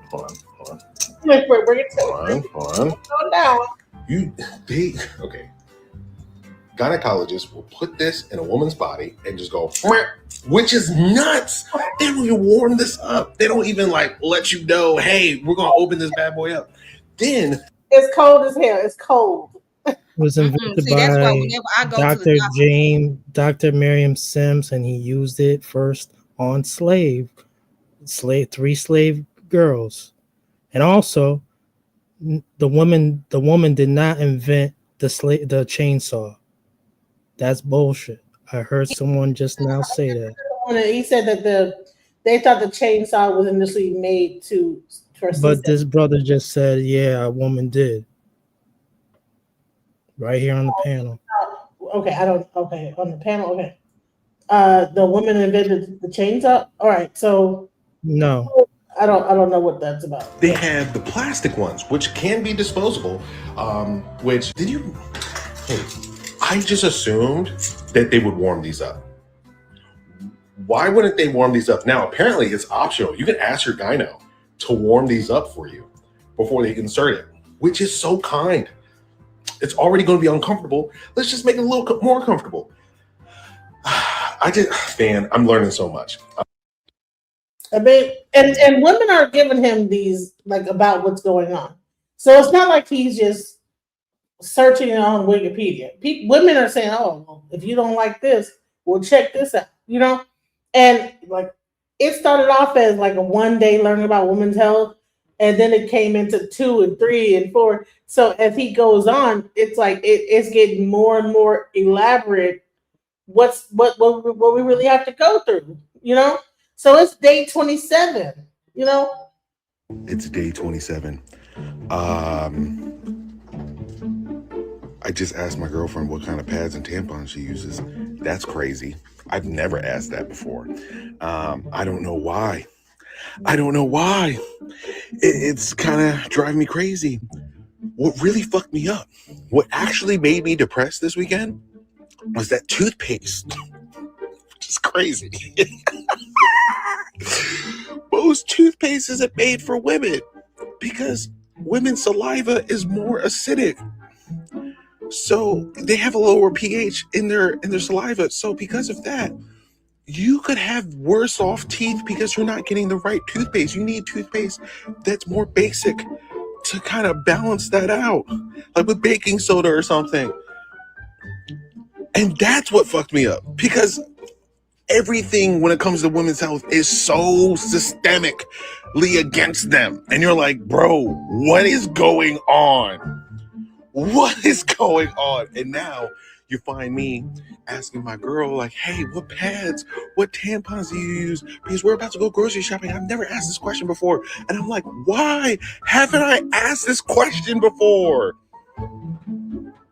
Like, I'm so mad at myself for not, like, I've been blind for so many years. Like, and people keep asking me, like, how long I'm going to be doing this series. I don't know. How long am I going to be flabbergasted about all of these things that we're not all seeing? And that's the bottom line is that, I mean, do you even know that like even menstrual pads like have like toxic like chemicals in them that can cause like infertility? The actual pads, and then don't fuck around and put a tampon in, has even worse stuff in it. And your girlfriend will say, hey, go buy me some pads, right? You have no idea that you're giving something to her that will infertile. They just now started to like find out ways to like not do that, you know. No. That has been going around for a minute. and that maybe even since the 80s, maybe if not before that, that was giving women toxic shock syndrome, right? And so we're not gonna play this one and give this man no credit for something that went all the way back. Toxic shock syndrome was not nothing new. So we're gonna again, when we say the ball was dropped and then they played it over, because at one time pads were something that came with garter belts in a box. And then again, when we talk about what is today from yesterday, and we talk about etymology and actions and wordplay and all these things, again, this is why when we talked about the library had facts and fictions, and they burnt a lot of those books, right? And that's why the library is just that. Some of it was lies and some of it was truths. You see what I'm saying? And so you have to go with the etymology of that, right? Those dictionaries and then those encyclopedias, right? And so everybody has a book in them, and that's a thought process again, indeed. So we have to also know that sometimes they say a hit dog a holler, but anything a holler if you hit it. Let's be truth. All right. So I got a message in the background saying that you're a man that should know about women's health. Every man that is straight, okay? Just like, do you know that most gay men know about like how to be gay and deal with the booty crack? You know what I'm saying? Know how to get it in with the booty. You know what I'm saying? But only our men don't even know about the vagina all the way through to know, like, oh, okay, well, this is what's going on. This is when she's on this. Oculus, can you explain? Can you talk about like men and how your man don't know about the pussy? Honey, I don't have a man. I don't have a man to know about no pussy. So I don't have a man. So, but Oculus is married. Do you know about your wife? You know, do you understand? You as a married man, do you understand like her cycles, things that are going on, and are you very aware of your wife and what's going on? Give me 1 second to respond. Okay, I'm gonna play this other one right here while he's doing this. 32. I've just been so fascinated with what I've been learning recently, which is Ehlers-Danlos syndrome, or EDS for short. Let's address the elephant in the room. The sunroof is broken, okay? My friend's letting me borrow a car, and I'm really happy I have a nice support system. But this, hilarious. So basically, EDS is a genetic disorder that affects your collagen production and basically, it affects your connective tissue, excuse me. Basically, what's interesting about it is that it like affects all your joints, all your skin. It can affect your veins, your vascular system. It can affect so much. And a lot of people who have EDS that I've seen, because there's 13 subtypes, can become hypermobile, have fragile skin, can bruise easily, heal slower, and on top of all that, have major fatigue, which makes sense because if your joints are always like hypermobile, right, and just loosey-goosey, it means the muscles around it is just going to have to like work harder, right? So, and this affects 1 in 5,000 women, supposedly. I think it affects more just because of the fact that, like, if you have women surrounding you on a regular basis, it just doesn't make sense why so many women are so fragile. But, like, why is this not addressed more? I don't know. Well, I know now. It's the patriarchy, but that's besides the point. The point is, it's day 34 looking into women's health. Hey, What I'm can I say learning something is real just quick? I can talk real how quick. many gaps. Do blame patriarchy. God. So in regards to the woman's health and in regards to the video, there's something called glycate or it's called glycine. You could call it either or it's something called NAC. right? NAC and glycate is a combination to fight off oxidative stress. Oxidative stress is brought about when one cortisone levels go through the dang on roof and you start to stress out. So what happens is if a woman don't want to age and she want to age slowly and gracefully, forget collagen peptides 1 and 3 or 2 and 4, forget that. Get on some NAC, you can look this up and look up glycine. It will help the body produce glutathione. Glutathione is what kills off oxidative stress and you will slowly age. Y'all can clearly see my photo on this screen right now. I am 51 years old, but I look like I am 28. Look, if you put in on the chat right now, I don't know how you do it, like the internet stuff like that, but you pulled up the word that I had told you. Look up NAC and glycine and look up what it produces inside of the body, because as you age, your body stop producing glutathione. Now you hear about girls going and get, or men going and get, oh girl, I'm gonna give me some glutathione shots and some vitamin C and some some biotin in my blood. Let's go. Okay, yeah, that's fine. But you want to take the building blocks that creates the natural glutathione in the body, which is NAC and glycine, or you can call it Glynac. It's the same thing, and you will slow down your aging. It's not about drinking water and taking hyaluronic acid and taking beef, the broth from the beef. Please, if you look up what I'm saying, you will see it. Look up a guy named Chato Tan. This dude is almost 70 years old. If you pull a photo up, I'll spell his name is CHAUNDO and put up 10. It's TAN in his last name. He's 70 years old. If you look at a photo of him, you would think it's fake. 70 years old, he looked like he's 19 years old. That's where I learned it from. Oh, wow. That's interesting. If she can please pull it up and just read it. Please just put in NAC and cysteine. I forgot what's the acronym. I forgot how to say it, but it's called NAC. When you put NAC in, it's gonna automatically pop up and say Glynac or glycine. Is that a combination of killing oxidative stress by way of glutathione? Most of us do not have adequate amount of, and ever since I've been talking, I've been dealing with chemistry. You see, look that up. It's gonna blow y'all minds. All that, see, you get older, you start losing collagen, and that's why your skin get wrinkled and blah, blah. Yeah, that's good, but that's on the surface. Okay. Do you believe in eternal youth without cosmetic surgery? Well, yeah, there we go. Oh, my bad. I forgot I was unmuted. Go ahead. Right, so this is Chando Tan, right? Yes, ma'am. That's exactly who he is. Yes, ma'am. He's a Singaporean.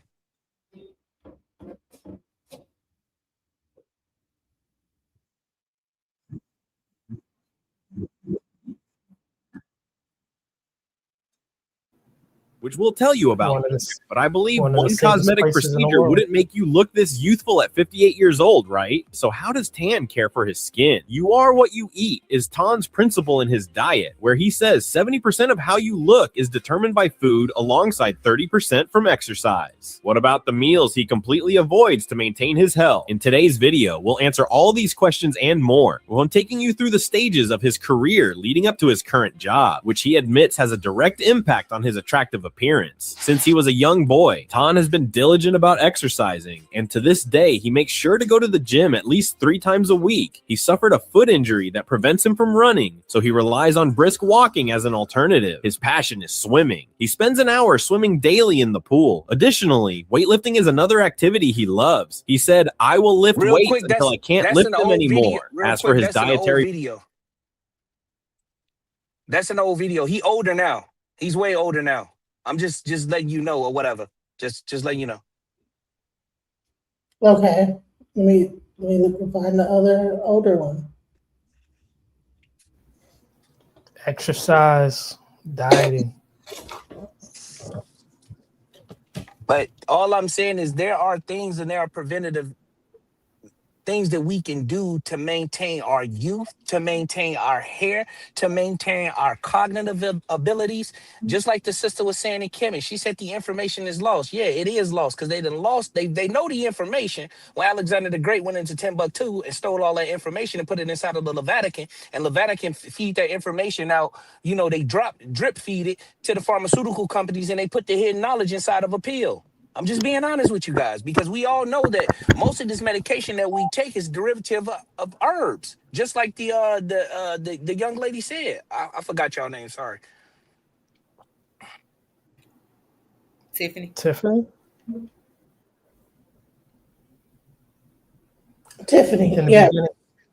In the beginning of the program, within the first 20 minutes or a half hour, we were discussing about disease being the number one enemy of the world. And then it became like, I'm losing weight, I lost this weight, and let's bypass the whole weight subject.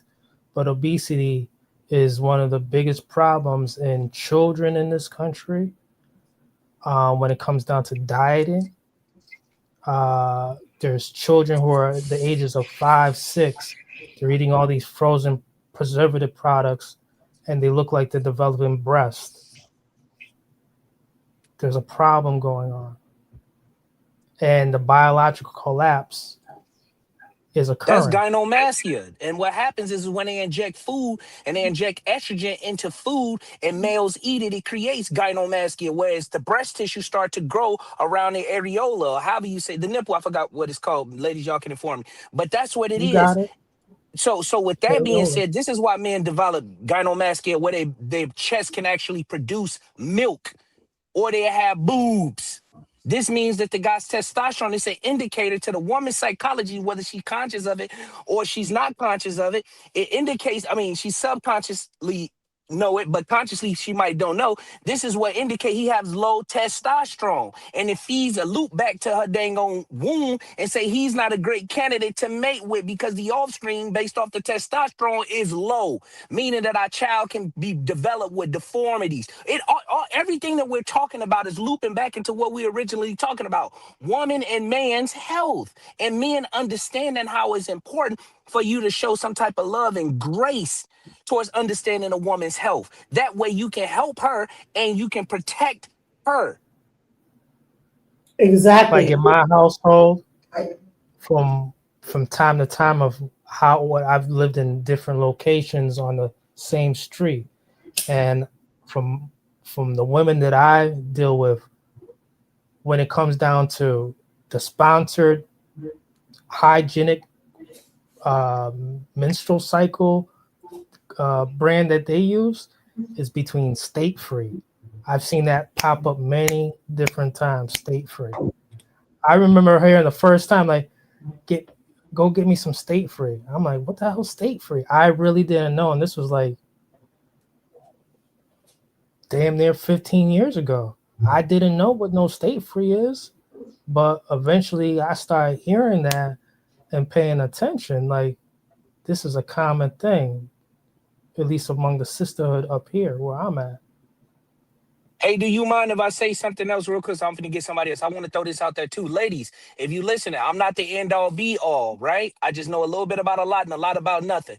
In regards to somebody in the chat said something about cooking oil, I want to bring to women's attention the reason why when menstruation takes place, you guys maybe or may not, some women do, maybe some women, they get irritated, their personalities go bad. We're going back to chemistry. What happens is most of these foods are saturated in peanut oil. Peanut oil is heavy in copper.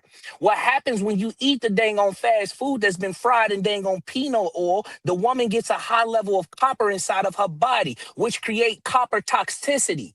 And with copper toxicity, you will seem as if you ever seen a person with copper toxicity, especially a woman, even if she ain't on her menstruation, but it usually happens when she's on her menstruation, she will be acting like she out of control, like going crazy out of her mind.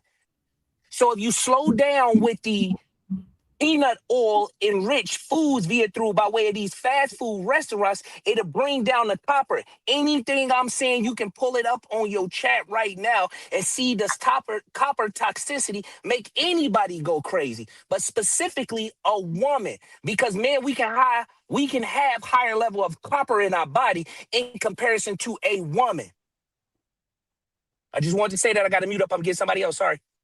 But you know what? Also, they say that copper is the reason why your hair grows gray. So if you have a copper deficiency, so I think that a lot of people are really having a malabsorbency. That's really the problem. Is that whatever they're eating, they're not absorbing whatever vitamins from it. And I can tell you that for my own self. But in the meantime, let me just show you guys this. I'm going to tell you guys my ayahuasca experience so that you know about the ayahuasca. So, hello, guys. And I'm here because let me see.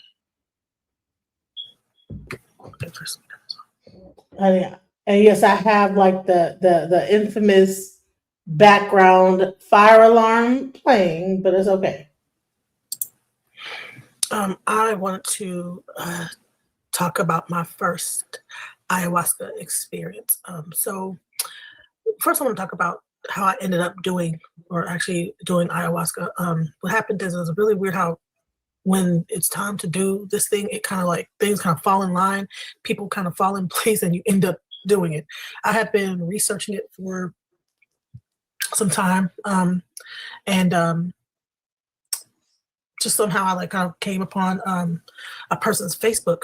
That shit again, please. And saw they had like kind of feathers and everything like that. And they were like kind of and I was like, wow, he looked like an interesting person. And I went on his page. I had went through his page from another person's page. I saw a really interesting picture, and I was like, wow, he looks kind of really majestic a person. And I was like, wow, it's pretty cool. So I went on his page and I added him as a friend as I like kind of looked through his pictures, and I was like, wow, he has some really interesting pictures. And so I added him as a friend, and he contacted me. And one of the things I kind of noticed is that he had did some ceremonies or whatever. And at the time, I was actually looking into Kambo. And I was interested in doing a Kambo ceremony, but and then I told him, hey, I noticed that, are you familiar with Kambo? Do you know anything about doing Kambo ceremonies? He told me he was a medicine man, and I asked him about Kambo, and he said yes. And so I was like, yeah, okay, I want to do it, because I heard that Kambo had some medicinal properties that help you get over like childhood trauma, things like that. So that's what I ended up doing was asking him, did he administer Kambo? So that was the initial goal, was to do a Kambo ceremony, get rid of like whatever toxins in my body, and because apparently it helps you with toxins, it helps you with negative energy, things like that. I suffer from high blood pressure, and so I was like trying to work on that stuff, like the high blood pressure, because it gets rid of like fight or flight stuff. So initially I thought that the ceremony was not going to happen, because it was kind of like last minute when it finally started to like come together. And at first it was going to be at my house, but then we ended up having the ceremony at a different house. And one of the things that happened is that, okay, anybody that knows me knows that I practice Ifa, and I threw to my ancestors before I did it, and I got the okay to go. So the okay to have it at my house, and the okay to do it. And when my Baba found out that I was going to do it, he kind of said, well, you have to ask Ifa. He was like, you can't just do something like this and not ask Ifa before you go ahead and do it. You should get the Odu behind it. So kind of came up like that my reading was around the same time. And so right before the ceremony, I was told what my Odu was, and that, I was not to actually do the ceremony, that I should not take any Kambo or any ayahuasca. But my main reason for doing the ayahuasca, the reason why I was going to do it, was because I'm trying to deal with some health issues and get over some personal trauma. So I kind of, even though he said I shouldn't do it, I kind of felt like, well, I kind of feel like I wanted to do it, even though, because I was like, well, I really want to deal with this issue, and the issue at hand was like alcoholism, it runs in my family. It's been prevalent in my family, and it's something that I've dealt with over the years. In different levels of alcoholism. From being a severe in the past, and then kind of tapering off, and then wanting to finally get to the point where I'm not even wanting to drink alcohol. And I noticed that sometimes I've figured out that if I just wanted to be able to just not even drink any alcohol at all. So this is one of the reasons why I took the ceremony. Like I really wanted to do the ceremony, and also to deal with blood pressure issues, things like that, get rid of like the waste in my body. If I'm going to be doing like work for people as a priestess, I would think I would need to get rid of certain things in my life, as far as that, that are inhibiting me. So being told, oh, you shouldn't do it. I was like, okay. I was disappointed in that because I was like, okay, well, and part of me kind of was relieved because I was kind of scared to do it anyway. So what happened is that the next day I got a call saying, okay, the medicine man is here, and the friend who I had invited to come, she said that she still wanted me to come because, to support her, So I said, okay, I'll come along. In the back of my mind, I knew I probably would still end up doing it because, like, I was like, okay, something just told me you're gonna still end up doing this, even though. So I like threw again to my ancestors, and I said, if the opportunity arises where I'm supposed to, to do the ayahuasca, should I do it? And my ancestors said definitely yes. So I said, okay. I got the clear, and I said, okay. So I went out to the home where they were having the ceremony, and it was a very beautiful home. It was a calm environment. One thing that I did notice that happened is that the lady that was there, she practices Ifa too, and she kind of approached us and was like, okay, and I was like, oh, we had like a weird exchange at first, but then her energy eventually changed at some point too. So, and it was like a positive energy.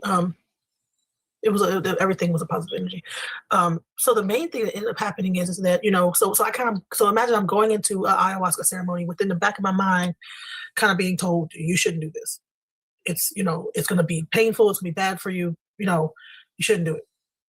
So that's a very tough way to go into a ceremony like this because you're going into something unknown and, and so I'm thinking, you might come out of this and lose your mind, So I'm like, okay, well, but I was like, okay, well, so when we got to the point where he was about to administer the rapé, and then the rapé is the stuff that they put up your nose, and it kind of clears your mind out. I was like, okay, I think I'm really about to do this, So okay, I'm about to do it. So in the back of my mind, I'm thinking, oh man, Ifa said I shouldn't do it. Ifa said, I mean, I don't know, like I was told, like Ifa says that, no this, no that, you shouldn't do this.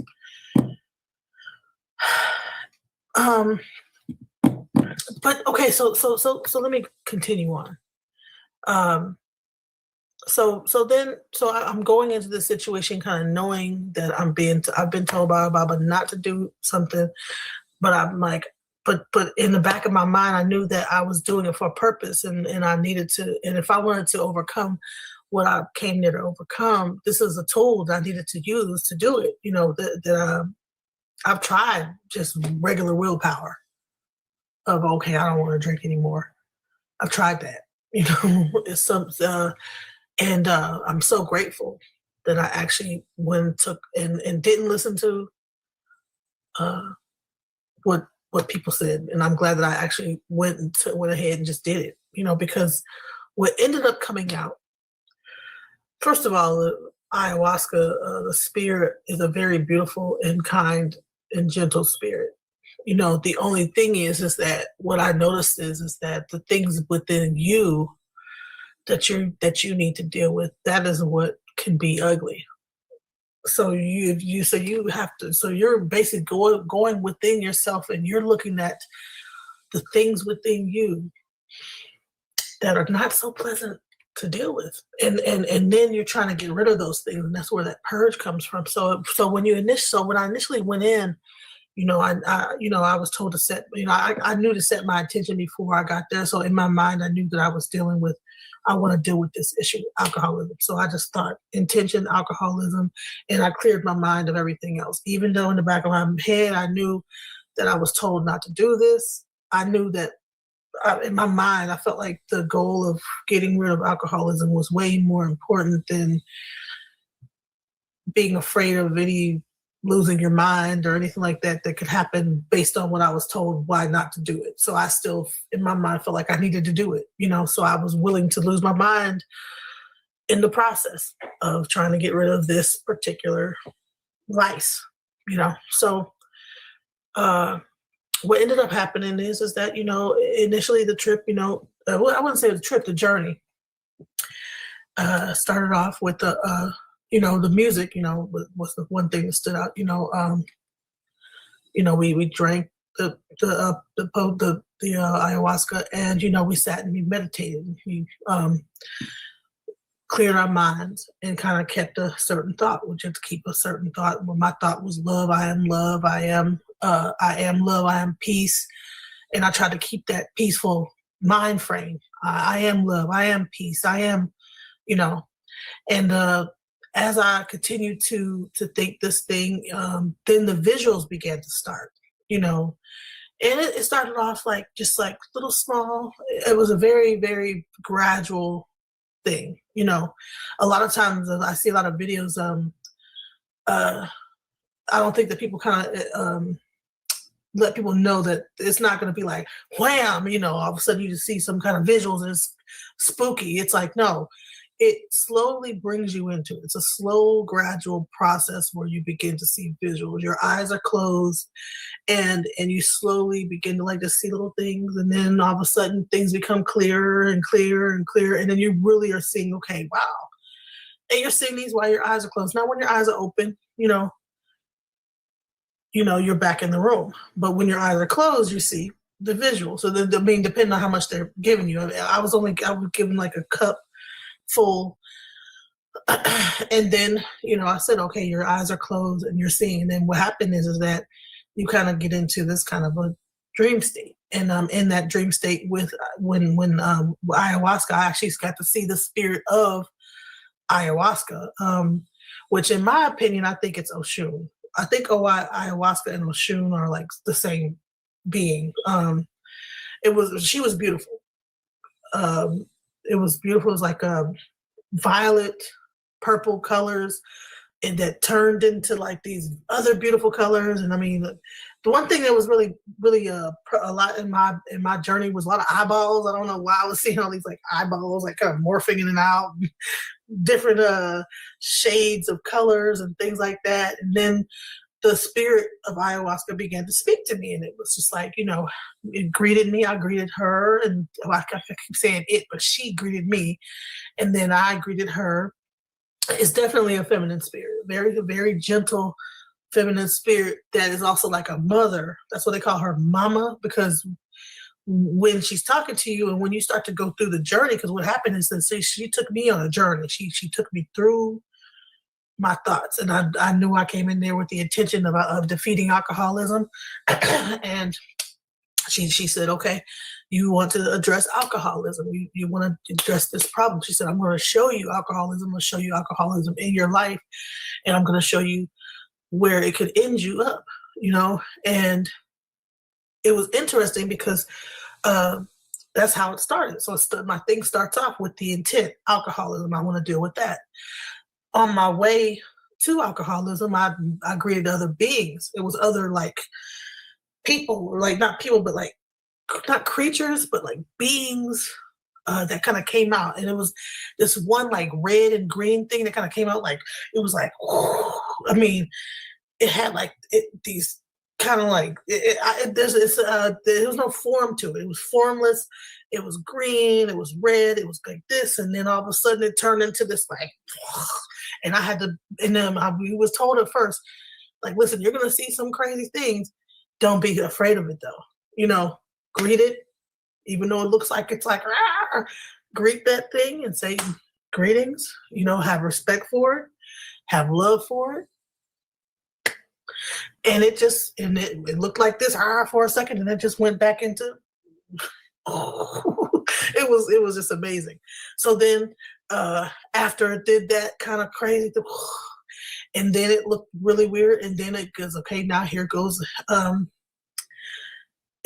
visuals again then turned into like kind of like me, and it showed me all battered and bruised. And I think this was me when I was in my accident. I was in a car accident where I had a flip over car accident where I had actually got this injury, and I actually saw myself like from the outer perspective looking down on myself when I was in that wreck in the hospital.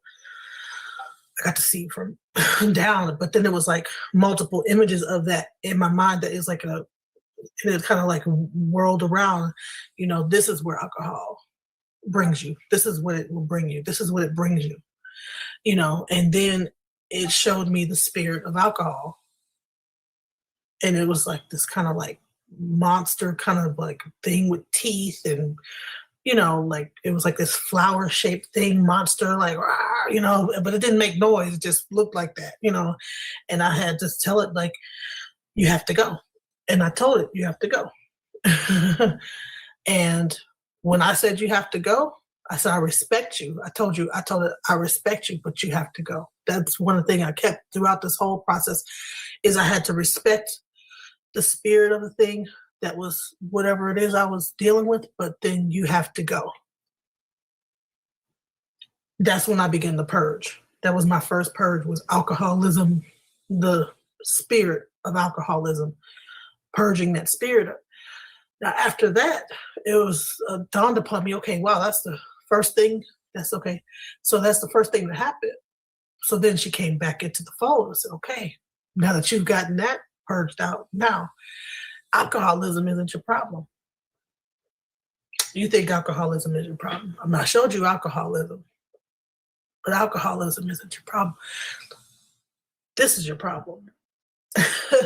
And that's when I really began to have a journey. The next image I saw was it was like this like ball of flesh with eyeballs in it. It was really disturbing to see. And I noticed that these were like babies. And what I realized was that, man, these are my babies. Like I have had abortions, and I've had miscarriages, and I've had abortions, and I think to some point I realized that I had never forgiven myself for aborting my children, and this was like an energy that this thing had been, and it was like not forgiving yourself. These are the things that this is your problem. Alcoholism is your problem. This is, it was, and I got to see that, and I said, wow, and I had to bathe, and I started crying. I was like, man, and I cried, and I was like, I'm sorry, and I was more sorry that I didn't allow you to live, and then I had to say, I'm sorry that I didn't forgive myself for hurting. For getting rid for what I've done, and then I had to like tell it, I had to let it go. I have to let you go,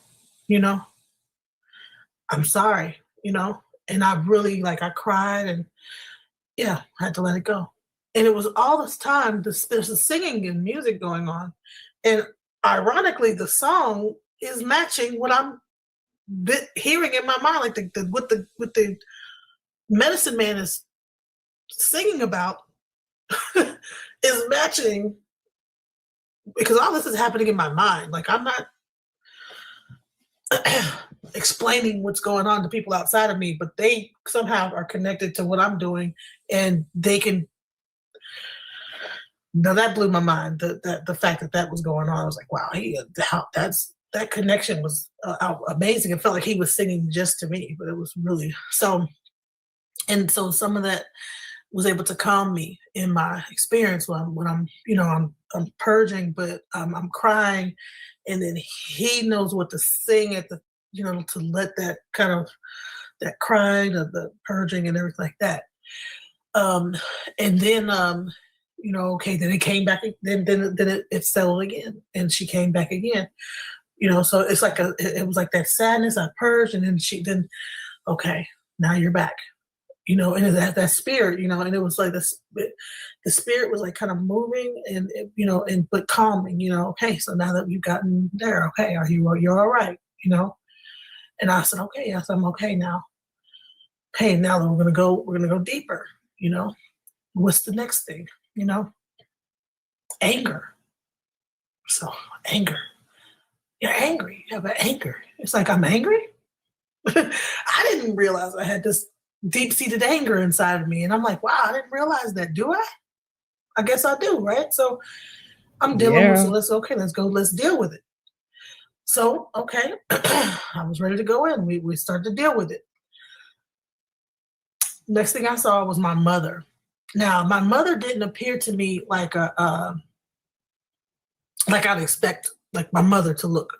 She appeared to me like, I was like, I knew it was her, but it wasn't her. But somehow I knew the energy that was my mom. I was like, Mom, you know, and she was this beautiful, like, being with this blue dress on and like this kind of light coming out of her, but like she didn't look anything like I remembered her. She's like a white lady with or like some light being. It wasn't white, but like light coming. It was, I can't explain it. It was beautiful though. But I was like, Mom, you know, she said, yeah. And then I had to deal with it. I had to say, you know, I think I'm like, you're angry at her. Something told me you're angry at her.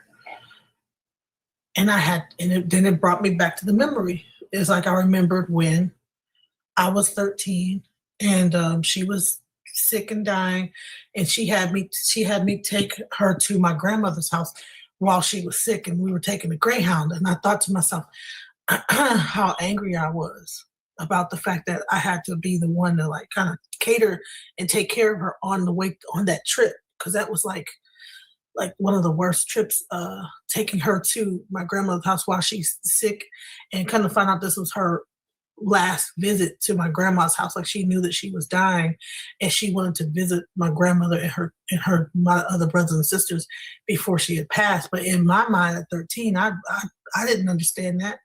And I didn't even realize I had harbored emotions deep inside, like, from this, and this was making me angry.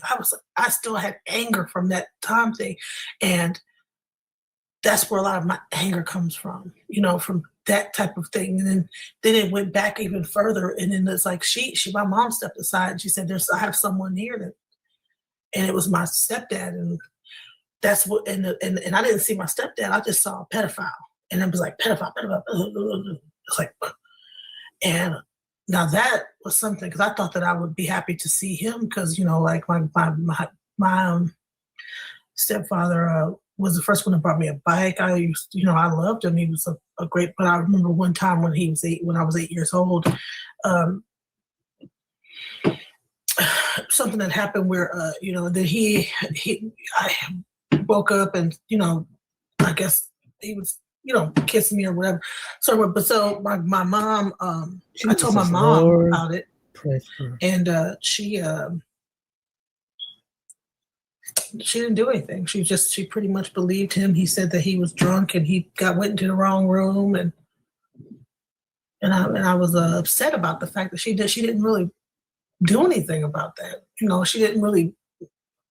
There was nothing that came out of it. It was like no argument, nothing. It's like, oh, she just went into the wrong room. And I remember as a kid, 8 years old, but the things kind of went in chronological. They went down the line chronologically late.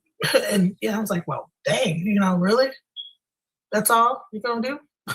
You're not going to argue with nothing? No, you're not going to say, hey, maybe don't drink so much or something? You know, he apologized later on, but yeah, I was kind of angry. Again, anger. I wish I was there to protect you. And I didn't even realize that in the back of my mind, I looked at him like a pedophile. I didn't know that, because I thought in the front of my mind, because I've seen him later on in life, and I was like, you know, hey, and I was happy to see him, but in the back of my mind, I had anger towards him. Didn't know I had that, you know. Hey, So real quick, can you pause it real quick? These are things that's like subconsciously get stored in your brain, and you have no idea they're there. Nope. So the next thing that happened is He might not that be at the computer. Yeah, I'm He here. is at the computer.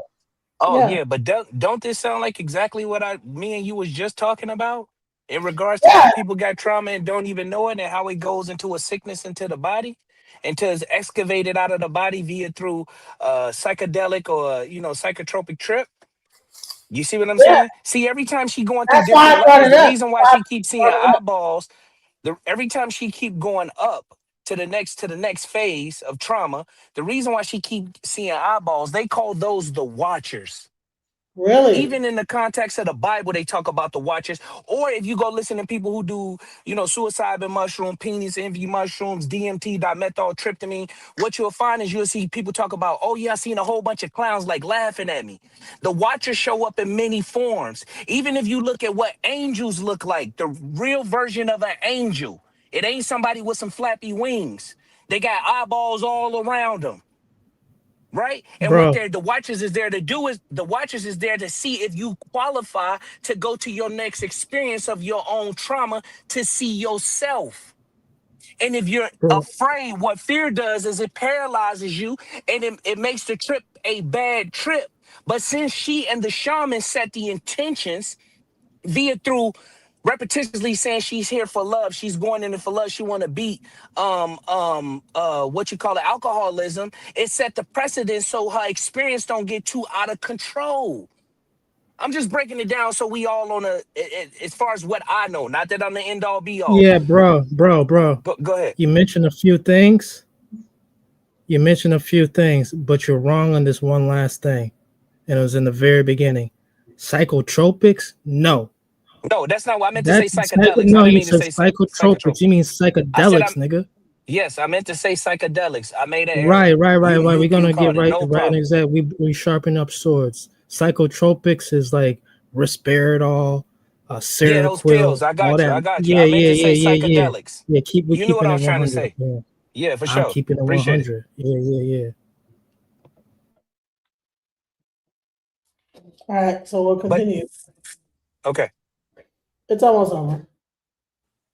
I dealt with another issue that happened when my mom. It was another situation where I had gotten molested, and my mom, once again, I was angry about that. I didn't realize I was angry about that, and I was angry at her because she didn't do anything. Once again, it was kind of just blown off or just don't go around the corner. I wanted my mom to raise Cain. I wanted my mom to go over there with a machine gun or something. I think because I remember at the time when the response didn't kind of match the situation, like my mom didn't go completely ballistic over this, that I again, I'm like, what's going on? Like, are you serious? And I was 6.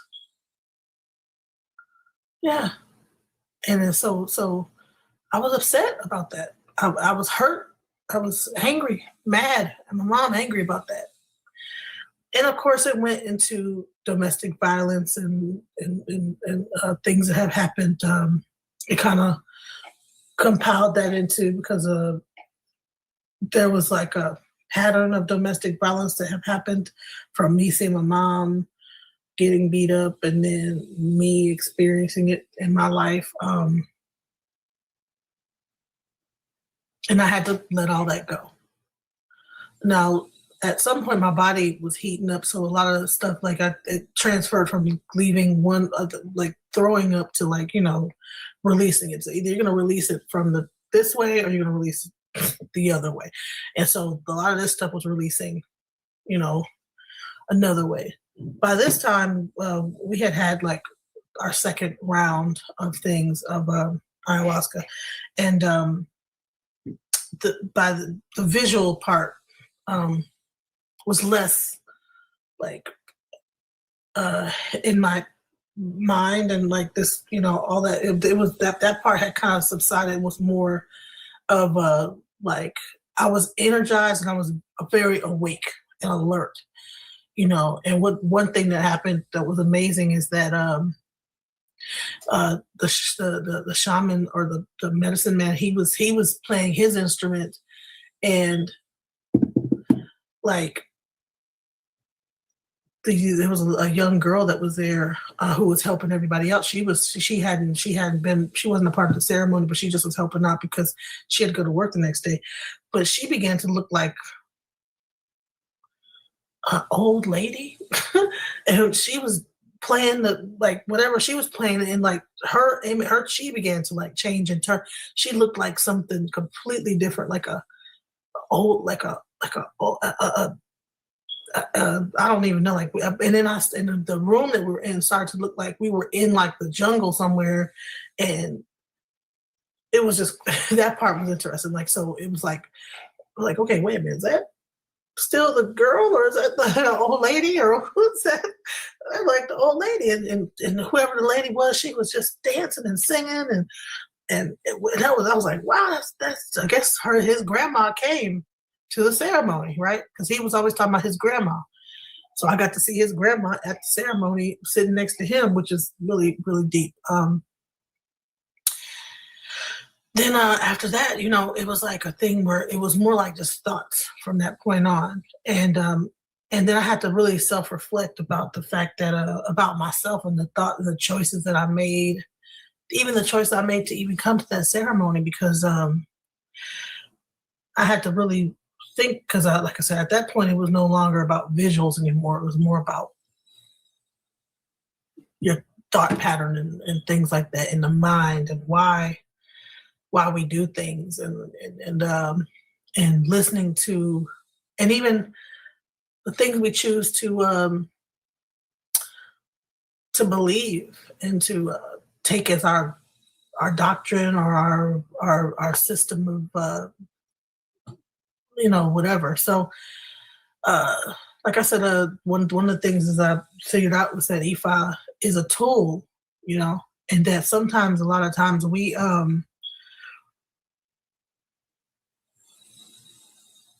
get so enamored with Babalawo that it begins to rule, like that we begin to forget within ourselves, like just to make decisions. Like, okay, listen, you have God within yourself. You are God. You are one with God. A lot of these things you already know. Even when the Babalawo tells you the stuff, you pretty much already knew that already. Like he's just reinforcing what you already know. Like you already knew that.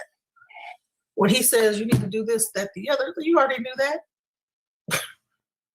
You needed someone to verify what you already knew, because you have a problem with understanding yourself and respecting yourself, and having enough.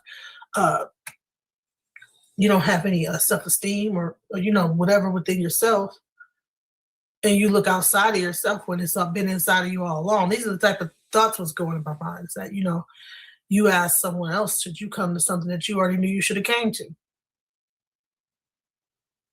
You asked, you already had a confirmation in your heart and your spirit. You already knew you were going to do this. It did not.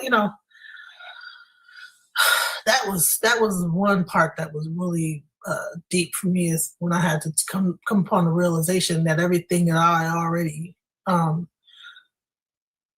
that I didn't need anything outside of myself, that I already kind of have it within myself, and that the mind, and we're all one and with God and one with each other, and that there's nothing that you really don't know, because if you actually think hard enough, you'll figure it out. If you want to do something, you don't have to ask somebody else, should you do it or not? You know whether or not you should do something or not.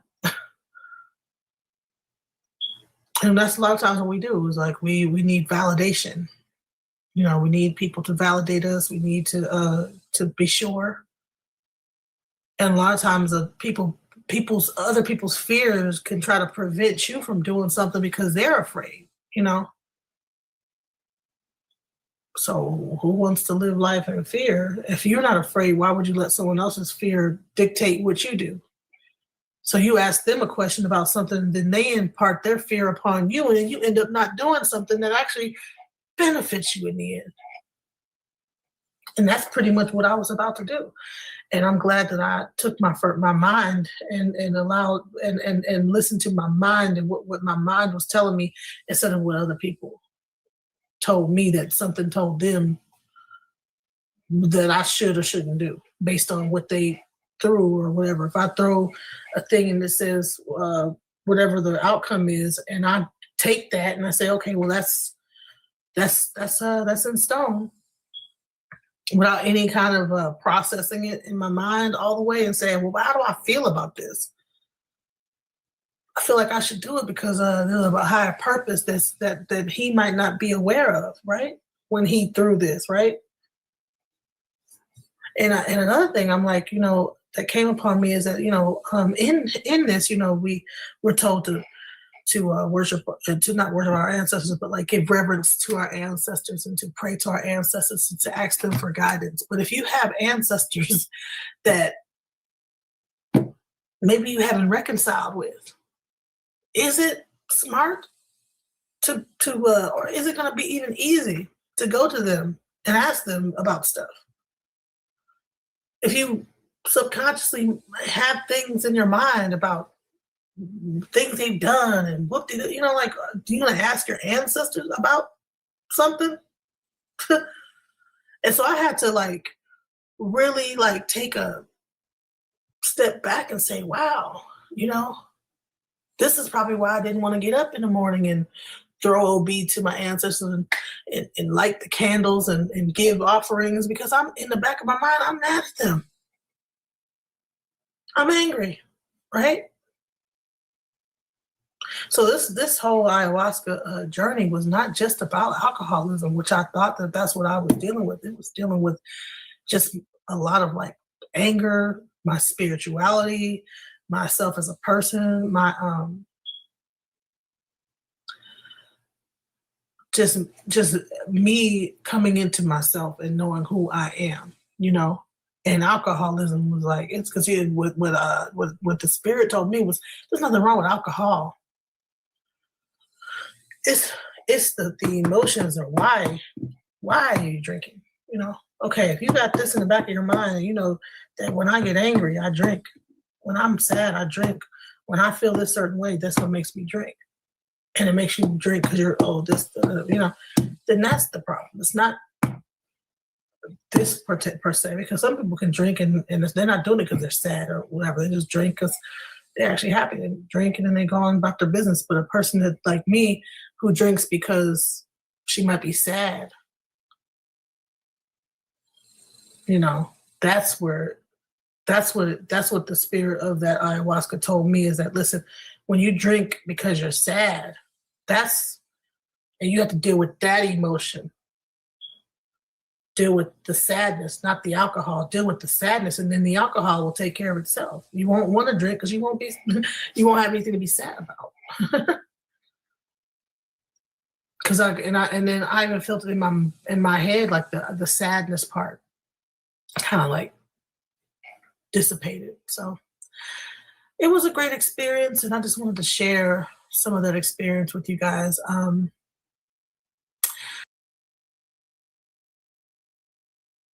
Like I said before, if I could go back in time to where you were at, I would protect you. But at the same time, I see where you're coming from when you have these stances on men. But where the fuck were these ladies at to protect you too? This shit is weird as fuck. The whole neighborhood needs to be burnt down. That's how I look at it. So why didn't they get that man? Why didn't they counsel your mom and be like, you know what? That's not right. Burn that whole fucking neighborhood down. That's the shit I'm on. Well, honestly, the way it kind of went down was, it wasn't like everybody knew, nobody knew. He was looked on like a stand-up guy, But even now, I'm not mad at him. I don't have any anger towards him. I don't understand. I still don't understand what was going on. Why? What was in his mind? He told me It was about like, he thought that he was in the wrong room. He wasn't in the wrong room. He knew he wasn't in the wrong room. But he had a certain love for me that was really strange. You know what I'm saying? But and even up until the day that I was 21 and I finally got to re-meet him again. He died about a week. I think he stayed alive just to meet me again. And I said, hey, I'm saying, hey, I met him. And then he died a week later. So he had Did tried anybody? to Oh, I thought you were saying sorry. contact me while I was in Ohio because, my father died when I was 6. And then my mom died when I was 14. So I got brought to Ohio to go to school. And he had tried his best to try to keep me as his child. And then, he continued to try to call and keep up with me. But my family made it so that, no, you can't talk to him. So when I got stationed in DC and I was like, out at the club, I ran back into the family and then I ran back into him. And yeah, so. You used to live in Ohio? Because I used to be out there in Cleveland and Shaker Heights a lot. Yeah, I You went to know what school Shaker at Heights is?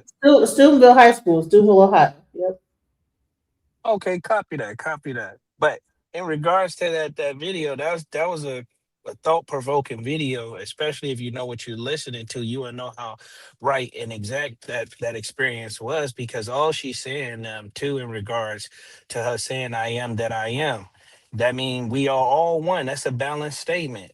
Right. And when she said it was already in you, everything that you needed to know is already in you. She's absolutely right. Let's look at the DNA and the RNA. In between the helix of a DNA strand, you got codons. Codon is locked information, supposedly is locked. They call it Jacob's ladder, right? So everything that has ever transpired in this multiverse, omniverse universe is encoded in everyone's genetics. So you know the answers to all your problems. Sometimes you do have to go on a spiritual journey or an awakening so you can be reassured, so you can remember. So I agree with her 100%, even though I didn't go on her personal journey. I just listened to it. But I agree with her 100% because a lot of that stuff that she's speaking about right now is hidden information, right? That's all I'm saying. I appreciate you playing that video. Thank you. Well, thank you. That video was the first video on my channel. And How do you not feel about people peyote? actually have had the time to go back all the way. But I haven't done peyote. I've done You out there too, masculine. You are in those same locations. I've done mescaline. I've done acid. I've done what's it, MDMA. Yeah. But ayahuasca, in your opinion, was the most revelating. Ayahuasca was June 20th, 1977. Okay, you mind if I do something for you? It's not about what month, it's just a day. I just give you some things that I'm into. I'm heavy into numerology. So numerically speaking, you are number 2. You're very compassionate, loving, and empathetic. But usually number 2s let people take advantage of them. And that's why you revert to being super petty, tit for tat. Also be very, very careful with your stomach. You're going to have stomach issues. Stay off of spicy foods. Stay off of alcohol. Your heightened awareness of psychic abilities will enhance if you stay off of these things. Your reality is predicated based off your large and small intestines. And since you are a number 2, you're ruled by the gut. Also, it's very, very important financially for you to work with children. This is where you get your healing from as a number 2, because again, I'm heavy into numerology or numerics. If you work with children, you protecting children will vicariously heal the kids, but vicariously heal you. Because you have a natural affinity for children and children have a natural affinity. Are you sure it's a 2 and not a 5? Yeah. You say you born June 20th? June 20th, 1977. Yeah, you're number 2 because 2 and them 0 birth equals charts, 2. Check them birth charts, bro. Yeah, so you're Check number them 2. birth charts 100%. again, bro. Nah, just stop repeating it, please. I can hear you the first time. Yeah, you are a number 2. That's what it is. Definitely a number 2. You're on the 20th. So 2 is no number in the reality greater than 9 and no number less than 1. They all can be simplified back to a single digit number. So this will make you a number 2 because you're born on the 20th. 2 and 0 equal 2, which indicates that the reality works off trinary computing code. But again, if it's a little, I just wanted to figure out. Go ahead. The reality works off trying. I can't do it. I got somebody getting in the car. Sorry. How you doing? You Lauren? You Lauren? Okay. How you doing? Hey, how you doing?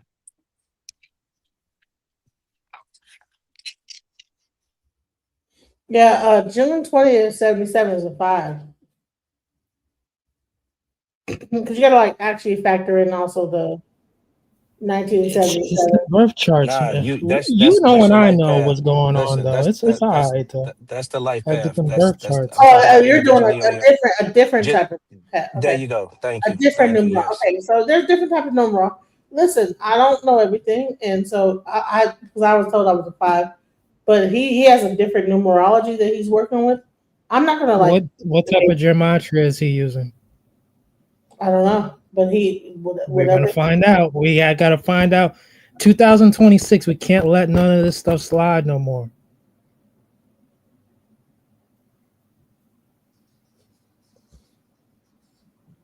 Well, he's like he has a person in his car. We don't like the. I know. Yeah, it's good. It's good. Good. Get his money. The holiday season. I feel.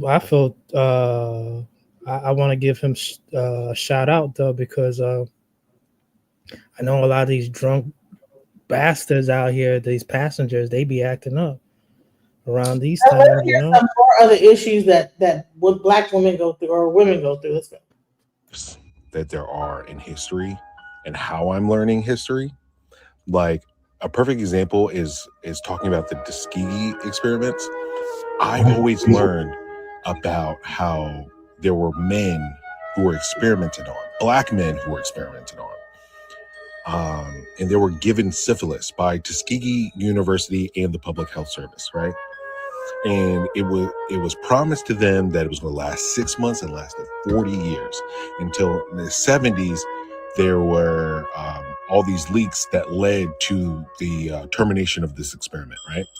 What is crazy to me is how I just didn't know that 40 of these men's wives were also infected with syphilis. 19 children were born with syphilis. And it's like, how did I not know that? How do we just not know these things? It's day 34 looking into women's health. During the Victorian era, doctors would diagnose women with hysteria for just about anything. Literally anything. If you had seizures, if you had back pain, if you talked out of turn, hysteria. If you had insomnia, if you had like any bodily issue, hysteria, which was really bad because at the time they would literally paint you as crazy. And they would try different ways how to solve this through like shock therapy or like dousing you in ice baths, hypnosis, or pelvic massages. They would give y'all a happy ending, which is insane. That debunked diagnosis, by the way, lasted up until the 80s. And this was all to fundamentally control a woman's body in so many different ways, either her mind or her spirit. It's crazy. This is why I'm partnering with Bellesa, a company that prioritizes a woman's comfort, pleasure, and health. Everybody who signs up for my giveaway can get a free Rose suction toy with their... It's day 37. It's crazy because I thought I knew about the pink tax, right? Like the pink tax is this like gender-based system of pricing for different products, such as like razors, shampoo, clothing. Like for example, if you go to a dry cleaner and you get a shirt washed, a men's shirt, then if you get like a women's blouse washed, same material, it will cost $1 to $3 more. Shampoo will cost like a couple dollars or a couple cents more. Razors, same difference. Toys, if they're just in pink, they'll cost more. You can look up this study called Cradle to the Grave. Wait, no, it's Cradle to the Cane. That's a movie.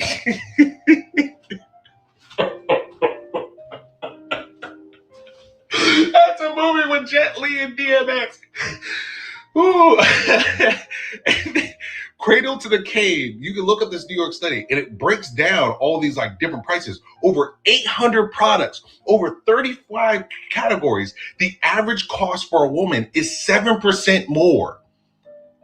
That's wild. Yo, it's just so funny because like men always complain about women being so expensive and like dating is just so expensive. Just fight for women's rights. Like I never knew.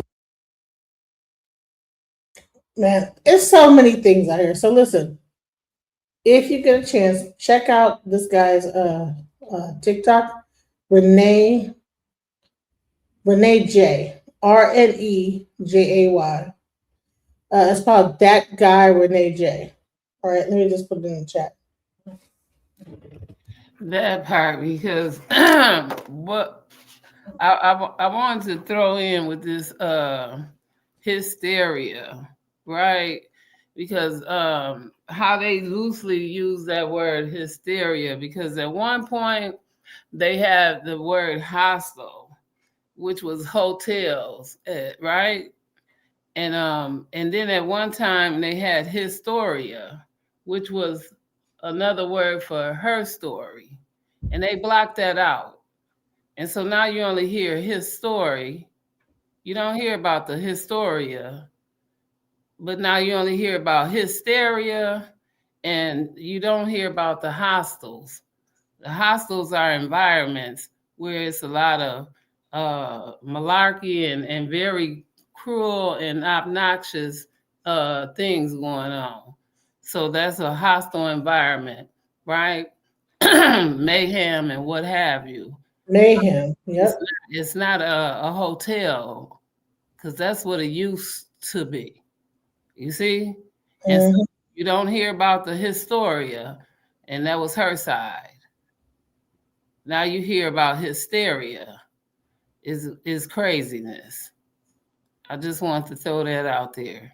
Because again, when you get to the libraries, you had facts and you had fictions, and they threw all that away. So those lies no longer exist, because those were some of those facts, because everybody had a story. That's why in the Bible you had the First Testament, and then you had the Second Testament, and then you had your testament. Right, and then when you got to church, everybody had a testament, right? A testimonial. But man, words really sorry to cut you.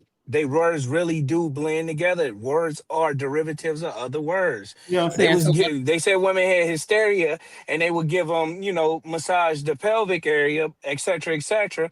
But then when you get too old and then they do an investigation on the pelvic area, the vajayjay, then they want to give you a hysterectomy. There you go. This is crazy. Right? Is crazy. When Osculus came in, he was telling y'all, right? Because I said he came in at 3 different dimensions, so we're gonna call it, because the pill was called placebos, and a placebo was just a sugar pill, right? Because when they couldn't figure it out, they just gave you a sugar pill, right? And that was just a made up prescription, if we will. You see what I'm saying? So we got to rock with, meet people where they at, because if we wasn't there, you can't say they was lying again, because I came precept by precept, a little here, a little there, right? It just like he did, right? So I don't know where he came in at, but he came in from somewhere, and I came in from a little bit of everywhere. But where we end up is where we at right now, and we just trying to build and teach everybody. I'll end with that. Amen. So listen, this is my godmother, Chief Yandaya. She is an Incan shaman.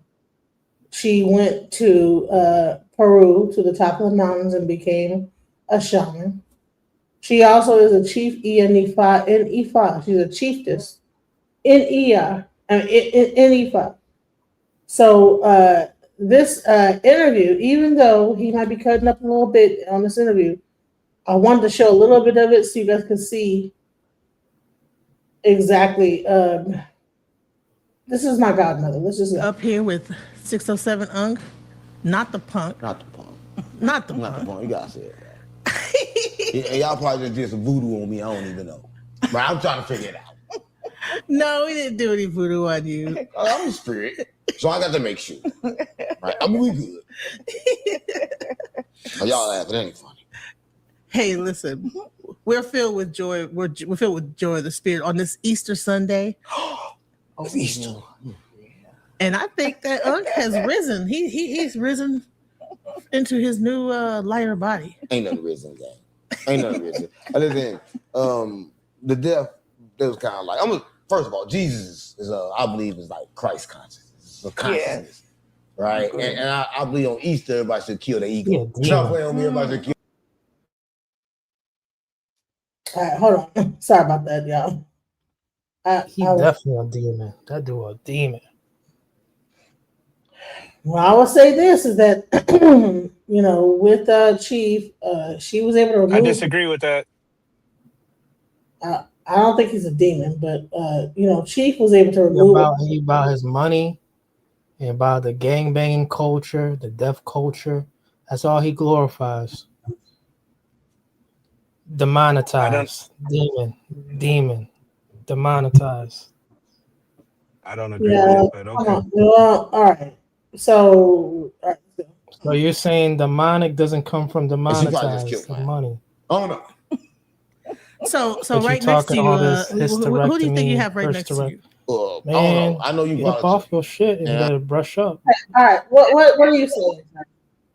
Because I'm trying to play this video. What are you saying? I just said, man, he a demon.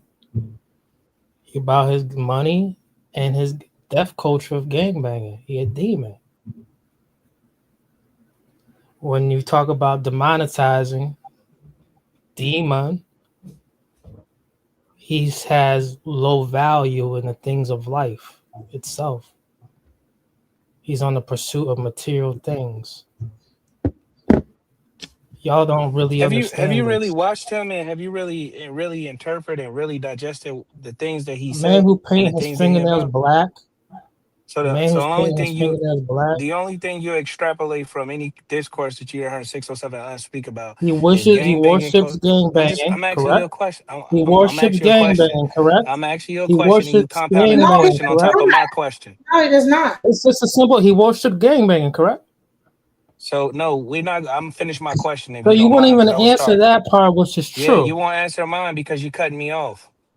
Obviously, I have watched him, so yes, he worships gangbanging, correct?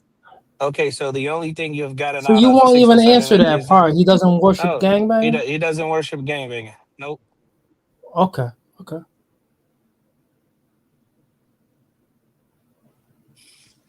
I'ma just speak to the ladies. That's what I'm gonna do. You can speak to the ladies, faggot. That's fine. What you gonna say to him? Now listen, that just showed me your level of intelligence, man. There has to be other terminology You call him a that you can use to faggot? express yourself. That's exactly what he said. That was exactly what he cigarette, said. I hope, right? I hope he was calling you a cigarette. I don't understand what the issue is. Why can't you control yourself, sir? Right. That's a mental issue. That's a mental illness. He was calling me a cigarette. We gonna allegedly because using that word can get this whole channel kicked off. Exactly. So we're gonna hold so you. it was a cigarette. Yeah, a cigarette. Yeah. He was talking about the cigarettes, but yeah. So listen, I'm gonna say this is that people that's narcissistic, bro. You don't know everything. Yeah, he got main character syndrome. That's all it is. You don't know main everything, character syndrome. You don't know everything. Let me get back to what I was playing. That's crazy. I know that she don't talk much, so she ain't said much. I don't know who she is. No, I don't know. So this is my godmother. Chief Yandaya. Chief Yandaya. And Yandaya means goddess. Goddess. So Chief Goddess. Chief Goddess. Oh, you know why she came from me? Over all the waters. Yeah, why she came from me? She's a goddess. Yeah, why she came. Right. I get it now. So I wanted to introduce her because not too many times do you see a person that's a healer that's able to remove trauma from the body and trauma from the spirit and heart. People don't really get to experience that. She's removing stuff. She just removed that from me. That's why I felt so good afterward. Yeah. Okay. I ain't know that. There's not that you know, especially we don't get to meet our light workers, you know. So I wanted to introduce you to a light worker. Well, you introduced me to it. You told me lay on that table. Where I guess she did the bell, ding ding ding ding ding ding, all that. Come on me. I still hear them bells. Right. So don't Chief, that sound like sound healing? Have you guys talk? So playing that bell? Like, what exactly? That's how did exactly you feel what I was when the watching whole and thing was hear going it. on? At first, I ain't feel too much of nothing. But when she put whatever she put on my forehead, it burned. It burned. But cause I didn't feel no weight or nothing on my forehead. I couldn't tell if nothing on my forehead or not. But I just know it burned. But I didn't feel no weight. So I didn't know if it was something on my forehead or not. And So that's what I was what'd trying you to put on figure his out. forehead? Did you put something on my forehead? Yeah, stone on his third eye. Yeah. Crystal, right? First eye. It's a stone. It's a stone. Okay. Stone. I used to smoke crack. It wasn't that kind of stone. For the people that know, they know. Making sure they know. What did she there put? wasn't Did she no put crack. Oregon on his forehead? It was a different kind Did of she stone. put Oregon on his forehead? Yeah, it wasn't no What crack. type of stone 'Cause did she I put on don't his smoke forehead? Did she put Oregon on his forehead? I don't know. It's she got like some type of stones from Peru and some crystals, but I know there was like a certain crystal she put on the forehead, a certain crystal she put on the sacral chakra, and then whatever when she got initiated, there's specific like stones they give you to put around the belt. Like you make a belt and then it goes around your whole like stomach area. Then there's like another crystal at the foot of your feet. Is that you in the video talking to her? Like in the video with 607? Yeah, Is that you in the background? I'm doing the interview. Oh my God, I gotta get your phone number then. I gotta get your phone number. What that's you? Oh yeah, you I was the one who brought. You really Shimothy. Dang, you really her. Hey, I gotta get your number. Sorry, but you can continue. Go ahead. Okay. All right. So, and then you have you use several like different types of stones. Could you go into that? I put a stone on the third eye, one a heart on his chest, and one on the solar plexus. But I had 7 stones around his waist. They represent the 7 chakras. Yeah. And then I had a stone between his feet to absorb the negative energy. And then you use the sound. So explain what's happening when you're that bell.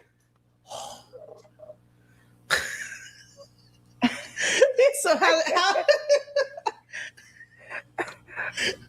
the bell, you still hear the bell? Yeah.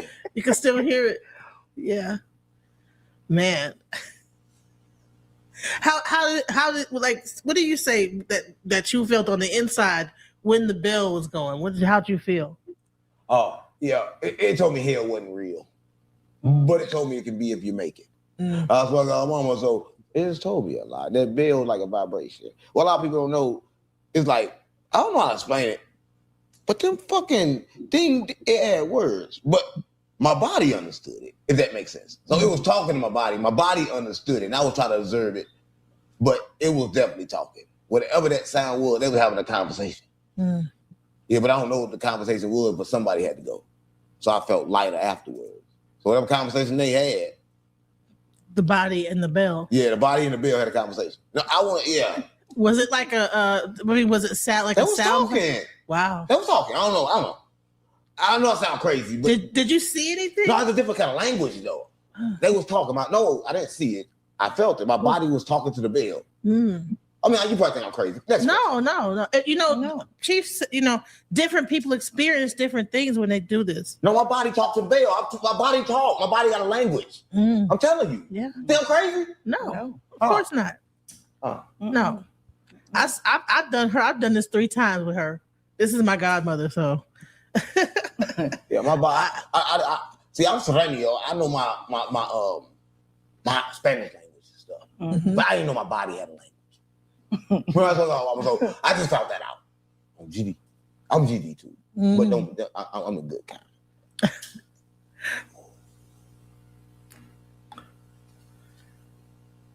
So, Chief, when you're working with the sound of that bell, what is that bell like? And then you have also the shaking kind of thing. That's sound therapy. Sound therapy.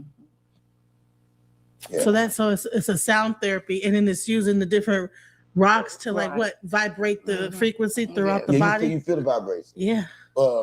Another thing I want to say, like, don't make my body move like that no more. Now I'm keeping it real. Like, she made my body move without me telling my body to move. I ain't like that part. Right? Right? And don't take my voice neither. Because I was trying to talk. Right? I don't like that. They couldn't talk? No, I couldn't. You did say something, but you said something. I told her, and I got to rewind it to make sure, but I think I said something like, I feel attachments leaving. Like, I felt like, what she was doing for me, I felt like, see, I died 5 times. But every time I go, I can't go because I got too many attachments. So what I felt was them soul attachments leaving. So I don't know what nobody else gonna feel, but that's what I felt. Oh, can I say something on that? Leaving. Do you mind? Yeah, go ahead. So it's a famous Stoic quote, and it states, burn your desires out, or your desires will burn you out. Think about that. If the soul is illuminated, illumination is light, light is energy. If one believes in the reincarnation process, eventually you keep coming back so many times until that soul, which is a sun, it actually burns out. We all, and this goes right back into what I was saying about letting go. This is funny, DJ, that this whole time I have been talking and thinking I'm saying some ish, but I ain't really been saying no ish to you. You already know this. I can obviously see this as clear as day. I'm up here using fancy words and woo. I just need to sit back, relax, and enjoy the show because you know what you're talking about. 100%. I got to mute up. Well, people don't think I know anything, so it's okay. Sakina knows a lot too. Sakina knows plenty. Right, Sakina? Sakina, there? Thank you. I appreciate the show. That's why I'm here. But I appreciate you for saying that. Thank you. Sakina can break it down too as well. She can break it down on a esoteric Kemet level. Where I can't. I don't know all the Kemet stuff, but I could just break it down from my perspective, E5. But all this stuff is relative. It all really is talking about the same stuff. But yeah. When she was swiping. With the feather. Yeah. Right? I felt them leave. Now, I felt them when she was doing the stuff, the rocks and all that shit, but I felt them leave when she got the swiping. So that's that combination. Well, hold on. He talks about how the sound was one thing, but then when she began to swipe with the shaking kind of thing. That's sound therapy. Sound therapy. Yeah. So it's a sound therapy, and then it's using the different rocks to vibrate the frequency throughout the body. You feel the vibration. Yeah. Another thing I want to say, like, don't make my body move like that no more. Now I'm keeping it real. Like, she made my body move without me telling my body to move. I ain't like that part. Yeah. Right? Right? And don't take my voice neither. Because I was trying to talk. Right? I don't like that. They couldn't talk? No, I couldn't. You did say something, but you said something. I told her, and I got to rewind it to make sure, but I think I said something like, I feel attachments leaving. Like, I felt like, what she was doing for me, I felt like, see, I died 5 times. But every time I go, I can't go because I got too many attachments. So what I felt was them soul attachments leaving. So I don't know what nobody else gonna feel, but that's what I felt. I felt soul attachments leaving when she was swiping. With the feather. Yeah. Right? I felt them leave. Now, I felt them when she was doing the stuff, the rocks and all that shit, but I felt them leave when she got the swiping. So that's that combination. So that's that. Explain what this feather is. This is no, get that away from me. No, that feather got something in it. I don't know. That ain't no regular feather. It's not. It's the condor feather. You know what a condor is? No, that fight demons. Mm-hmm. That feather, that damn feather, that just fought demons. That's what's wrong. I can't make this shit up. Listen, I can't make this shit up. The condor is the bird that can fly the highest in the sky, right? Oh, it's an actual bird. It's a bird. That's a bird that can fly. It's the highest. They go to where the planes fly. Like they can go up higher than they probably can touch the firmament. Yeah, they're pretty high. They're pretty I mean, they're mystical and they're huge. They're I'm over here getting high too. Right? Never mind me. I'm listening. But aren't they? They're like bigger than eagles, right? Yeah. They're almost like a. They would be. Like Wait, the question becomes: how did they get the feather if this bird can fly that dang on high? They lie. That's the real question. How do they get the feather? Exactly. It's illegal to like that. Yeah, I know. That's why I'm saying that. How do you get the feather?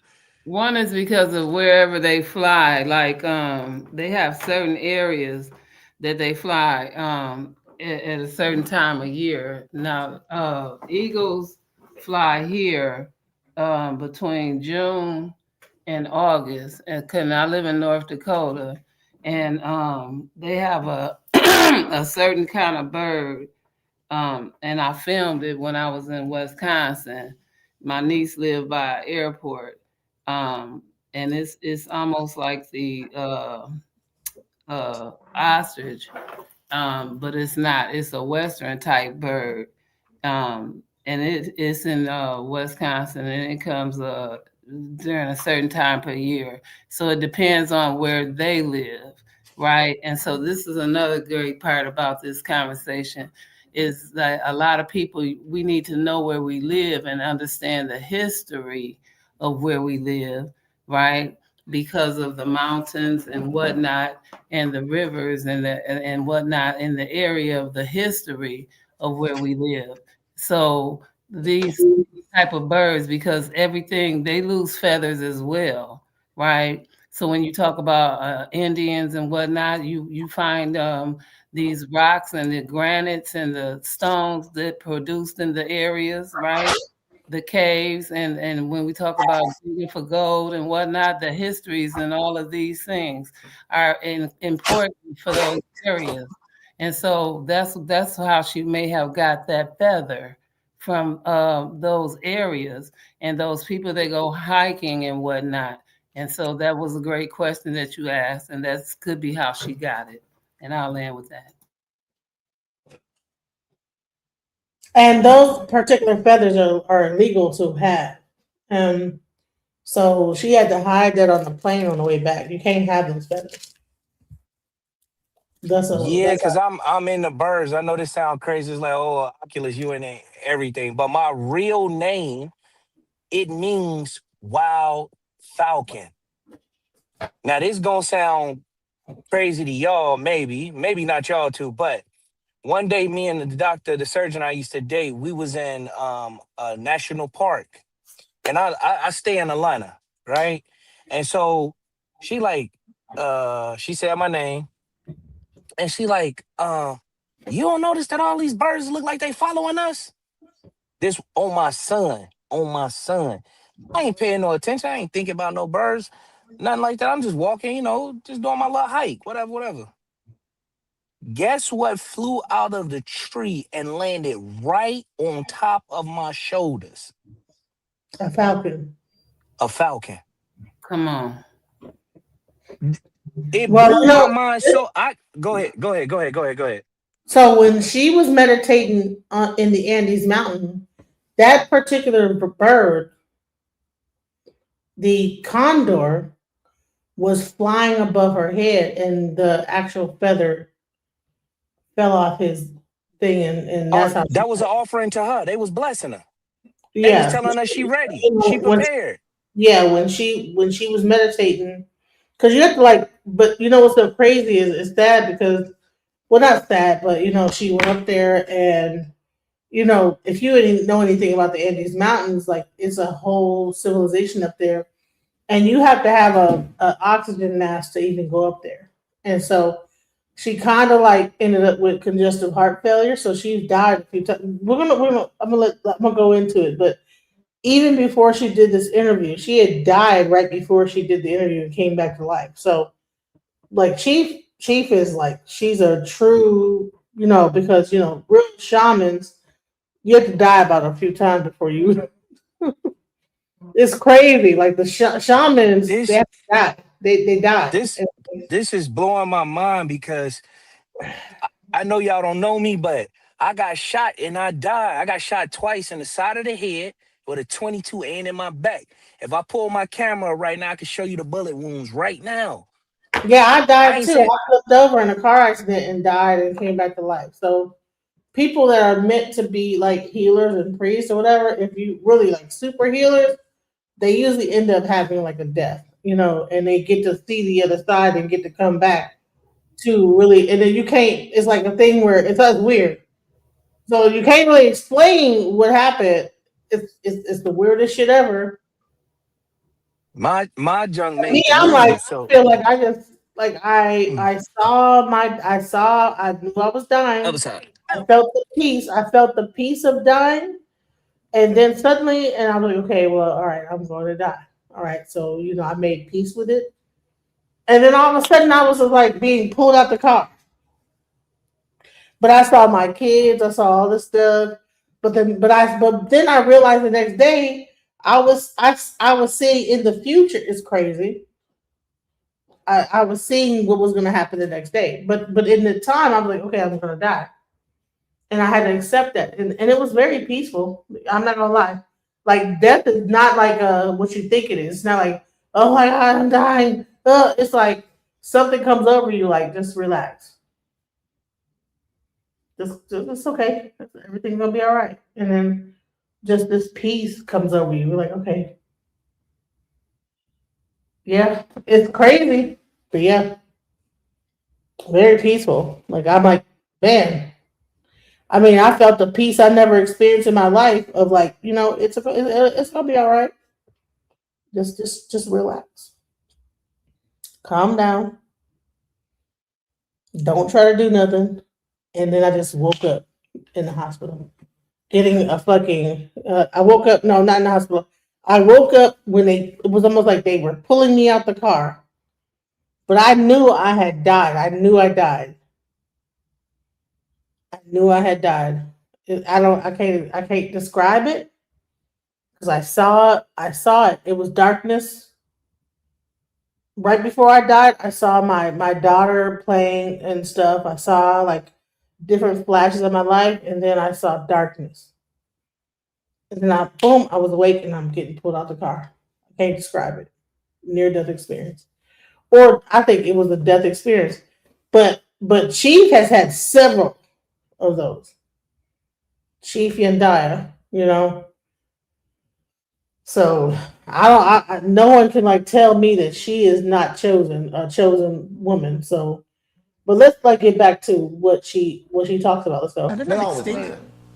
I think that they still have like a few of them, but the condor is a very you can't even buy rare bird. Yeah.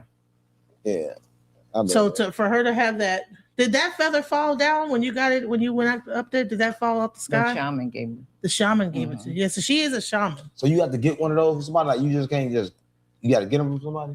It's illegal. That's illegal. Illegal in Peru. Ooh.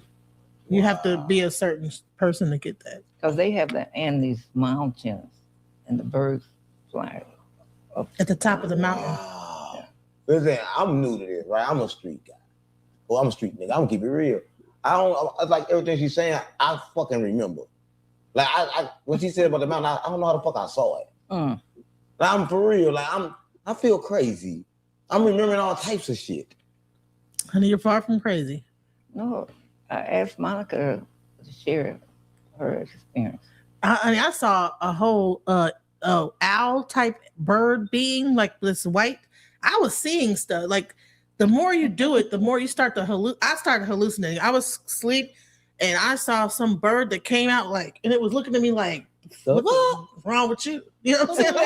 Like, yeah, I don't want to pause. So I keep that right, because it was. I guess I was thinking, trying to work out some stuff in my mind, and it was almost like the bird was like, "What's wrong with you? You acting stupid." You know what I'm saying? And I was like, "Okay, let me get it together." Right. You know, so it was almost like the answers are like, "Get your mind right." Right. And then, but I've had some interesting experience, and like I said, I had that one time when she did that feather, and it felt like something pulled out of my body, like it was a dark energy, and she did it the one time, and then the second time it was like it flew out of my body. That's crazy. Because I felt a heaviness before. So where she learned this shit at? Well, I don't think you can learn it, but they teach you the process. You know, I don't know. I'll just do my own thing. She went up to get initiated though. She went initiated by who? This shit, G. She's a shaman. No, how you get 8th degree shaman. They gotta jump you in. How they do it? How you get in? Go up to the top of the mountain, almost suffocate. Try to top of the mountain. What mountain? I'm not going to no mountain to be in no member. What mountain I gotta go up? She had to go to the top of the Andes Mountains in Peru, the very tip top down there. No, I can. You'll die. You went there? Almost. I got really. I went too far. You went too far. Yeah. Oh, I got to go then. Yeah. If you can go, I got to go. You have to put a face mask. So on. how do you gotta climb up it? No, it's a people live up there. It's like in Peru. It's like way at the top of the mountain. And they can't breathe and they still live up there? No, well, their bodies have adjusted to it. Right. But people like us can't go up. Went there yet? They did the initiation in the mountain. Come initiate me. Yeah. Yeah, you can go and get initiated. How?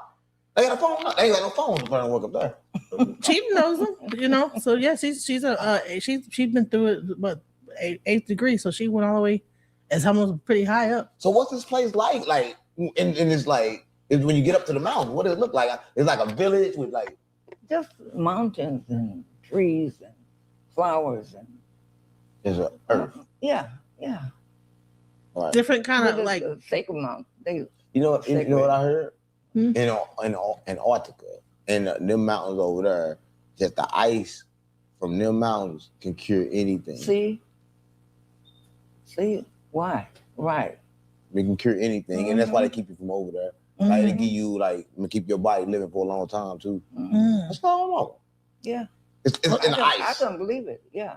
In the ice. Well, a lot of times, you know, even like the plant medicine that they have up there in the mountains, plant medicine like ayahuasca. Ayahuasca, yeah, it's nice. I mean, right. They have a lot of things, healing properties. Like when you get the ayahuasca, you do the combo. They have a lot of like things that heal in those mountains. I didn't know that. Yeah, that's good stuff to know. They don't tell us it to the streets. Streets don't know shit. You know. We don't know She's nothing. been all over the world with learning all these different things, but she be the only Black person, right, in those classes, right? Yeah. And she spent like hundreds of thousands of dollars to learn all those different modalities, and she'd be the only one there. Yeah. Our people don't take the time to learn those things. There's other races that are going. Because I want to. I got to remember. See. I got to. I realize that people can't teach me. I have to remember. People can help me help me. All right, they can help me help myself, and that's the thing that made me mad at the church and about Jesus, because they want you to think, okay, Jesus put everything on him, and then you good. No, you just gonna reincarnate in another body, man. Because Jesus ain't come for that, right? You need Christ consciousness. You need to You need to realize that this world is an illusion and fake. Yeah. Right. And until you do that, you stuck. Okay? And listen, there's a lot of different modalities. This is just one modality she knows how to do, right? But other races, like I said, they learn about hypnotism. They learn about neuro-linguistic programming, how to program themselves. What's the other stuff they be doing? Timeline therapy, where you actually can go back into your. Hold on. Did she just give me an exorcism? Was that exorcism? Pretty much. Stop playing on me. Stop playing on me. Exorcism without you knowing it. I didn't even know it. Stop playing on me. Yeah. You got an exorcism. Wow. Next question. I didn't even know. Yeah. It just hit me in my head and said, you got an exorcism. See, I thought I'm not smart. Oh, okay.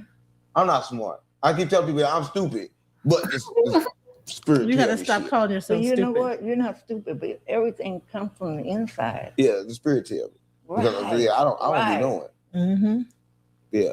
You can say I don't I know, would but say you can't say I'm I stupid. You think, gotta you know. stop speaking negative about yourself. Stop using But- those words. But listen, when I say stupid, this is what I mean by stupid. See, stupid words can go both ways. Jesus like to say babies. He like to say take the milk. Like the babies. I like to say stupid. Man, but what baby you know that ain't stupid? It ain't clumsy. It ain't gonna fall. It ain't gonna hit his head. It ain't gonna do that. Right? But I think in life, the stupidness never leave. That child never leave. You continuously learning, continuously being stupid. Right? But a lot of people don't want to believe they stupid. Right? But again, stupid is as stupid does, right? It's good. Yeah. I'm just stupid. and I'm good to be stupid because all the smart people, they really stupid. Right. Right? Whatever that is. Yeah. So who really stupid? The people in the church giving all their money away for God to get you in heaven, and then you ain't gonna get in. Yeah, lying too long. You can't get in. Well, a lot of people are in church right now doing Easter egg hunts. And fucking Easter. No, I'm sorry. No disrespect. Yeah, but fuck Easter. What the fuck Easter got to do with me? Right? I'm still trying to go get Moses, but people confused. See, Moses was stuck in the wilderness for 40 years, right? I know, I got the truth. A lot of people don't know.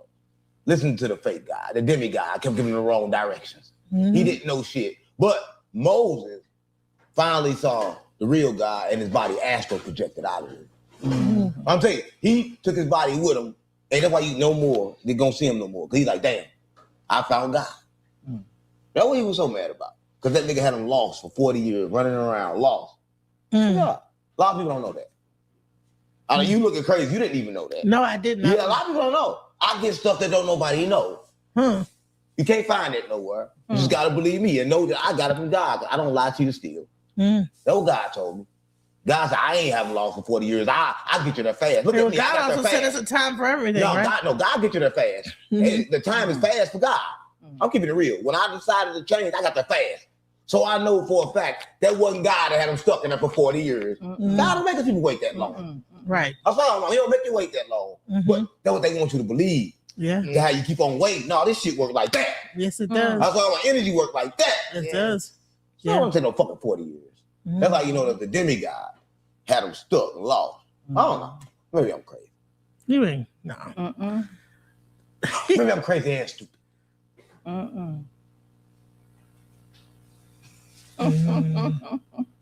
No, you're neither. Not crazy or stupid. So, when you so what about hypnotism or no? I'm sorry. What's the one where you walk? You did a thing with me where you walked me back into my womb. I actually saw myself in the womb. Oh no! Stop playing on me. But she, I got 5 times. I can't go back to these times. She knows how to like take you back to like a time where you felt a certain emotion and make you remove that emotion from your Oh, body. y'all don't feel no emotion. I can't feel. A lot of people don't know. But other people probably need that. Yeah. Yeah, but I don't feel shit. It's like if something traumatic happened to you, it's tied to an emotion, right? Yeah. And it stores And so itself in the your body. energy- So I know how to take the energy and the person go back to the first time they experienced that energy. And sometimes it's in this life, sometimes it's not. It's not even in this life. Yeah. I swear to God, mama. Listen, I want to say this. You continue your question. I told someone this. I said, I was done. I meditate. You're straight. I got through everything I know I did in this lifetime. This I realized I died before. And then out the blue, when I meditate, I feel something else and just cry. So what the fuck I'm crying for? I don't got no attachment. But it was soul attachment. What's going on, mama? I can't make this shit up. That's why I say people say like it's never done. I don't know if one lifetime is enough sometimes to get rid of all the trauma. So a person should work on it hard because I don't know if one lifetime is enough. And you feel like that at least in this session that some of those attachments got removed. Yeah, but it's continuous. They You got to do the work, right?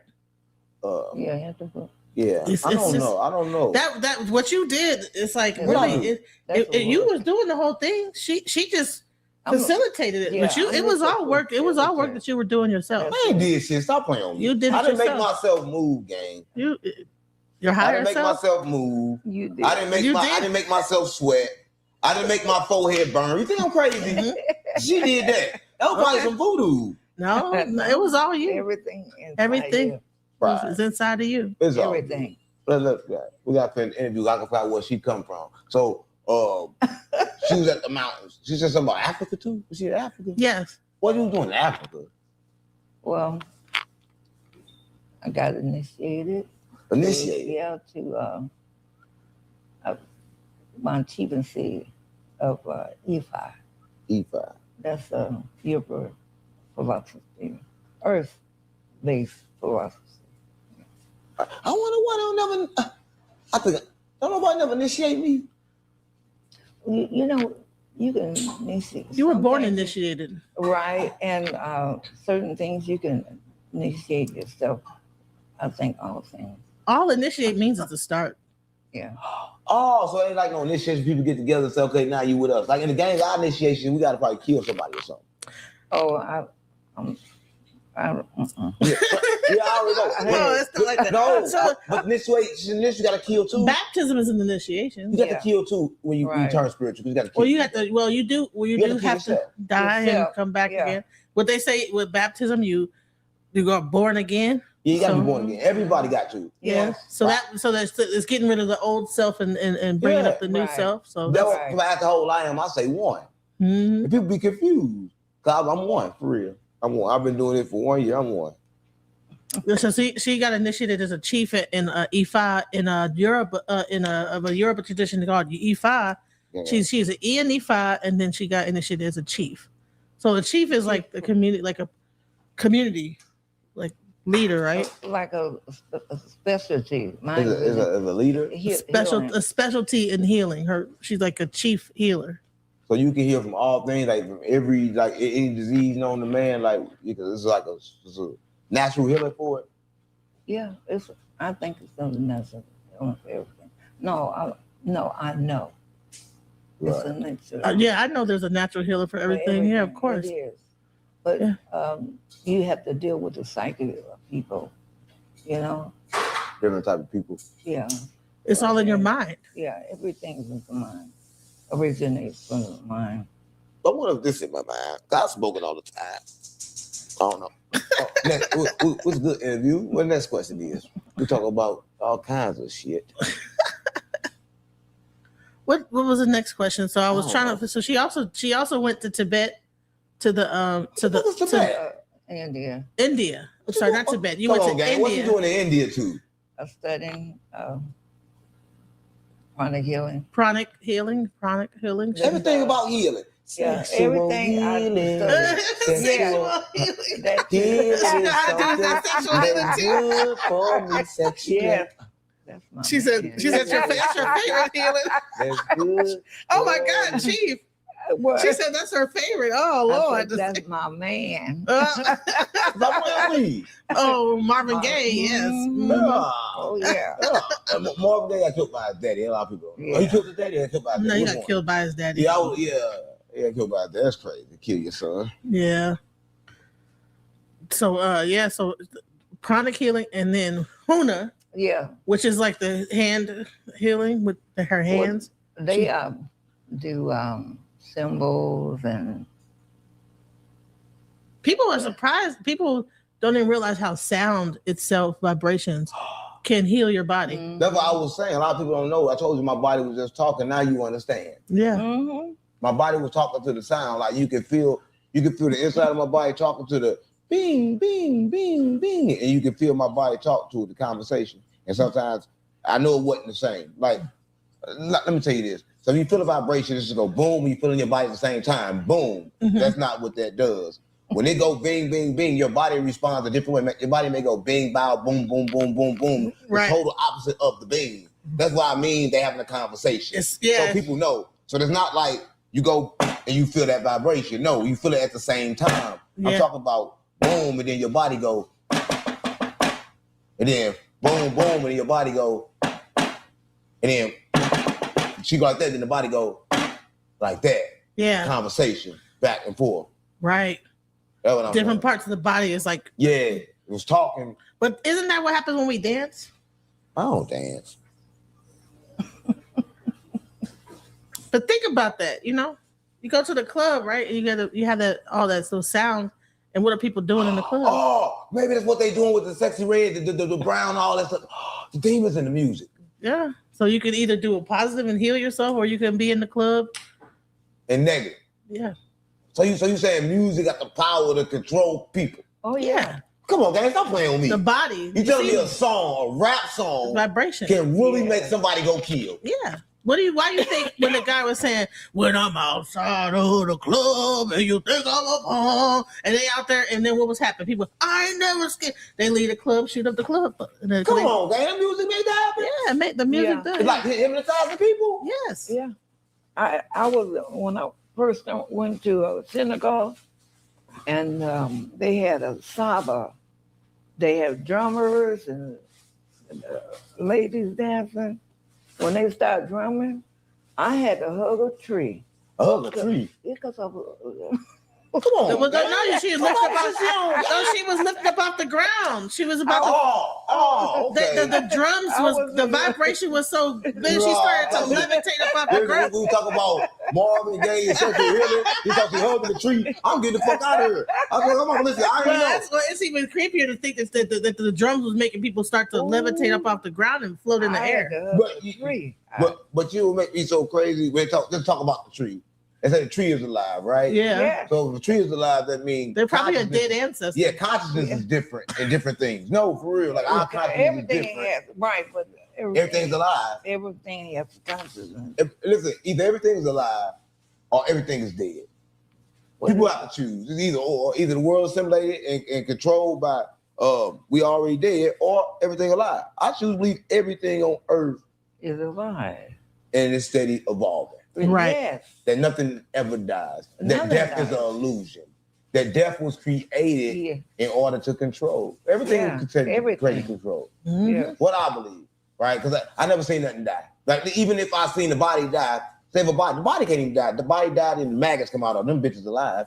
Cat died, something else come. Right. Every time something died, it don't die. It evolved to something else. Well, think about this. Even plants don't roses like die and they come right back the next year. I never seen nothing die. The fucking snow come and they come back. Everything just keep coming back. They want me to believe shit die. Right. Come on, gang. That's why I know. It wouldn't even be it doesn't even make any sense, right? And that's why I felt when she was getting rid of them soul traumas and like getting away and making the soul lighter so the soul can travel on and transfer. So listen, once we get through with this, she's going to, I want to let her the thing play and end it. What are y'all thoughts so far? Let's get some final thoughts. What are your thoughts? Let's go with Hightower first. High Castle. What's your thoughts? What part? No, just your thoughts in general about this live today. Of this live, I think the conclusion is that this is like a kaleidoscope of one's personal experience, the visuals, and I'm just part of the commentators of bringing others in the frequency to help the host make more sense of what's going on in their personal journey. Not everyone is ignorant to the health or the malpractice. Not every man nor woman is ignorant to the biological collapse that's going on in the world. This is a time of healing, and it takes great resilience. Don't pull away from this journey. Don't give up. Keep fighting. and make sense of it. However, it's a small microcosm of people who really, really are ignorant towards one's individual's health and well-being. The macrocosm outside of oneself is far more brilliant and aware, and we are beckoning for solutions to the malpractice and the disease that's going on. It's been over 100-something years since a cure has been performed on a disease, a real cure. We need to keep on speaking for healing and walk away from it's him who doesn't understand, or it's her who doesn't understand. It's an I problem. All right. Well, look, what Oculus, what are your thoughts?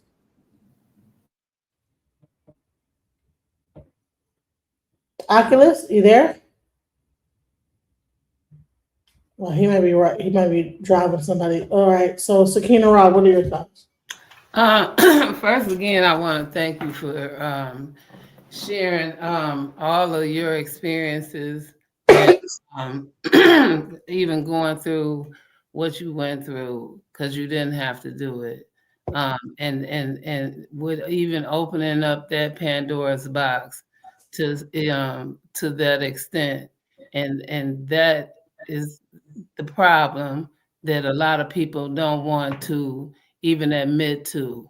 And with that being said, this is a great experience and a great topic that you brought up, and even sharing that point is part of the solution, is that people need to admit that it wasn't, it never happened to them, and that you were not the only one. So again, I thank you for sharing your experience, and that even though you went to a shaman and had to do it that way because the ball was dropped, and we don't know how to deal with experiences, and you went through a shaman. Some people went through a psychiatrist. Some people went through a lot of doctors. Some people went through churches and went and had different experiences, but you were able to share your experience because a lot of people act like it didn't happen to them, and it did. You right? And so this is why we have to stop acting like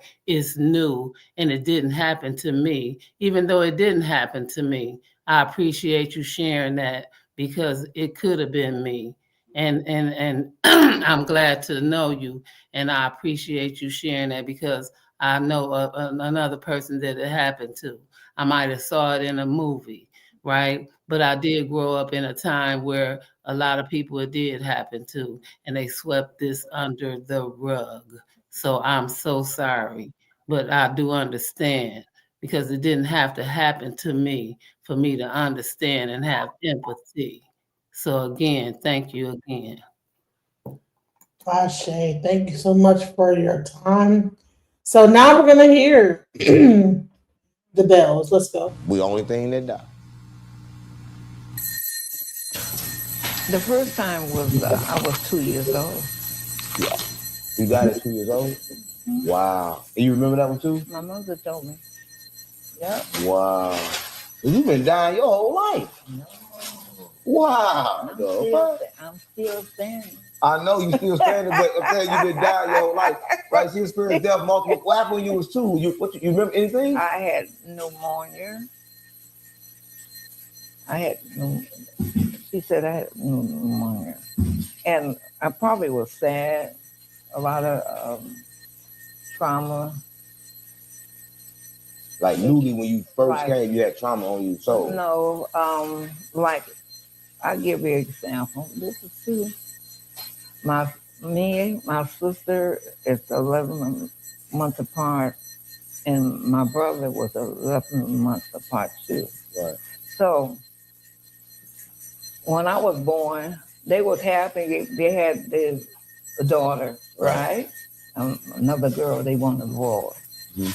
So I know I had visions and other training stuff, all that my father came with a baseball cap. He wanted a boy, and he was so disappointed. See, you don't think the baby can feel the energy. You know, they're like a sponge. They can feel everything, you know.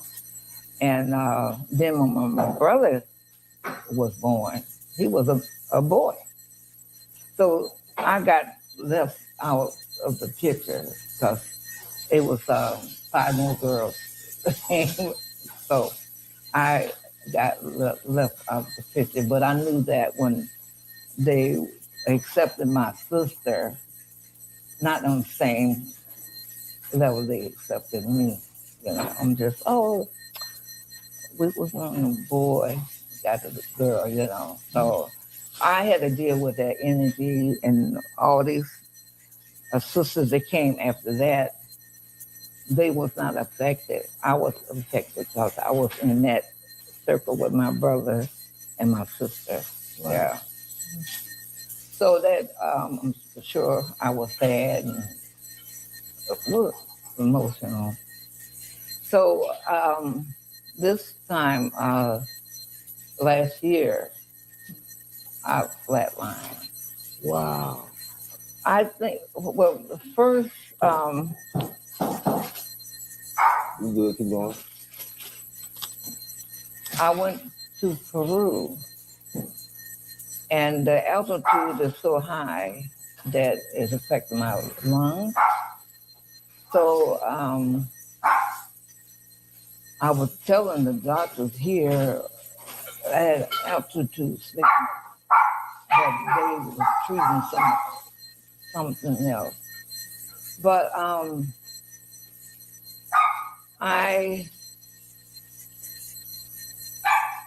was doing my own thing, and I flatlined. Wow. Yeah. I had to save her one time from doing the same thing one time. Oh, that's enough time. Was it? Wait, did you die that time too? Oh Lord, you almost died. I was on hospice. Yes, she was about to die at that time, but we got her out of that. We stopped that one. That's too much about dying. You got to end your show. That's too much about dying. I died 5 times. She died 3. That's 8. That's too many times to die. Right, but you know what? But but this is the thing that's part of being a shaman, though. Yeah. Right. Part of shamanhood.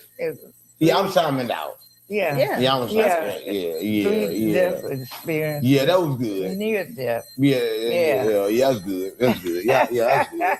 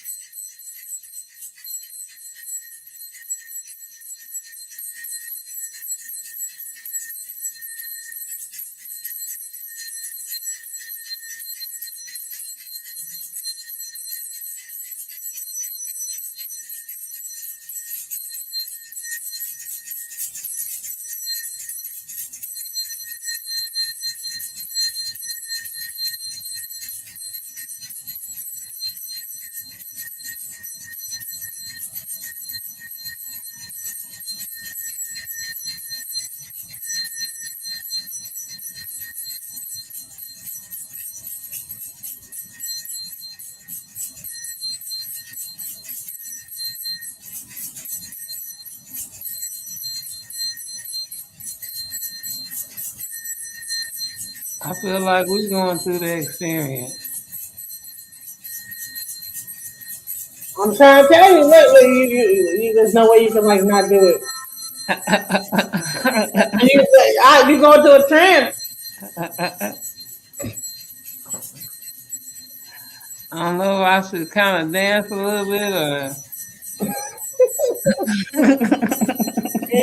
you go into a trance, like you just like hear it, and your mind be like, right. Yeah, like I'm trying to listen. When we were just hearing it, like the bells. Yeah, them bells, the bells, man. Rex, I don't need you to chill.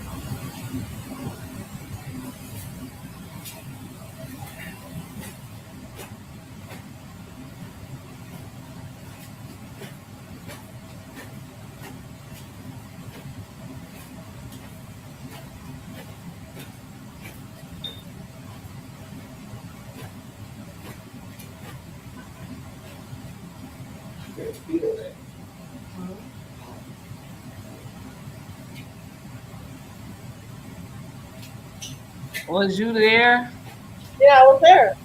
Huh. That's like I brought it there. Oh. I feel like doing That's the reason why I was there. Wow.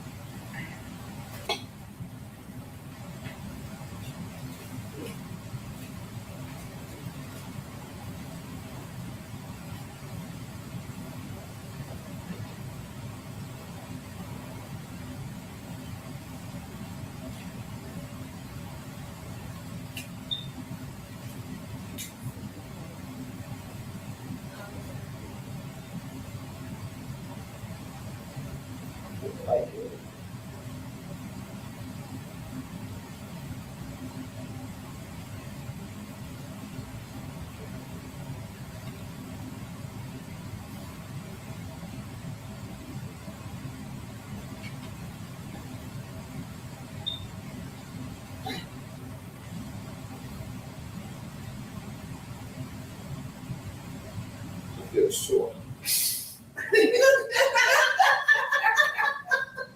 I feel short. That's something I feel short. I feel short.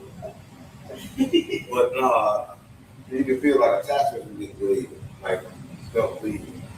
Really? I felt like I was like, what is she doing? And God told me what she was doing, and then I felt it like move.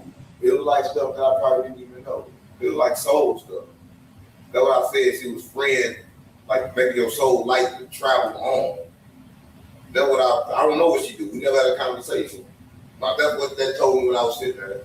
That she was taking all the stuff that stopped me and keep me reincarnated. She was just getting rid of it. Is that true? I don't know. It does different things with different people. Yeah. Don't look like it is. Why? So I made me light. You definitely feel lighter. Just when I thought I couldn't find my way out, yeah, I searched the God in me to find my way out. I know it can seem way out, but the Creator flows to and through me from way out. I'm talking way out, yeah, yeah, yeah. See, if you believe in the God in you,